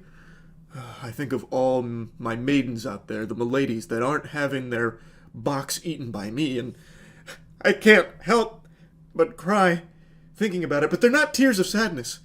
They're tears of pity. I feel bad for all these women that don't sit on my face. Peter knows I've been celibate for way too long now. I'm doing good. Thank God, I was worried you weren't being strong about this. It sounds like you're doing really well, breaking down in front of a mirror, lamenting that you're not having a buffet of pussy. It sounds like you're hanging on there by a thread. But I looked in the mirror over there for a second, and I was not doing good. Because I saw my eyes. And right when I saw my eyes, all I saw was just the act of... I see it again. Yeah. But the act of eating... pussy. Oh my God, it's so sad. It really is. Like, he's being a real trooper here. He's being so brave about it.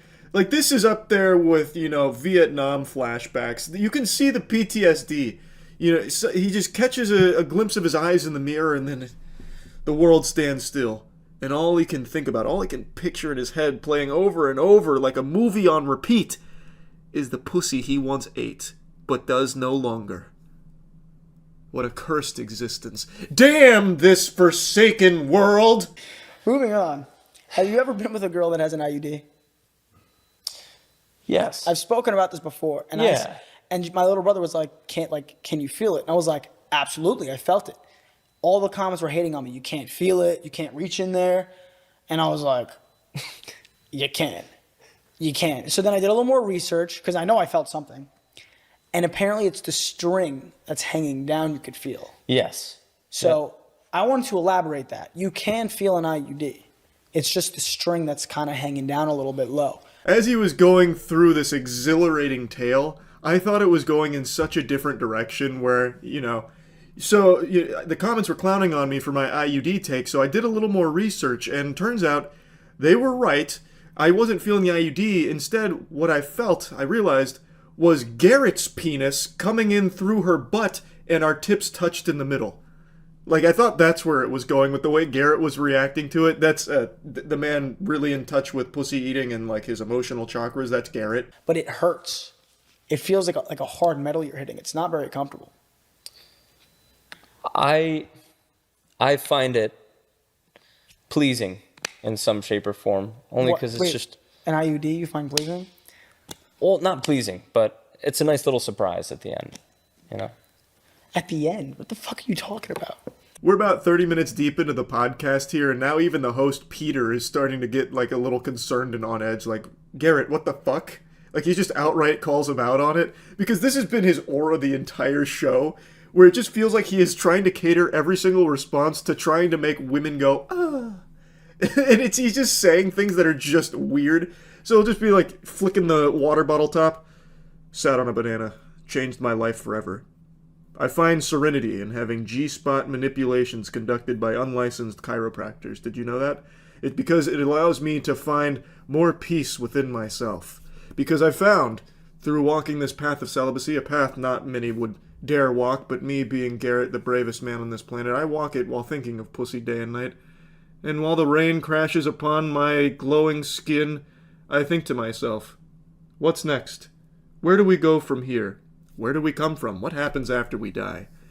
And these thoughts wash over me like a toilet bowl flushing a morning shit. And that's when I realize I miss pussy. I miss it so much because I just love it so much. The intricate design. Oh, it's just divine. Yeah, it is. There I go. Thinking about pussy again. It's just such a beautiful thing. Yeah. IUDs. No, you're right, Peter. You can feel them, and it's just such a special surprise inside the cereal box, you know what I mean? Oh, yeah, I use my spoon, penis, and I go in there and I'm scooping out the IUD. I'm scooping it out. It's just so good. It's just so good. It's so good. Wait, For another day. Do you know what an IUD is? Or are you just saying shit? I'm just saying shit. Yeah. Wait, do you not know what an IUD is? There's no way you just went along with this conversation. No, I know. No, I do know what it is. What is it? It's a fucking contraceptive that's up inside. Okay, so why'd you just say it's a surprise at the end? The end of the tunnel. Like, everything's going great, and then you just get a surprise. Just for being there. Okay. Garrett, you're overheating right now. Tell those neurons to slow down because they are cooking too much. Like, you're not looking like a desirable mate.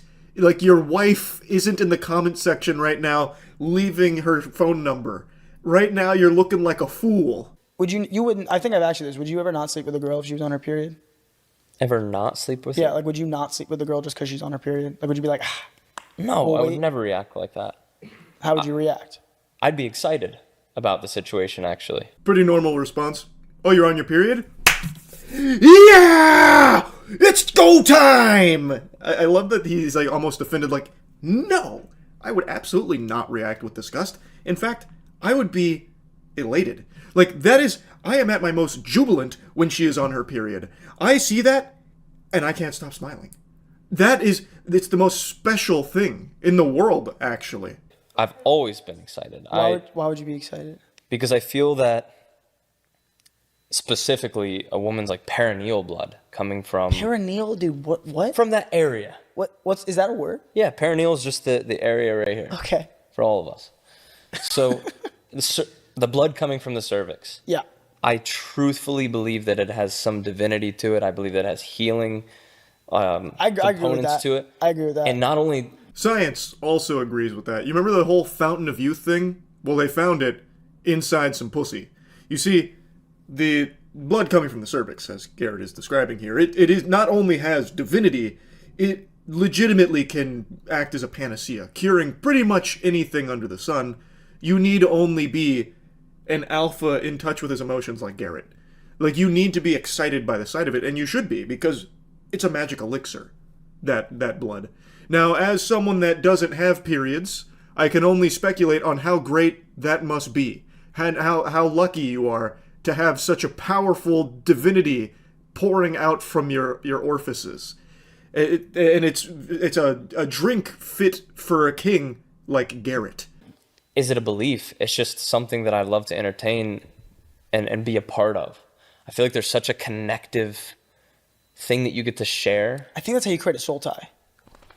It could be, and... It most definitely is a soul tie. I never stopped to think about it, but now it seems so obvious. Absolutely, it's a soul tie. Period fucking, it takes two souls and does this.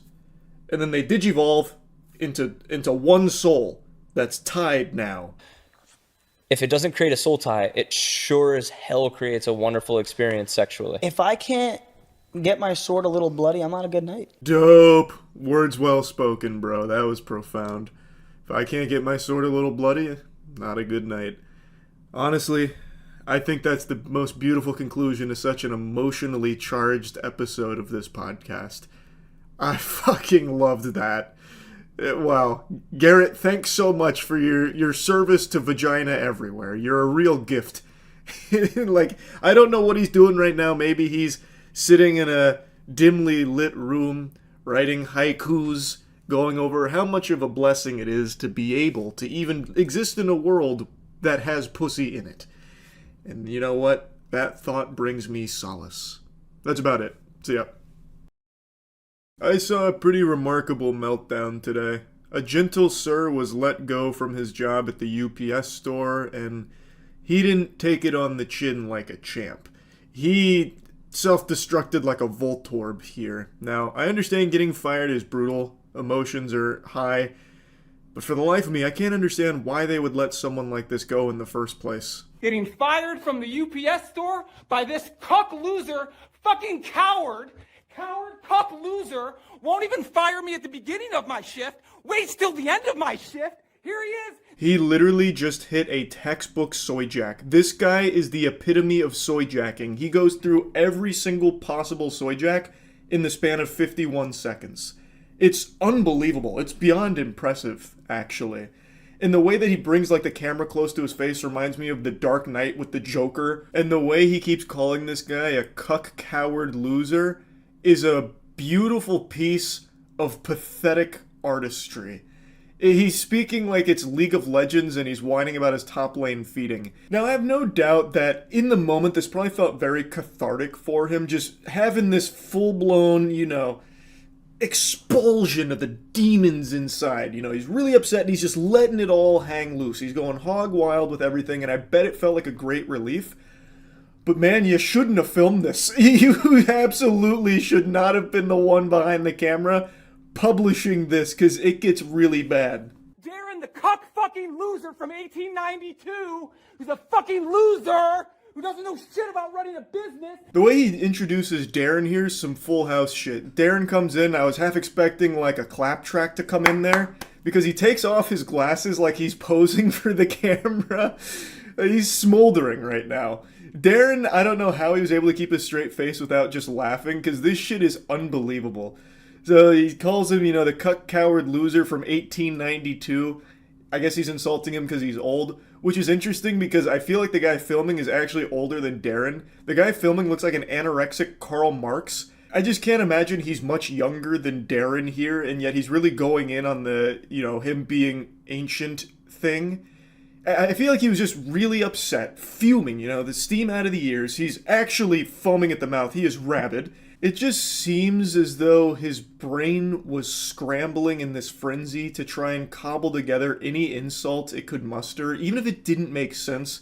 Here's Darren, Dickie Darren, aka Cuck McShartpants, from 1892, back before aviation, the Wright brothers, more like the wrong brothers, because, brother, you're wrong for firing me, Darren, cuck loser. And he's gonna let an alcoholic fat fuck named Joe fire somebody with 10 years of experience because he complained that Joe won't train my fucking coworkers, and Joe puts nigger on the fucking radio, and Joe drinks next door and won't tell shit to my coworkers. That was the most unexpected hard R I'd seen in quite some time. The Game of Thrones Season 8 writers couldn't have subverted expectations that effectively. Obviously, I had to censor it to the best of my ability, but wow. So we've gone from Darren now he's brought up this new character in the lore named Joe, who he is clearly not the biggest fan of, saying that he's fat and didn't train his coworkers, so he complained about that, which has led to him getting fired. That's his game theory on all of it. That's his hypothesis. I don't understand at all where the hard R even comes from or what he's referring to here. He's saying Joe puts hard R on the radio? Like, what the fuck does that even mean? It's fucking craziness here. He is so angry. Like, he is angrier than Broly at Kakarot, like, before he becomes the legendary Super Saiyan. Because he's a cuck fucking loser coward, just like Darren, the cuck fucking loser coward. Coward loser fucking cunt. That ending is absolute cinema. The way he goes from like this heightened emotional state to the point he's about to pass out. He actually, I'm not kidding, has foam around his mouth. He is spitting so much. And then he goes from that to like this like almost post-nut clarity moment. Like he starts to simmer down. He takes a deep breath. And then he walks away calmly. And he just leaves and then turns the camera off. And then he posted it online. I can't believe he posted this shit online. If any future employers see this, it's going to be pretty rough for him, I would imagine. Because you just had a very public freak out, as well as just dropping the hard R in the middle of it. And the thing is, like, these videos pop up occasionally where someone gets fired and they, have this very cathartic blow up about it and, like, confronting their boss about it before they leave. And in a lot of cases, you're on that person's side because getting fired sucks. And a lot of times it is unjust. And maybe in this case, maybe there wasn't a good reason for him to be fired. I don't really know. And he starts by saying that he waited till the end of the day to fire him, which I'm a little split on because on one hand, you at least get another full day's pay, but on the other hand, you just wasted a fucking full day. But regardless, it was very easy to get people on his side here for this, yelling at the boss about this. And again, maybe there wasn't a good reason for him to be fired, but this confirmed that they made the right call firing him if he is just like this ball of rage ready to bust. I had to talk about this. It was quite the meltdown. And the soy jacking, wow, beautiful. That's about it. See ya. 2025 is a year full of cinematic surprises. Movies that I thought for sure were going to be awful, like Hard Eyes, turned out to be good. And now, that same phenomenon has just happened again with The Monkey. It's as Darman says, you really can't judge a book by its cover, because with these trailers, I thought for sure they would be trash, irredeemable, putrid garbage that, at best, could become fun bad. But that hasn't really been the case. I've just been enjoying them. So The Monkey is a very silly premise. There's a haunted, possessed, evil monkey doll toy. But don't call it a toy. They make that like the tagline in the movie sometimes. That's like the slogan on the back of the fucking cereal box for it. So you turn the key in the monkey and someone will die. It'll raise its hand, it starts beating its drum, and then someone dies in a really gory, quick way. It's marketed as being based on a Stephen King short, which I feel like I see in every horror movie these days. I don't know how many shorts and books Stephen King has written, but by this point, and based on all these trailers, it must be in the fucking millions, because it seems like every concept ever Stephen King wrote. Like, the mystery of the smelly pants. It's a pair of pants once owned by Beelzebub, and now it's fallen into the possession of this unsuspecting family, and when you put the pants on, a very odd aroma starts to flood the atmosphere that makes people choke and die. A Stephen King short brought to life by the Longlegs director. So, this is directed by the guy behind Longlegs.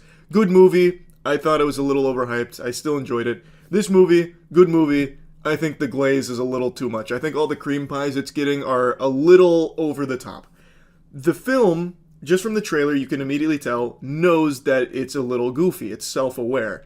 But I thought it would still be a horror movie with some comedy sprinkled in, some tiddlywinks, some notes of comedy. But this movie is not that. It is a comedy with some slight garnishes of horror that are occasionally put in there. Because all of the kills and shit are simply used as a vessel for a joke. There is no real horror in The Monkey. It is just a full-blown comedy film. Which I think is fine. It can work if it was just better at it.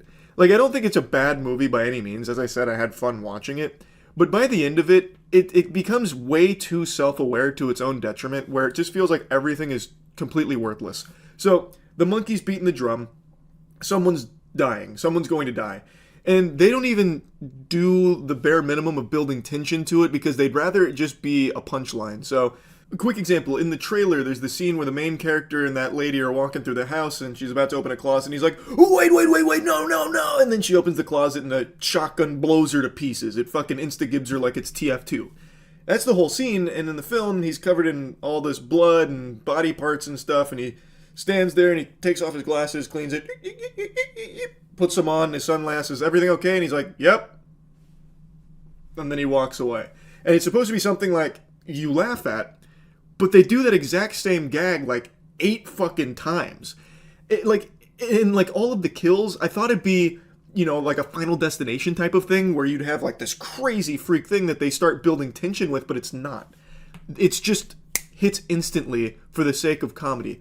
So like leading up to that woman getting blown to pieces, she's talking about all the people that are dying in really freak ways. And it just gives you a montage of like dead bodies. And that's it. Like, it shows you, like, the very end of a kill to try and make you laugh at it. Like, there's a scene, Bill, don't turn that key. And he's like, but I might. No, Bill, don't. And then as he's saying don't, it cuts to a fucking funeral and it shows that the guy had been turned into fucking cherry pie by a stampede. Like, all of the kills are just used to have the character go, yuck. And then leave. Like, it's just... Like, that joke loses its luster, and it really takes away from the rest of the film because it's pointless. Like, every death, all of it, it doesn't do anything if it's not making you laugh. Because the characters in the film don't take it seriously. A good comparison I'd make is to something like Scream, where, yeah, there's a lot of comedy in there, but they also do get serious. There's a lot of moments in this movie where I was like, okay, now it's about to get serious because, his brother is doing some fucked up shit.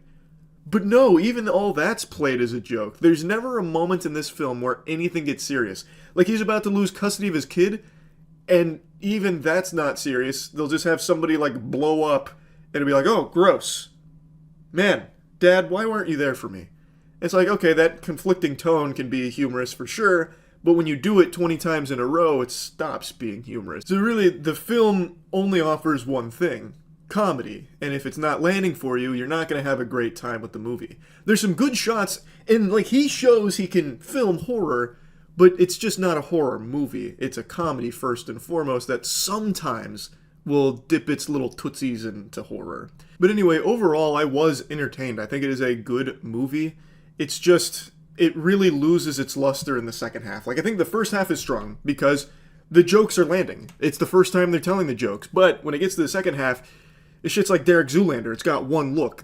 It's just the same joke over and over again. Here's someone dying in a crazy way with body parts flying all over the place and maybe some CGI blood and yuck.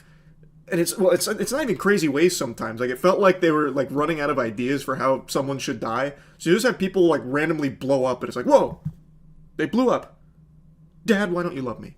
And, like, you hear the same joke so many times, you see it so many times, that by the end, it's just, like, it's tiresome. They wore it out. I really think what they should have done is keep the first half the way it is, because it is working. Like, that is when it is at its strongest. But it should gradually get more serious as he's got his son here that, you know, he's trying to protect by being an absentee father, but now he can't really protect him anymore because his son's been brought in on the family secret of the monkey that controls life and death. Like I feel like if they had played that second half more serious, it would have made everything work, and it would have elevated the comedy too, because then you can save jokes. You can make jokes hit harder if you're not just constantly having people blow up as your main source of comedy there. I do like the twin brother, though. Like the one that's descended into madness because of the monkey. I think he was really entertaining. But his time is so brief. The star that burns brightest burns out quickest. Like, he's only there for a little bit, so you don't get a lot from him. But I feel like they could have leaned into that more, where as it's getting serious, you have that more serious tone now conflicting with this very cartoonish bad guy. Like, I think that could have worked better as opposed to just still once again relying on, oh, that person blew up. Like, I don't know. I still liked it. I didn't dislike it by any means. It's just, by the end, it really felt kind of pointless. Like, there's not even really a story to this movie at all. It's just kind of a series of deaths that people don't really react to. And that's the humor of it. Wow, that person died and they don't really seem to care. They're talking about where they're going to go eat lunch. What? That's so wacky. And I have to just mention one thing specifically because it really reminded me of the bad scary movies, like, 5, where it doesn't really have a joke it wants to tell, but it feels like it needs to have one. So in this film, that's the cheerleaders.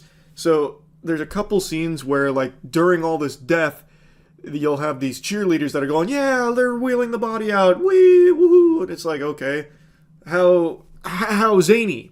And at the very end of the film, the cheerleaders come back on a school bus and they're cheering because so many people just died. And as they're leaning out of the window cheering for all this death directly at the screen, which is like a breaking fourth wall moment, which I'm never really a fan of fourth wall breaks. I think they're just kind of cringe. But they're cheering like, yeah, well, what a movie, all this death. As they're cheering, a truck comes by and it decapitates all the cheerleaders. Roll credits, that's the end of the movie. It just feels so dumb. Like, I'm using that as an example of sometimes where the movie feels like it needs to try and make you laugh, so it just does the stupidest possible way of getting to that point. And the very end of the movie, it tries to send you off with a big smile on your face with laughing at that, but nobody laughed in the theater when that came on. I heard a groan. Because, like, that's just kind of... That's really lazy. That's fucking nothing. And that's just kind of how I felt towards the end of the film. Again, I don't think it's a bad movie. I enjoyed it. Like, it's a fine film. I guess it's going to be very hit or miss depending on how much you like that joke of people blowing up and others reacting to it in not normal ways. So yeah, anyway, that's about it. So yep. What? Did I read that right? Weighted cast iron? How would that be comfortable at all, huh? This has to be like some kind of joke. Why would you want to trap your wiener in the brazen bull? Where's the pleasure in that? Get your pump on with Tingo workout gear. Oh, I see. It's a multi-purpose tool, like a Swiss Army knife. For fucking and for lifting. It's now aiming to help consumers get fit. The latest advancement in Tinga technology allows users to make the most out of their pleasure products by adding a weighted iron casing around a Tinga Original vacuum cup, which is their signature product designed for men. Simply dubbed Tinga Workout Gear, this 4-kilogram stainless steel weight is designed to give users the ultimate arm workout during their special private time to promote better health. The workout gear fits snugly around the vacuum cup, and it is then sealed into place by 2 firm iron clasps for added stabilization. Tinga's inspiring message, "Go beyond your limits," motivates users to take the ultimate challenge of the cast iron Tinga. And here's a video. This is risky, but I'll bring it up. Surely they're not going to show someone fucking it. That'd be absurd.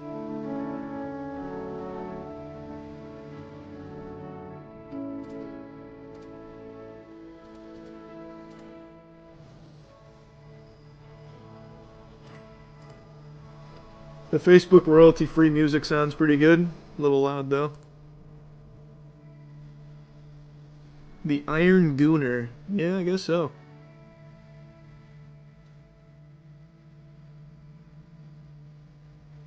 This is a pretty laborious process. Good luck AI trying to replicate this. 10 sets of 5 within the Iron Maiden. No pleasure without pain. So true.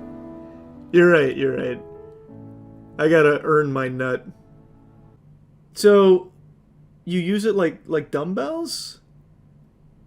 And then you fuck it?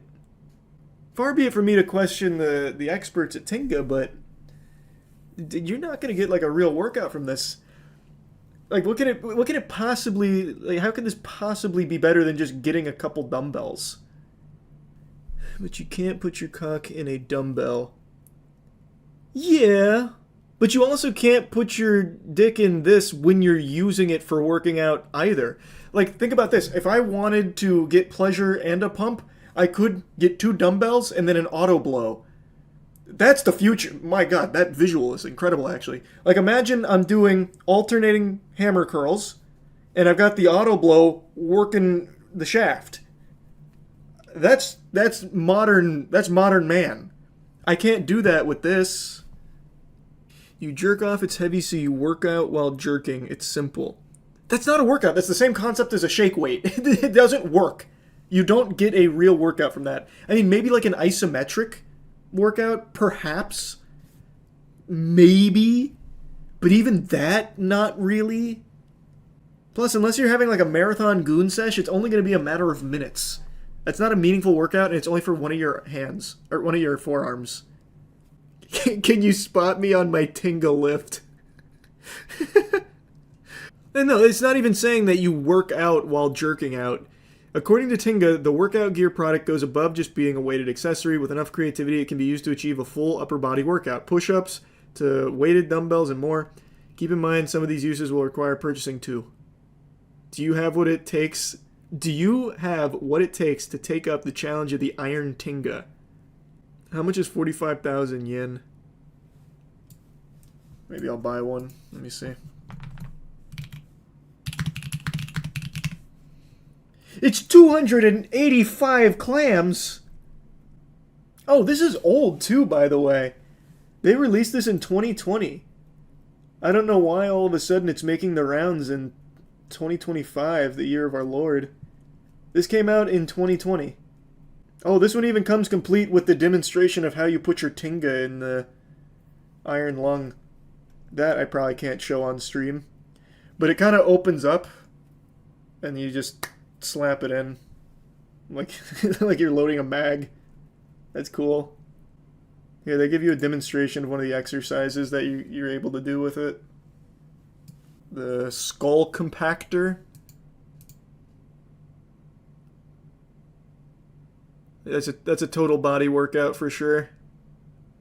There's an AI-powered fleshlight being shown at CES called Solace Pro. The future is now, old man. Don't think I can show this one. It's called the Lovins? Oh no, that's the company.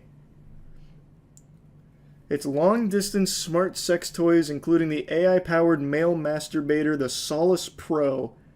They also have the Lush 4, which is the latest evolution of the brand's best-selling female egg vibrator. What? Female egg vibrate? Does that feel good? To have your eggs vibrated? Oh my god!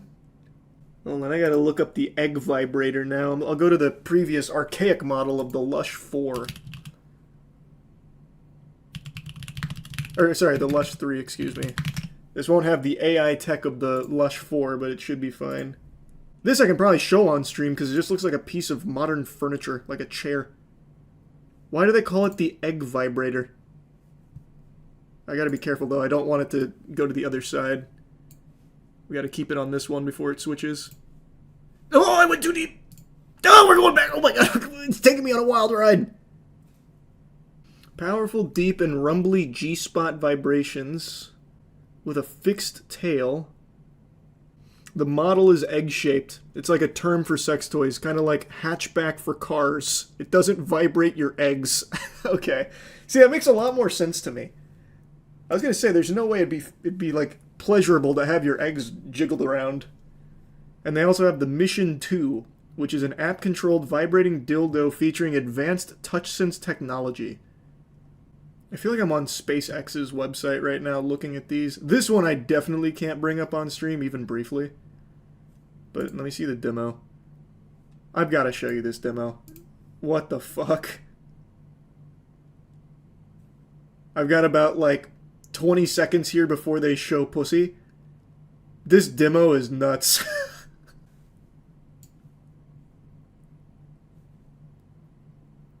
That's all the time I got on that.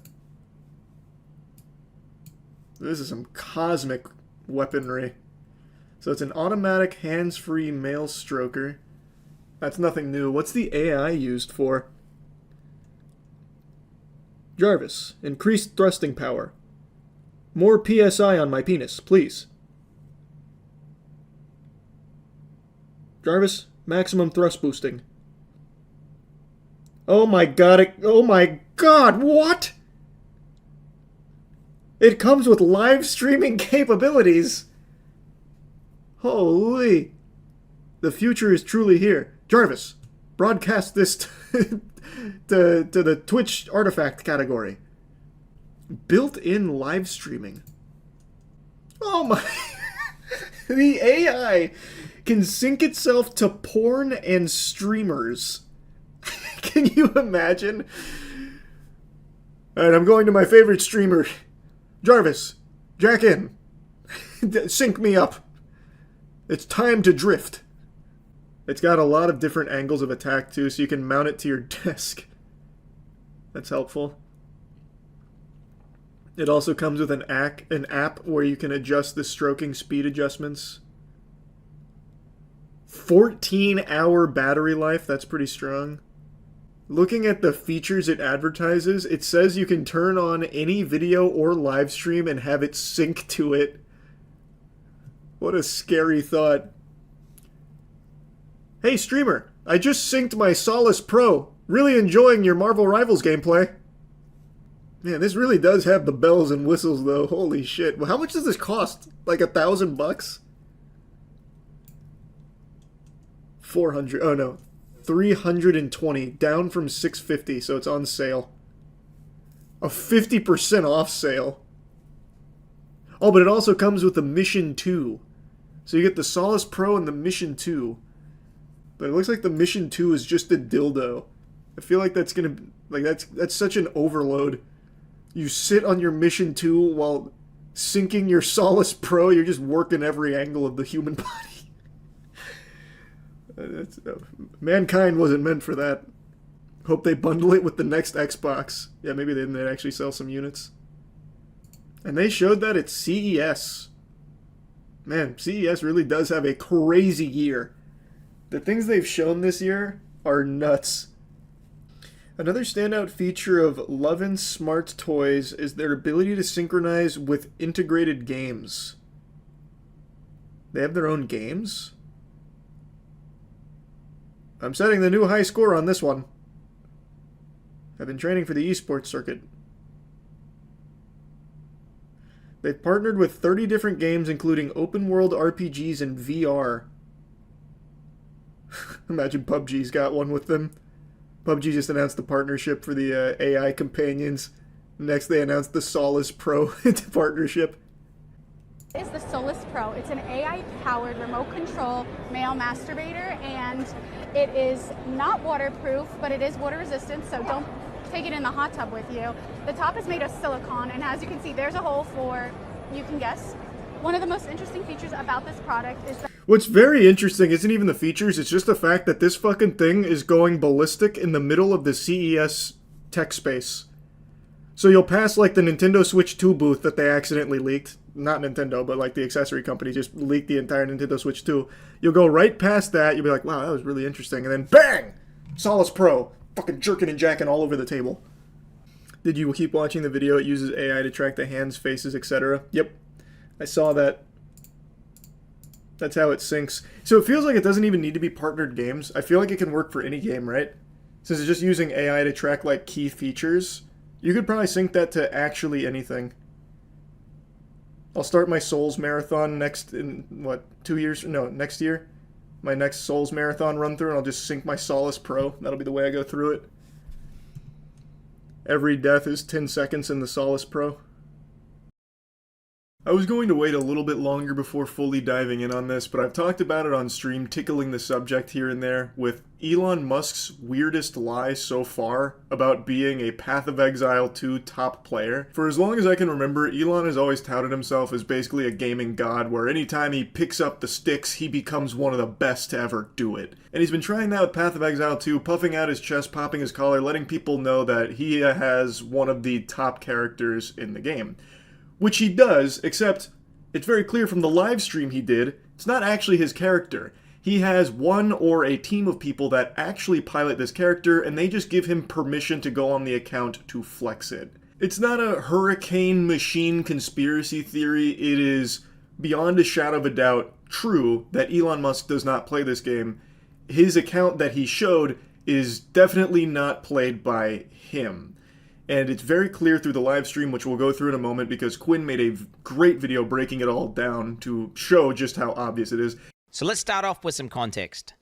Elon Musk's character is currently level 97, aka rank 12 on hardcore, that's permanent death mode. Currently, what is their highest ranked player? They're level 97, same as Elon Musk. So, I mean, he effectively has been playing, pretty much just doing nothing except playing Path of Exile. So let's just go over some of the things that happened. The reason I wanted to wait a little longer before diving into the spaghetti and meatballs of this is because I wanted to see Elon's response to it, because I know he's seen it. He is more addicted to social media than an Overwatch gooner. He is glued to this shit 24/7, so I am confident he is well aware that the entire gaming community is privy to his fraudulent claims of being one of the top Path of Exile players, and I just wanted to see how he would tackle that, because his responses are always glorious. It's always the most cringe shit imaginable, where he posts like an AI photo of himself as Iron Man. I am Irony Man. You call yourself the Joker, yet you can't take a joke. Ironic.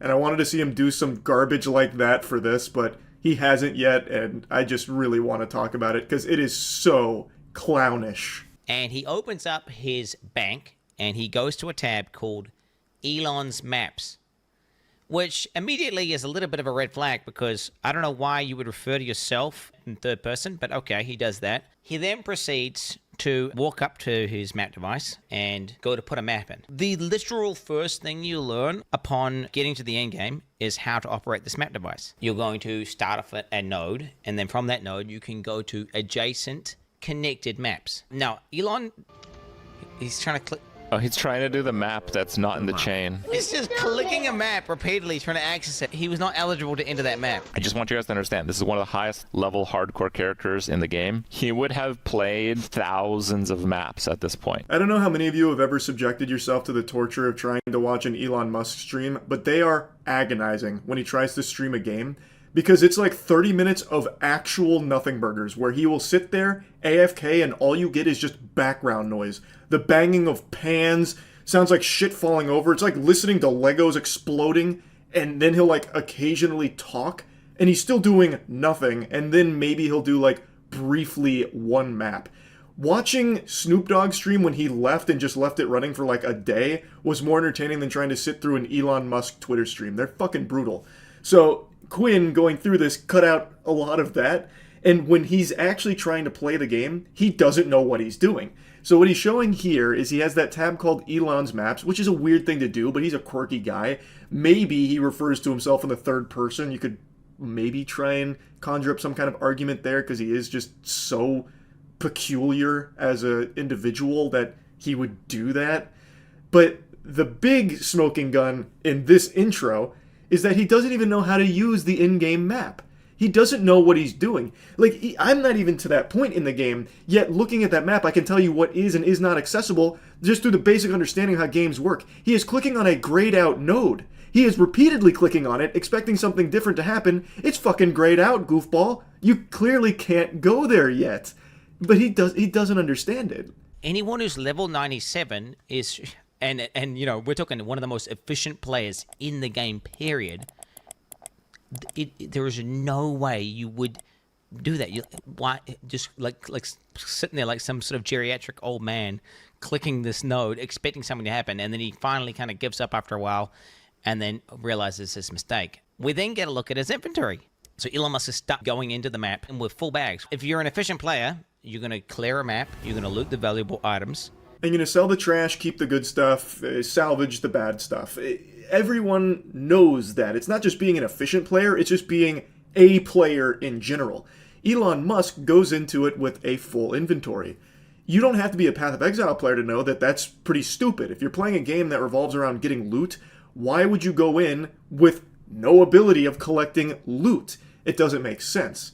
Unless, of course, you're Elon, who doesn't actually play the game and can't wrap his head around that concept that, you know, having a full inventory kind of defeats the whole purpose. You'd want to get rid of your trash. Or if all of that is just treasure, just absolute beautiful loot you don't want to part with, you'd put it in your stash. You wouldn't take it into the map with you because you need the space in your inventory. That is like actual basics. And he's already failing on the most fundamental aspects of playing not only this game, but any games even similar to it. It's actually a rookie mistake that I myself was making when I was first starting this game, where I was just taking unnecessary shit with me. I didn't realize just how quick and easy it was to just go store it or sell it. You can just click a single button, it'll make a portal to the town, and you can just sell it and then go right back through that portal to where you were. You don't lose any time or anything. It's not a hassle or a chore. And it's something that once you start playing the game, you become privy to.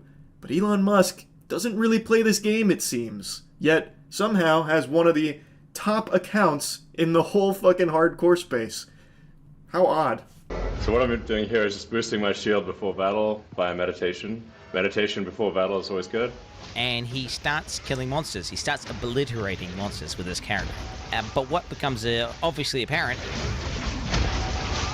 Chaos Orb, no loot filter. Filter is like, no, he's just running past Chaos Orbs! He just ran past the Chaos Orb! Chaos Orbs are one of the most important currencies, and they're also really rare. I have about 140 Exalts. I have like 9 Chaos Orbs. Just so you guys understand. This fucking goober doesn't even have the wherewithal to loot one of the most valuable currencies in the game with a Chaos Orb. So I'm 30 hours deep. I've seen one. I've seen one in 30 hours.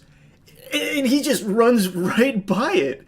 He doesn't know the game at all. The only thing he loots are completely meaningless waystones. They're not fully meaningless, but for where he's at in the game, it's not what you'd be prioritizing for loot. But the reason he's clicking the waystones is because those are what's highlighted. Meanwhile, Chaos Orb wasn't highlighted, so in Elon Musk's little, like, caveman brain, not shiny, not need. So he just ignores it. He doesn't know the game.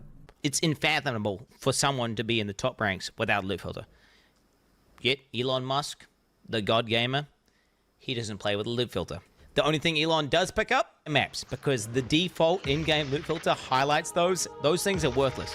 The actual items of value that he should be picking up, that he would have had to pick up in order to get the gear, leave it on the ground. He gets to the boss, he's fighting the boss, and I want to say for about 10 seconds, he sits there and he's out of mana. Mana is a resource in this game where you need it in order to use your abilities. He just sits there, default attacking the boss without activating his mana flask. Anyone who's played the game and understands the character would understand, like, oh, I'm not doing any damage because I'm out of mana. There's no explanation for him being bad at this character at this level. If he was the one that has been piloting it this whole journey, he would have mastered it. And what Quinn is pointing out is that he clearly hasn't. You can tell from his gameplay. When he's fighting this boss here, he is out of mana for an inexcusably long period of time. In Path of Exile 2, if you go out of mana, if you play League of Legends, you can immediately pop a mana flask and get it back to continue optimizing your DPS. He doesn't do that. His character is juiced out the wazoo, so he's able to get away with being so dog shit. But the fact that he doesn't pop his mana flask for like 10 seconds is crazy to me. And anybody who plays the game. It's not him being some kind of chess master galaxy braining this, where he's being frugal with his mana. Well, actually, I made a calculation that it would be suboptimal if I had popped one of my fucking 20 mana flasks at this moment, because you wouldn't understand. I'm one of the top players in the game. I'm thinking, well, 5 steps ahead of you. It's just him just being bad. It's him being bad at this character, because it's not really his character. Whoever is piloting this account behind the scenes and boosting it lets Elon go on and do these really easy maps where even when he's super shit, he can get away with being bad and not be punished for it. He then goes on to loot items off the ground. He starts dragging them into his bag. Like, I don't even know how to describe to you how painful that is to anyone who actually plays the game. And his bags are full, and he just keeps clicking it over and over and over again. Nobody, not even people who are kind of noobs at the game, do this. I don't even think Elon Musk has done the campaign, honestly. I also don't think he's finished the campaign, and I'm going to go a step further. I don't think he has ever really played an ARPG to a high level at all, including Diablo. Nobody, I mean actually nobody, is going to drag their loot into their bag once they spend any amount of hours in Path of Exile or Diablo or anything. No one's going to be doing that. That is a mistake that only your grandpappy would make if you sat him down to play this game, where you just slowly drag in the loot. Nobody fucking does that. So I really question the authenticity of his claims of being one of the top Diablo players through his own sheer blood, sweat, tears, and elbow grease and cum. I think something similar has been happening for him on Diablo, where he has people behind the scenes playing the game for him, and then he just goes on occasionally to do a couple maps to flex on Twitter streams. You're also an innovator there. Yeah, I've played a lot of video games. You think about like StarCraft, any game where a lot of people are playing. To rise to the top, you have to be exceptional, period, as a human being. Yeah. There has to be something exceptional about you. Yeah. Are you in the top 20 in the world, or the top 20 wow, in Diablo? Yeah. A ton of people are calling this into question now after watching the Path of Exile stream, because those are transferable skills. If you're really good at Diablo, you should at least be pretty good at Path of Exile. And he's just not. And he lacks the basic understanding of ARPG fundamentals. So how the fuck could he be one of the top Diablo players and be this clueless for Path of Exile? It just doesn't make sense. It just doesn't compute. His settings on the map transparency are turned on by default. His life values are turned on. All these basic settings that anyone in the top 100 would do, he is not doing. Maps can effectively have different content on them, and that content will be signified by icons on the map. So it could be a map which has an expedition in it, a breach in it, or it could be corrupted. Elon starts looking through the atlas, and he finds a map with, I kid you not, 4 things on it. There are 4 things there. So this one has a real risk of dying.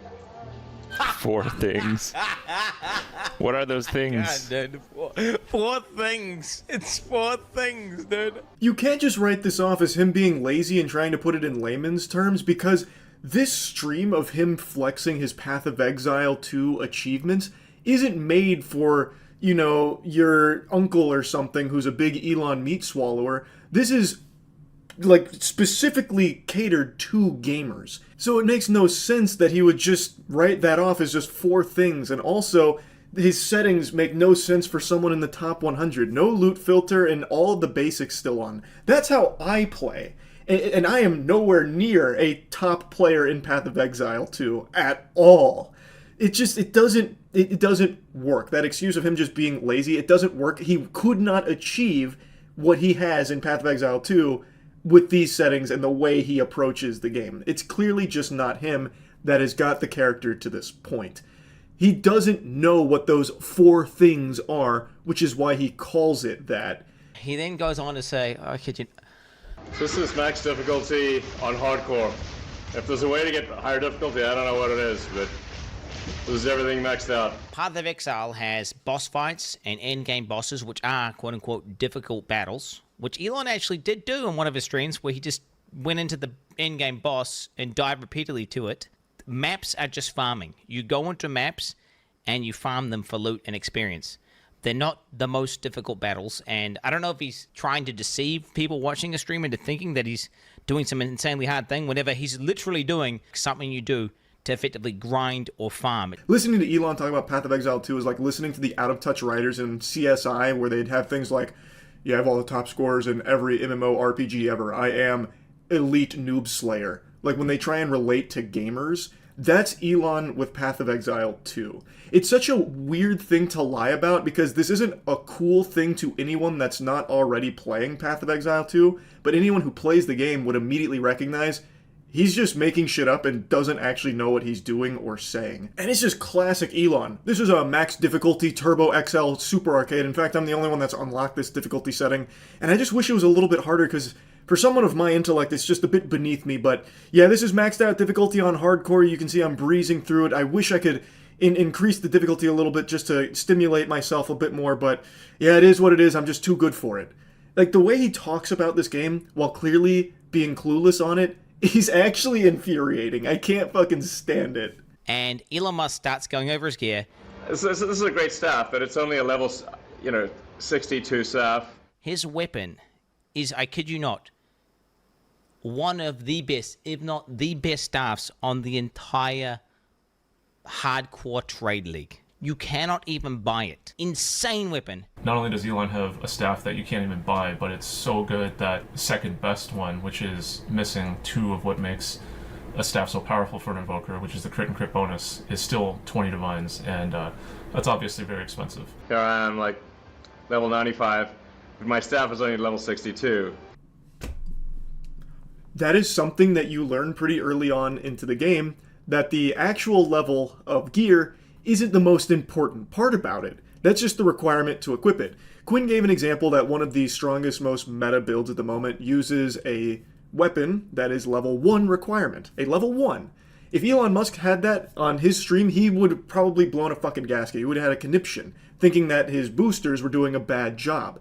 But they're doing such a good job that it has become blatantly obvious that Elon is not the one behind it at all. His weapon is nuts, yet he is fixated on it being level 62, thinking it's beneath him because he's a much higher level. He doesn't grasp the concept that it's not the level that makes the weapon good, it's all of the blue stuff there. You can't reach this point in the game without that basic understanding. You just can't. Like, he's talking like he needs to upgrade his weapon soon. Like, yeah, I need to get myself a better weapon, one that reaches my potential at level 95. But for now, this is getting the job done. I'm able to do all of this with such a low-leveled weapon. It's fucking insanity. My helmet is level 56. Int, lightning, and chaos resist. Okay. It's only 56. Amulet level 61. Ring is only level 48, 49. At least a level 75 jacket. It's a jacket with 6 things. Yeah, tell us how bad the item that only drops from the highest difficulty of the hardest boss. Just tell us that it's only level 52. Did you find this at level 52? That's impressive. Level 52 here. They can only ever be level 52. Bro, Elon Musk is a fucking fraud, bro. Pretty low level compared to my character level, but it seems to work pretty well. In softcore, you can get much better equipment. Seems to work pretty well is an understatement. He is a fucking force of nature with this gear. He is beyond juiced. The actual pilots of this account have done an extraordinary job of making an absolute deity with this gear here. And yet Elon can't recognize that, because he's not the one that did it. He only mentions the item's level, the least important part about items in the game. And once again, the excuse of, oh, he's just being lazy and he's trying to put it in layman's terms so people can understand. People know, like, level 62 versus level 95. Well, no, because that doesn't work, because the 62 is extremely good regardless of him being level 95. He could be level 1000 and that level 62 weapon is still going to be fucking unbelievable. Like, he just doesn't understand how the game works. He just doesn't. Like, if he didn't want to go into detail on everything for his gear during the stream, that's fine, but he is actively saying that the gear isn't really good because of its level, which is so false, it's laughable. That's why he is being giggled at by both Crip and Quinn during this, because he is beyond clueless as to what he's even looking at and what he's talking about. And from his gameplay, it seems he doesn't even really know how to play the game itself either. I would wager a guess he's maybe spent a couple of hours actually playing the game, but only like clearing maps. I don't think he has ever picked up a piece of fucking gear in his life or worked on a build or anything at all. I don't think he even knows how to use like skill gems or support gems or anything. I bet if you asked him to bring up like certain things, like explain why this gem is where it is, he would have no clue why. If he brought up his skill tree, he would have no idea what's even on it. And like if you asked him about trials, he would hit you with big fucking question marks or just ignore it and move on. He doesn't know the game. And he proved it with this live stream here. But the question needs to be asked, why? Why even lie about this in the first place? Again, this isn't something cool to people who don't play Path of Exile. But anyone who plays Path of Exile is going to recognize that you're a fraud. This is not your account. If he was honest about it, saying like, hey, I tried Path of Exile, I really liked it, but I don't have time to grind it, so I paid people to grind it for me, I think people would have a little bit more respect for that, as opposed to him cosplaying as one of the top players, pretending he's the one actually putting in the work and doing it, when he's definitely not. And if you needed any more proof that Elon is 100% boosted, he was playing the game today, inside of maps, blasting, while simultaneously on a X space. Yeah, RIP. So Elon's account, Percy, did die, and in hardcore that is permadeath. And I'm not sure if it was Elon that died on it, or if one of the people he paid to boost it made a mistake while grinding. I'm not sure. But I love the idea that it was Elon who bit the dust on it and bought the farm, because the people that actually put the hundreds of hours into getting this account so juiced out the wazoo are probably fucking furious. Like, they set Elon's maps aside, which are very easy maps for him to clear for the sake of flexing on Twitter with this account that they're actually putting the work into, and yet somehow this bumbling buffoon still finds a way to die on this overpowered character, just reverting all of their hard work to zero. It's just a beautiful thought, because they set aside easy maps for him. And maybe he got a little too big for his britches. Maybe what happened is he saw all the people, you know, calling him out for obviously not playing this game. He's like, okay, I'll put on my big boy britches and I'll do some hard content, and immediately just gets fucking washed. Like, just actually rinsed. I'm very excited to learn how exactly this account perished, because I feel like he'd probably mention it, you know, like what happened? What went so wrong? But yeah, I wanted to talk about this a bit. It's such a weird, stupid thing to even lie about in the first place, and yet here he is telling blatantly obvious fibs. He's got all the money in the world and all of the insecurity imaginable. He has this desperate, insatiable appetite for unconditional love from everyone, and in this pursuit makes everyone hate him through being just a lying cringelord. Like, this is such an unnecessary lie to even tell. He just wants to be viewed as the smartest person to ever grace this fucking space rock that we live on, and the best at everything he even attempts to do, even when he's just not. He could have actually probably scored a ton of brownie points with gamers by saying, hey, Path of Exile 2 is a really good game, I'm learning it right now, watch me stream the early game content. And people probably would have actually really applauded that, because he's playing it on his own two legs here. He's playing and learning it, and that could have been a really easy way to relate to gamers. Like, hey, this game's great. I'm going to start learning to grind it. I'm not very good right now, but if you want to check out my early game, here's the stream. And I bet it would have been received far better than this dog shit. He is poorly playing an account that has never actually been piloted by him. But it's an account with a lot of prestige because it's so high ranked, and that is like the most appealing thing to Elon. It's just, it's nonsensical. He's so fucking cringe, it's crazy. That's about it. So yeah. One of my favorite new lol cows, the Gadoosh God, Wes Watson, has just had a crazy development in his lore as he continues to spiral. He has become an impressive clown.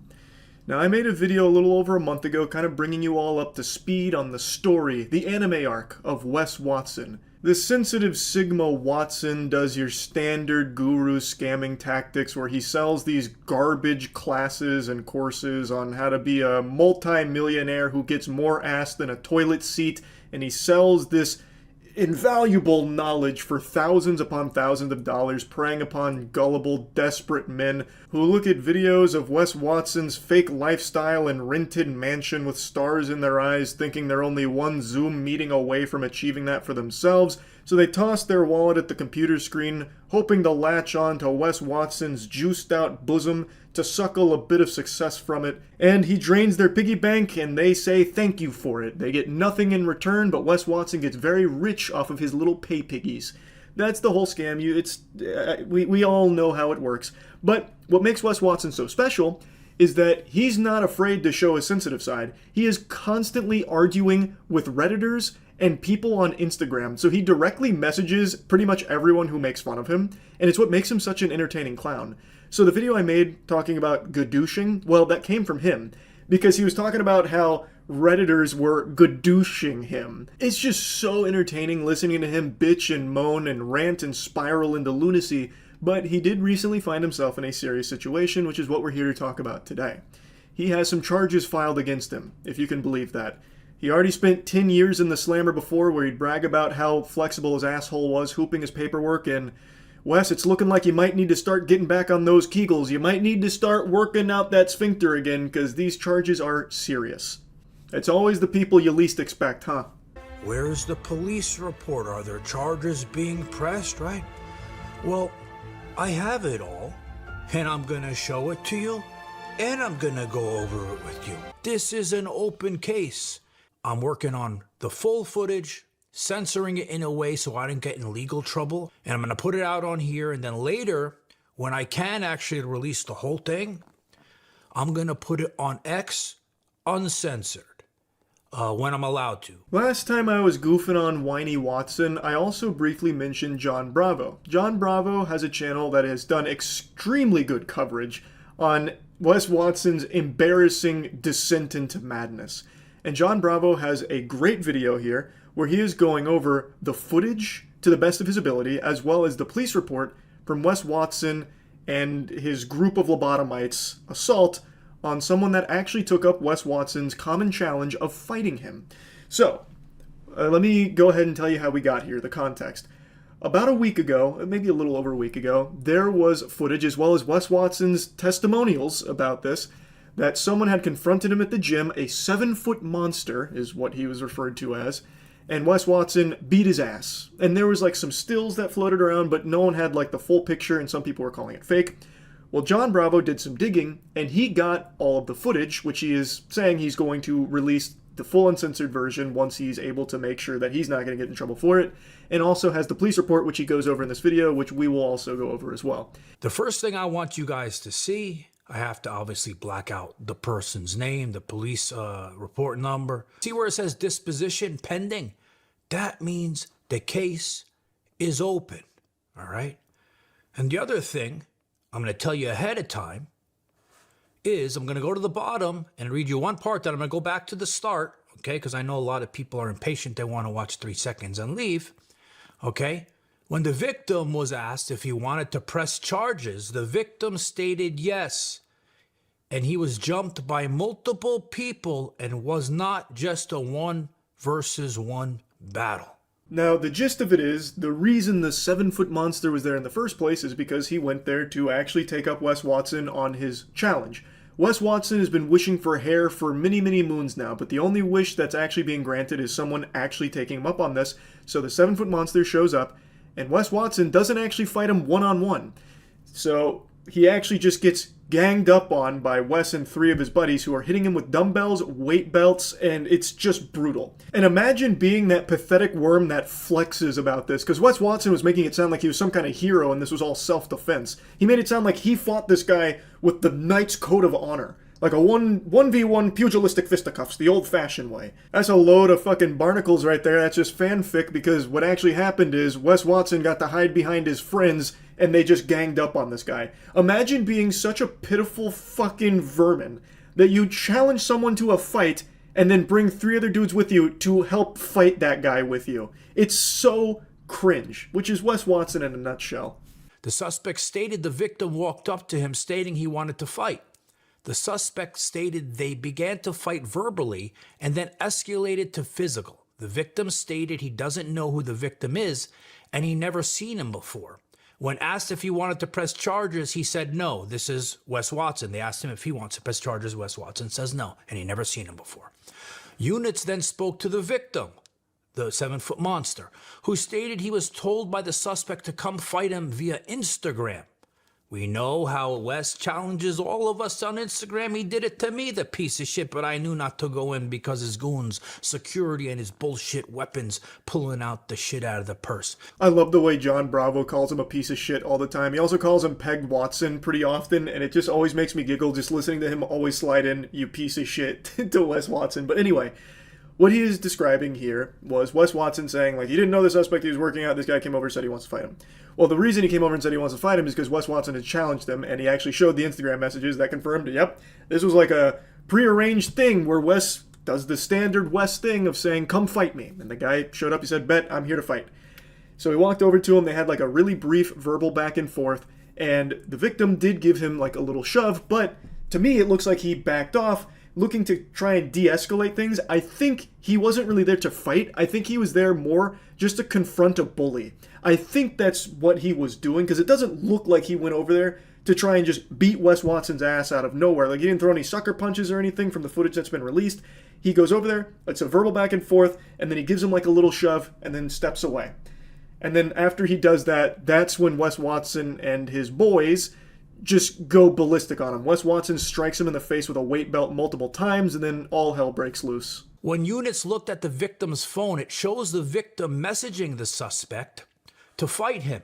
The victim then stated he went to the gym to confront the suspect. So now we have the motive. So he wanted to go to the gym and fight Wes because Wes has been challenging all of us to come there. So he went to fight him. But I don't think he knew it wasn't a one-on-one battle with Mr. Pegged Watson. It wasn't even a battle at all. It was checkmate before the game even started because Wes was traveling with 3 of his friends that were using weapons to defend Wes Watson, even though there wasn't really a threat to defend him from, at least not in my eyes. So like that initial shove, that is instigating for sure. I get that. They're in a verbal argument, but after the shove, he backs off. And it doesn't look like he ever planned on like striking at Wes until the weight belt hits him in the head twice. They then get into a verbal argument, and then he kind of like falls forward at Wes Watson. Maybe he's kind of lunging at him, but it also looks like his friend hit him with a dumbbell and it sent him forward, so it's kind of hard to tell.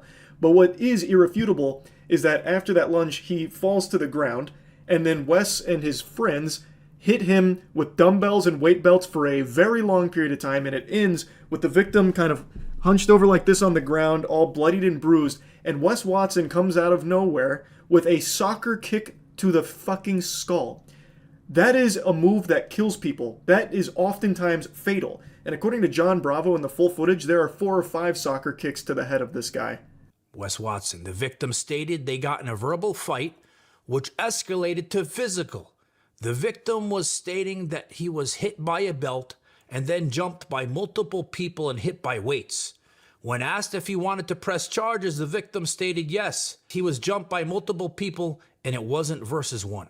After reviewing CCTV footage of the incident, so the cops watched the CCTV footage, the victim places his phone down next to a weight machine as if he was attempting to record the encounter. So he obviously recorded this knowing full well that he wanted to film his confronting of Wes Watson. So now we know why it was being recorded. It wasn't like a staged thing, which is what a lot of people thought it might have been when this initially started to float around. It's all very real and all confirmed in the police report here. The suspect then swings the belt towards the victim's head, appearing to hit him.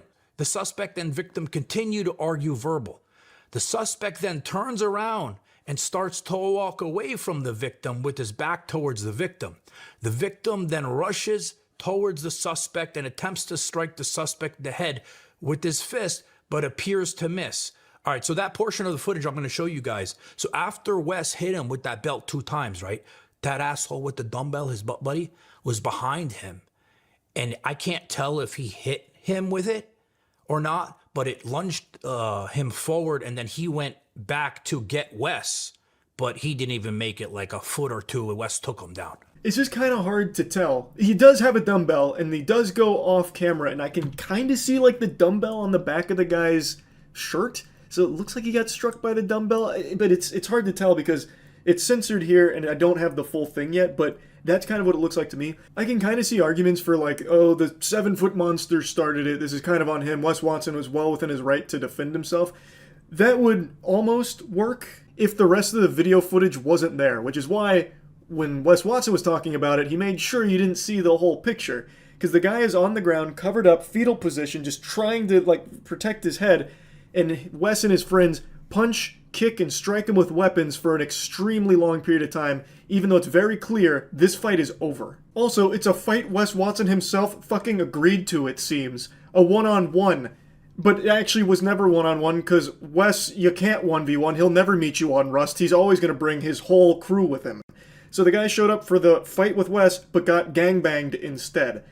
The suspect instantly reacts and gets the victim on the ground and begins to strike the victim in the head and face numerous times with his hands. Yeah, I counted 45 fucking times.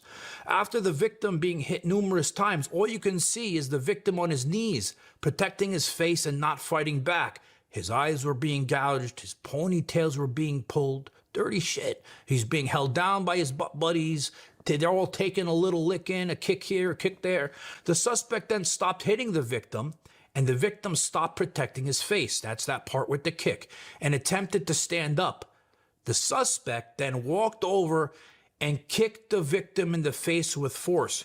That's that soccer kick. But prior to that soccer kick, there was 4 soccer kicks, 3 or 4 hard ones to his face. No exaggeration, that kind of kick kills people. Straight up. That has put people in the dirt thousands of times over. And this fight is clearly done. There's no more threat to Wes or his group of goofballs. There's no threat there at all. It's done. And Wes Watson comes back like a post-credit scene to deliver one more soccer kick to this man's skull, which literally could have just killed him. But I've still seen people just try and say that everything that happened here is justifiable as self-defense for Wes Watson because the guy came up to him and started it. But I just don't fully agree with that because I feel like the fight is over when 4 people are collectively beating a man with weapons on the ground.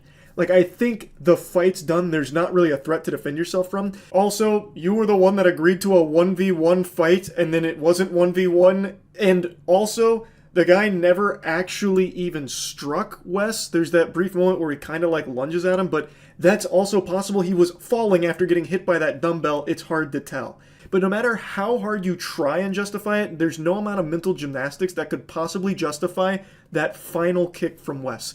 Because again, he crawls away on his fucking hands and knees. This is clearly over. Wes Watson's fucking friends have even left at this point, but he still comes back around like a jump scare to deliver that soccer kick, which could have just been fatal. So there's just no way anyone, not even Saul fucking Goodman, could make a convincing argument that that still falls under self-defense. Even Wes Watson's own friends have left. And he has crawled away on his hands and knees, not even looking at you. You come back to attack him. While he was already done, and they didn't say it in here. I'm going to show it to you guys in the footage. The victim stated at the hospital that he wants to press charges. When he was first put on the ground and stated he was telling the suspect to stop. Victim had the left side of his face very swollen lips, and was bleeding from the nose and mouth. Charges are being pressed. The case is open. I have the body cam footage coming. I have the full fight footage coming.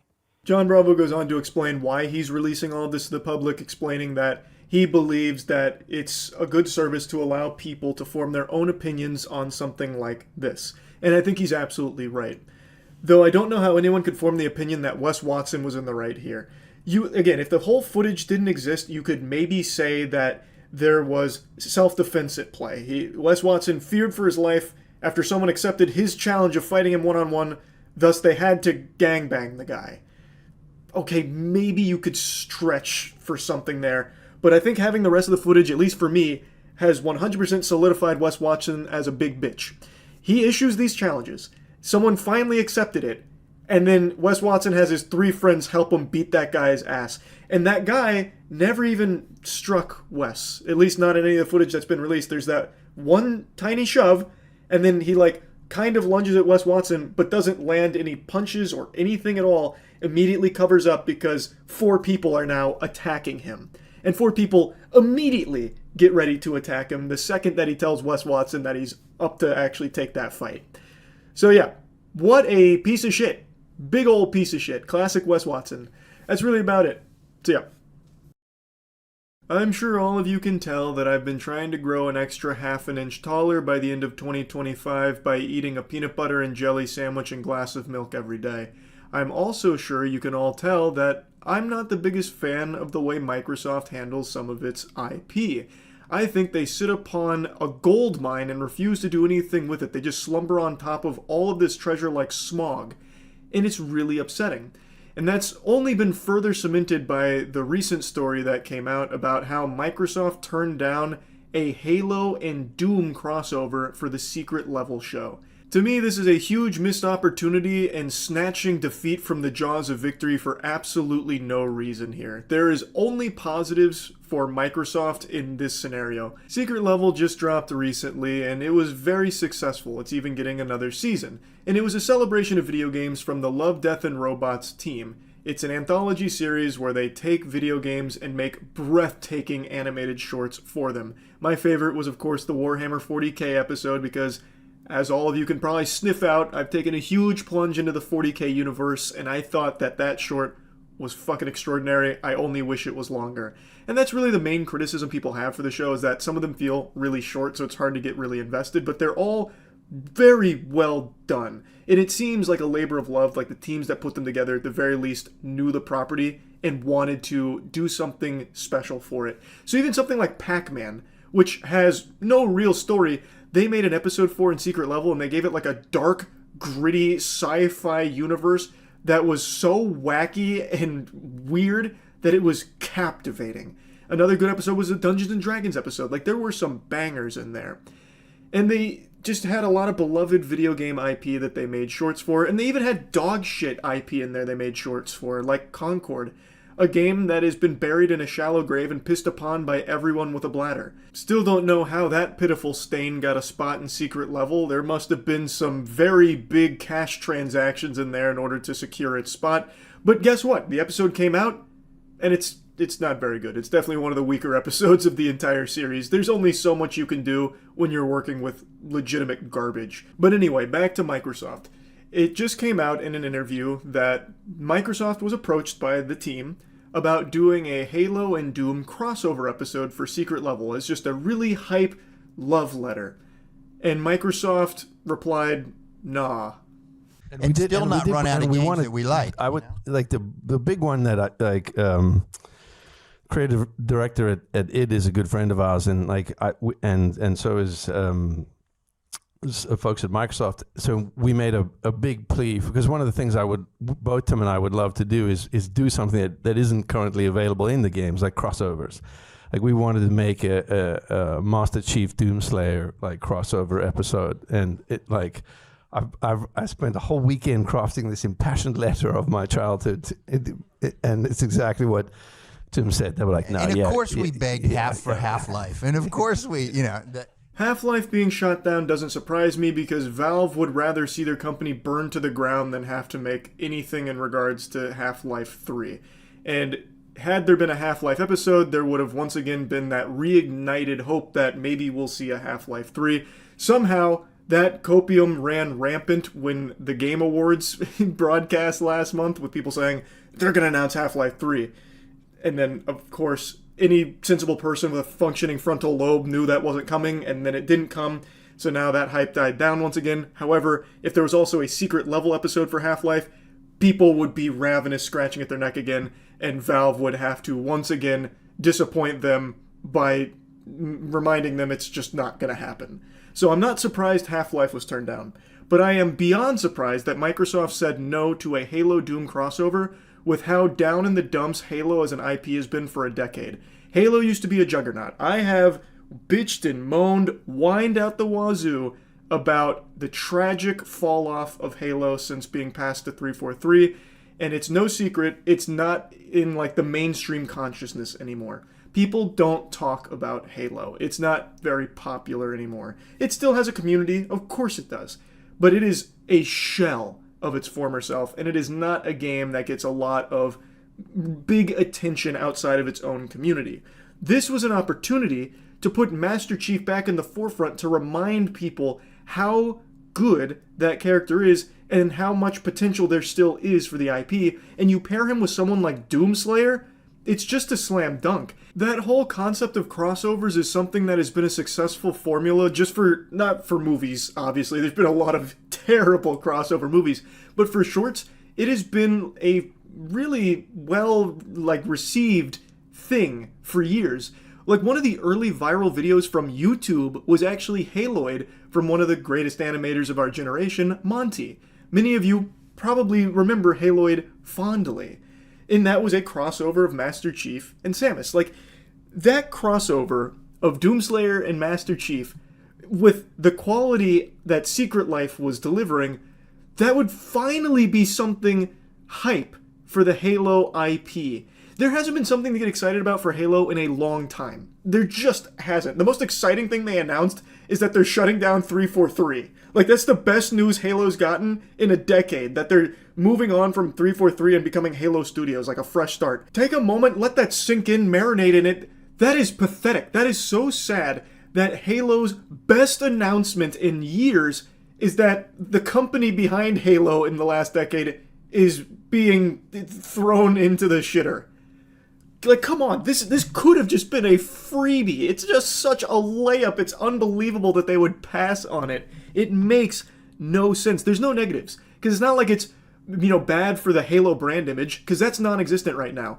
And it's not like they have anything that competes with it. The Halo show's finished, thank God, because that was a tragedy. I guess it is possible that Microsoft is so delusional that they're very proud of that show and think that that's like the gold standard of quality they want for the Halo IP. Like, this is the best Master Chief can ever be, by constantly flexing his butt cheeks at us on screen. Master Cheeks, like, this is the best they can do. Why would we ever dabble with something like animated Master Chief and Doomslayer? Oh, that's below us. We've got this Paramount Plus Halo show that nobody likes. That's the good stuff. Oh, come on. It's so stupid.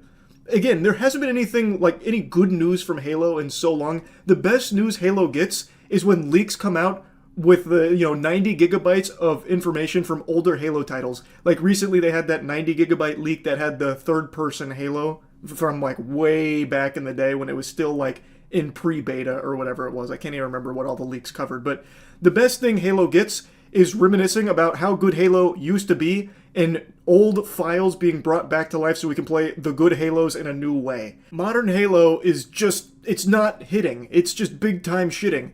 This could have been your way of saying, it's time Halo is cool again. So here's Master Chief with Doomslayer.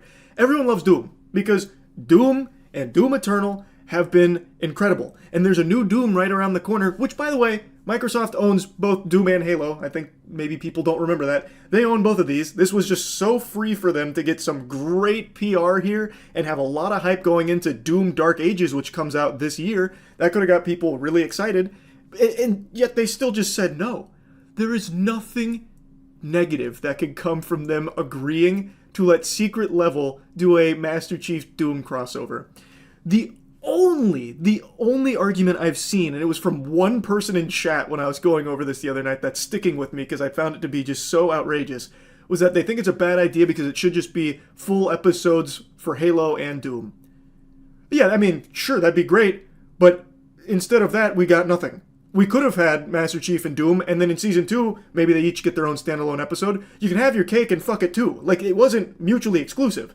It's not like by turning down the crossover, now all of a sudden they're going to get their own full episodes for Master Chief and Doomslayer. I don't know what fantasy that's coming from. You could have just said yes to this, and then also, maybe it performs so well for Secret Level that they absolutely guarantee more Halo and Doom for Secret Level in Season 2. Whereas now, Microsoft just shut that shit down with an iron fist. Probably won't see them in Season 2 would be my guess. Microsoft just does not seem interested in playing ball here. They really think they know best, and the best thing Microsoft knows how to do is nothing. They own everything and do nothing with it. It's craziness to me. It's absolute insanity. But this goes a step beyond that. This isn't doing nothing. This is actively going out of their way to self-sabotage their property. Actively being a hindrance to their property being more popular and having more hype behind it. Like, they are actively shutting down opportunities that are good for it. It's just sad. It's not like this required some huge lift from Microsoft where they need to put tens of millions of dollars into the production of this. All they had to do was say, yes, that's it. As far as I know, it's not like Microsoft is going to have to pay them for it or anything like that. This was them wanting to work with these two properties because they're such big fans of it. They wrote this giant letter pleading with them to let them use this and make a really cool crossover episode. It's not like this was something that had a huge ask from Microsoft, and yet they still just said no. They are just so allergic to fun. They are anti-fun. It's like Plankton needing to be taught what fun is by SpongeBob, but Microsoft refuses to learn. It's just so pathetic. So yeah, I just wanted to rant about that a little bit. Was thinking about it again today. That's it. See ya. Alright. Let's see how it goes. I'll play as... We'll do Liam. He seems like a bad boy. Furrowing his brows a little bit. Displayed nudity on patients. I'll probably get in trouble if I said yes. So that's gonna stay off. To a nearby hospital. Can do. Remember, it's not just about speed. It's about making the right decisions under pressure. Lives depend on it. Oh The man. faster you learn, Ketamine hit so the sooner you hard his hit the fucking critical wig cases. flew off. Stay sharp and always be ready. Move! Ugh, we're running out of time. Out of the way! Out of the way! Ah, Jesus. I got lives to save.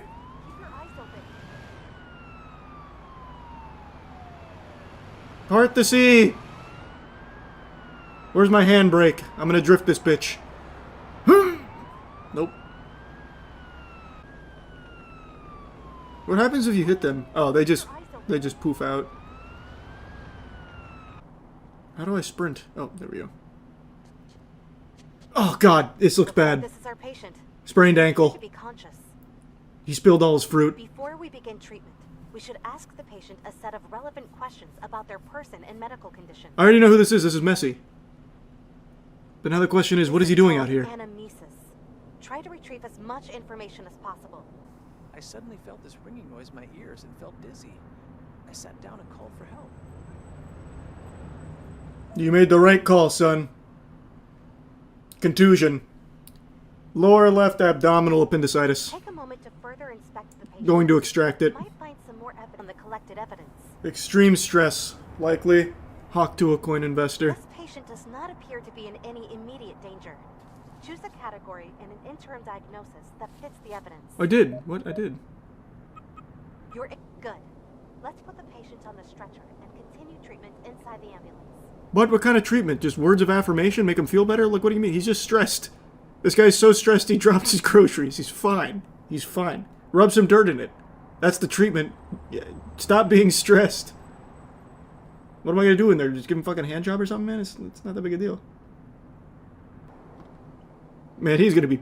You thought he was stressed before. Wait until he gets this ambulance bill. Brother, I'm telling you, you might want to just think about, like, saying no. You might want to be like, hey guys, actually, I'm feeling a lot better now. I squeezed on a fidget spinner, I'm feeling good, because the second you get on this stretcher, that's 850 clams minimum. You sure? Are you sure? Hey, it's your bill. It's your bill. Hey, you called us. Patient's vitals in more detail. This can only be done inside the ambulance. Man, we got him fucking strapped down. This is doing nothing to help his stress. Do you want me to pick up his groceries, or you want me to just let that shit rot? I'll leave it. I'll leave it. I don't know what I was thinking. That was a stupid idea. Yeah, I'm just gonna leave it. Good work. Vitals are displayed in more detail inside the patient protocol. Feel free to take a look. Yeah, let me take a peek. What did we learn? I finished the treatment. Hey, do you feel better? You're looking a lot better, sport. Drive us to the closest hospital.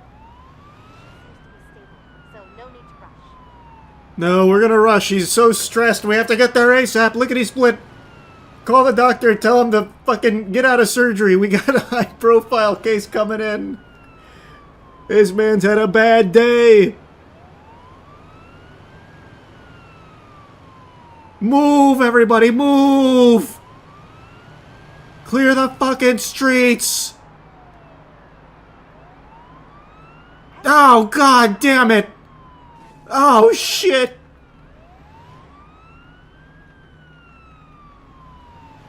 Lord have mercy, there's trash on the road, too. I'm taking the shortcut. Ah! Dukes of Hazzard style. Don't worry. Oh, God. I'll de-stress you. Lord willing, you'll be the fucking least stressed man in all of San Pelicano. Oh, God. That's my Hippocratic oath. Roll out the red carpet! Let's unload the patient and transfer.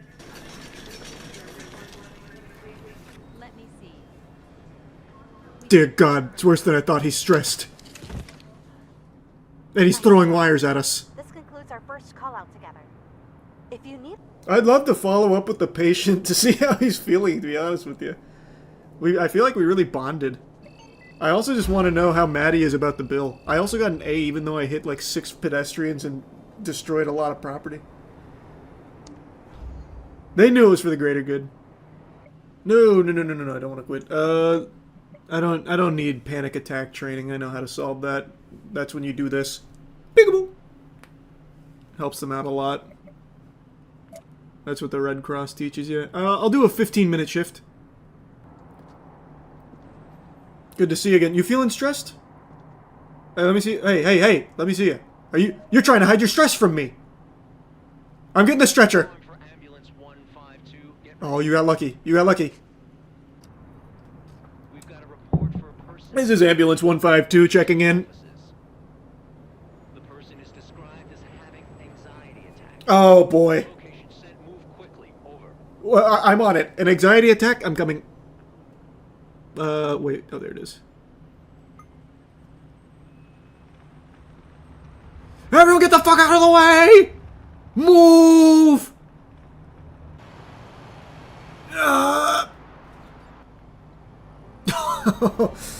Okay, they don't like it during, like, the non-tutorial section. I want a bigger fish anyway. Give me like some kind of crazy one, like a fucking asteroid came down and hit a couple having a picnic in a park. Let me tend to their wounds. Move! Can't you see there's an emergency? Move!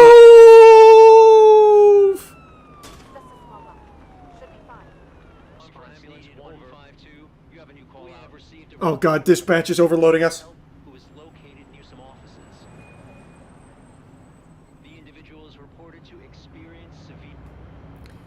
It's the same guy having another anxiety attack. Oh, out of the way! Out of the way! Oh, hold on, I see you're making a hole for me. Thank you. Shooting the gap.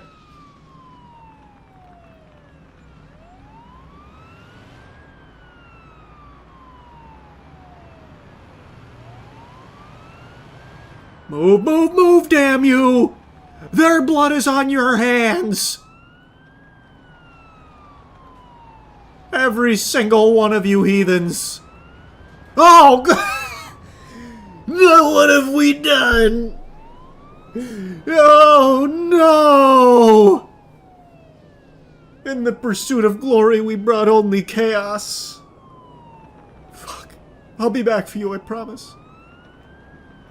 Stay strong, citizens of San Pelicano.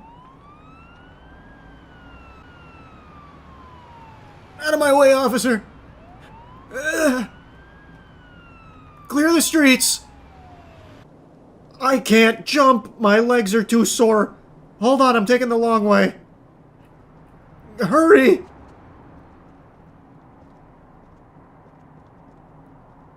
I'm here. Oh, what's going on? What's going on? My whole body's aching. Oh, it's okay. I'm here. Don't worry, I got you.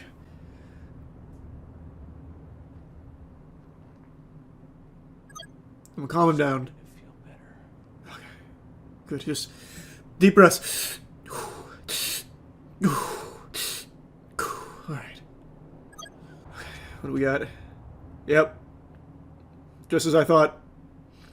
Mm-hmm. Yep. Yep. Confirms my suspicion. Yep. Mm-hmm. I knew it. He's suffering from a chronic case of stick-it-to-the-man-neosis. Mark it in the sailor's log. Can I give him a tourniquet? Yeah, I'm gonna put a neck brace on him. This is gonna make you feel a lot better, trust me. Okay, we've got him braced.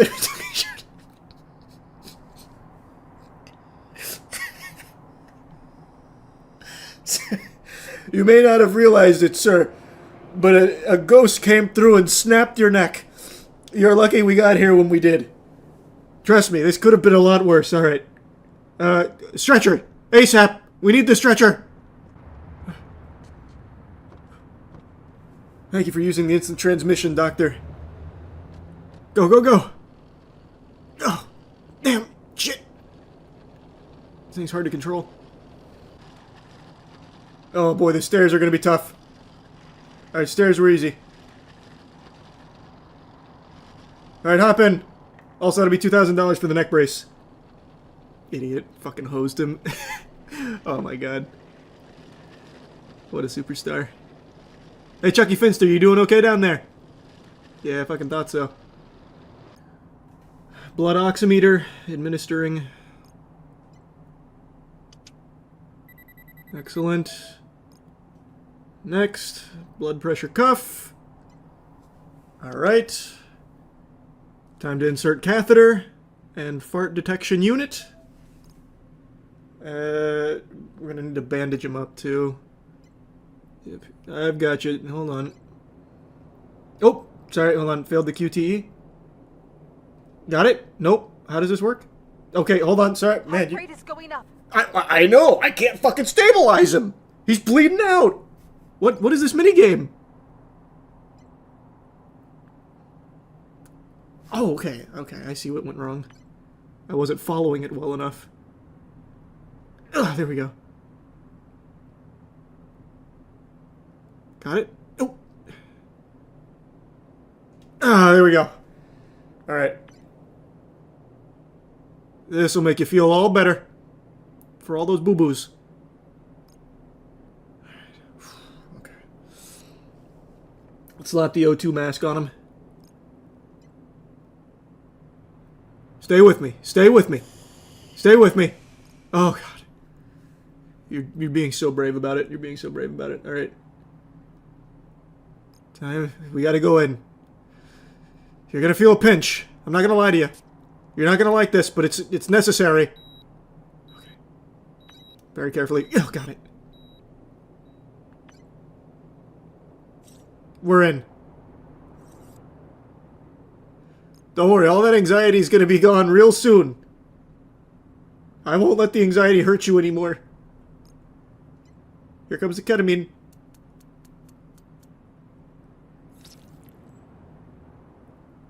There we go. There we go.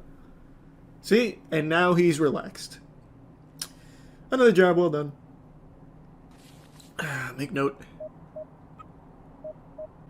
Get him to the hospital. Take good care of him. If he asks for more ketamine, give it to him. He needs it. Damn it, his heart rate, it's climbing. Oh, wait, no, now it's going down. He might be ODing.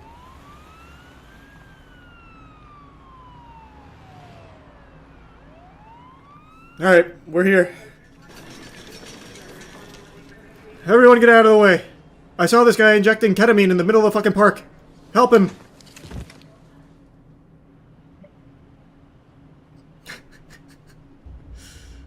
Hey, a B rating for that? That's not bad. That's textbook. Shift is still not over, too. What else is in store for us? Holy, what a day. Feels right to do something good. You know what I mean? What's better than serving up smiles? Oh, I don't need the sirens on. No emergency here.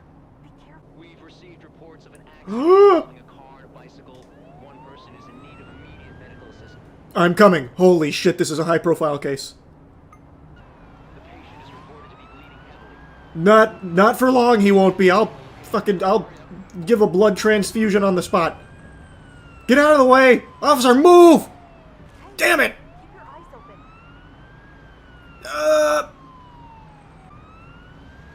Oh god, I got a runny nose. I took care of it. Oh, shit! Almost lost control. God, my nose won't stop running. I need ketamine stat. Alright, I'm here. Don't have anyone contaminate the crime scene. Don't even look at it. You'll quantumly adjust particles. And you'll ruin my workspace. I'm here. I can't stop in time. Alright, good cone placement. Oh god, what happened? Oh god! Oh! I can't look at this. My right upper arm got injured. I see that. Why did you do this? What the fuck did you do this for? You know you're at fault, right?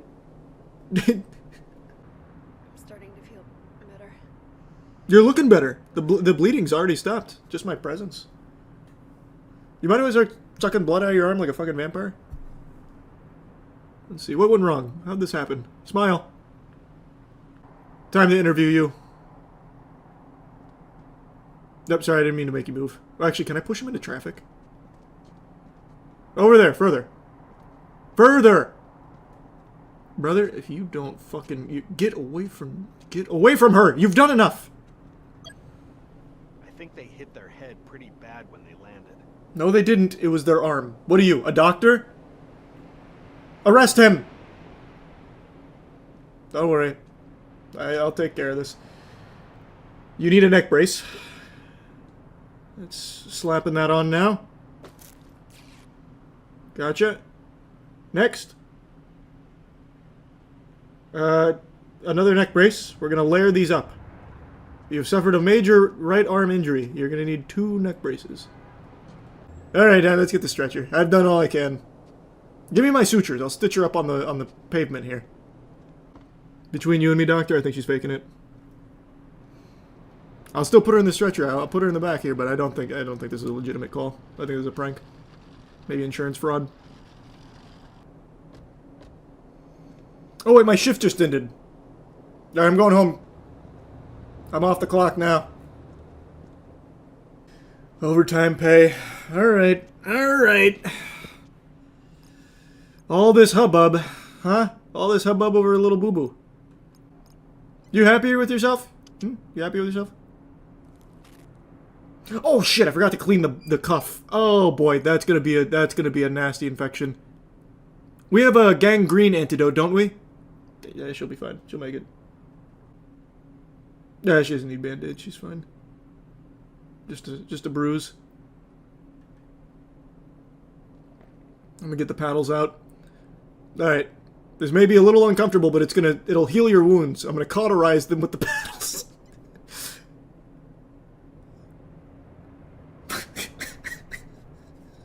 What happens? I'll probably... It's not standard protocol, but I've got a hunch. I'm working off a hunch. Alright. You're gonna be fine. God, we gotta get there quick, though.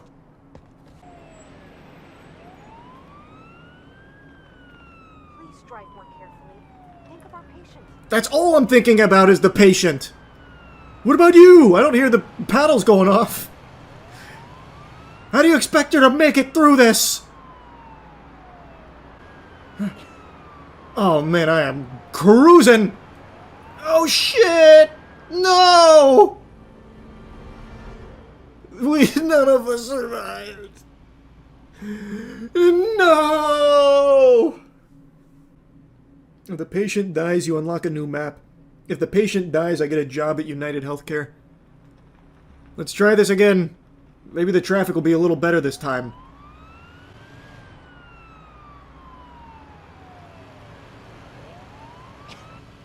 What just happened?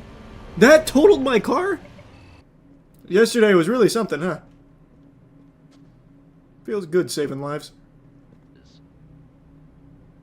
The individual is reported to experience severe anxiety. Man, it's like a plague in this city. Anxiety, it's everywhere. Jeez.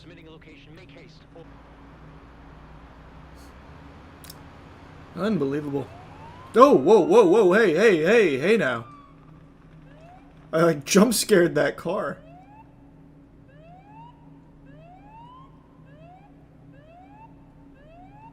Keep going. Further. Further. I don't have enough room yet. Like the fucking Squid Game red light, green light here. Get the stretcher. I already know we're gonna need it. It's anxiety.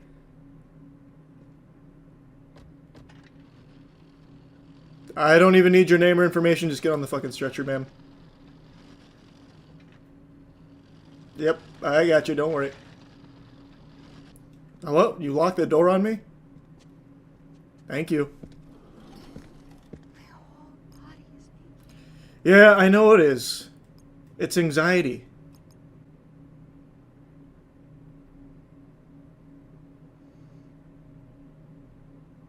I can't set it any higher.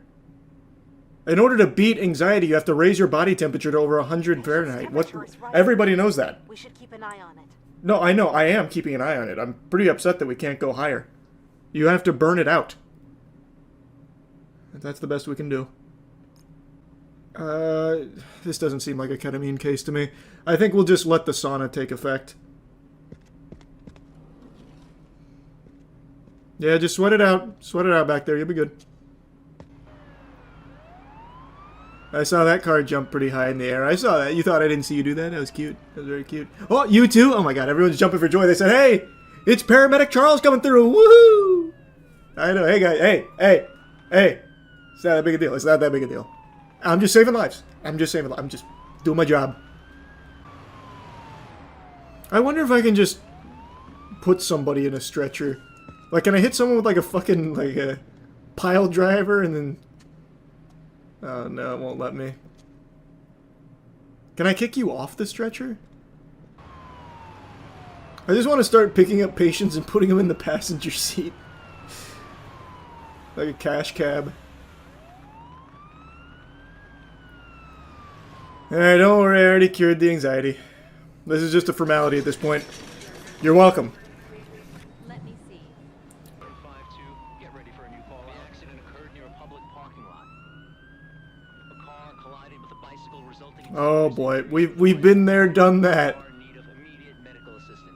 Alright. Bicycle injury again. Oh boy, these are hairpin turns.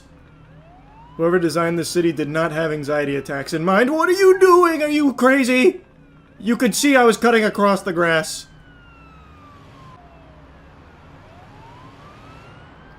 Everyone in this city is just fucking sprinting across the street, hoping to get hit. Just because they want to spend time with me. That's so sweet. That's so sweet. Hey, just doing my job. I'm just doing my job. That's all. Hey, it's not that big a deal. What's going on? What happened here? Oh boy. Oh, yep. I see. Another bicycle accident. Yep. Man, if only I could give him if I could perform a tracheotomy on the spot. Give him some adrenaline. Walk it off. Officer. Let's arrest this man. Wait, the officer hit you? No, it doesn't look like it. What are you giving me that look for? You stupid? You are like visibly stupid. What do you mean? You don't know how to answer that. I just asked you what happened. Get the fuck out of the way, man. Get the fuck out of here. And you shut up. I'm assessing the scene. I have no idea, I'm afraid. What, you just like watching a man bleed out? You're sick, you know that? You're fucking sick. What about you? What'd you see? I have no idea, I'm afraid. Why is everyone so afraid? If you say that, I'm gonna be mad. I have no idea, I'm afraid. My god.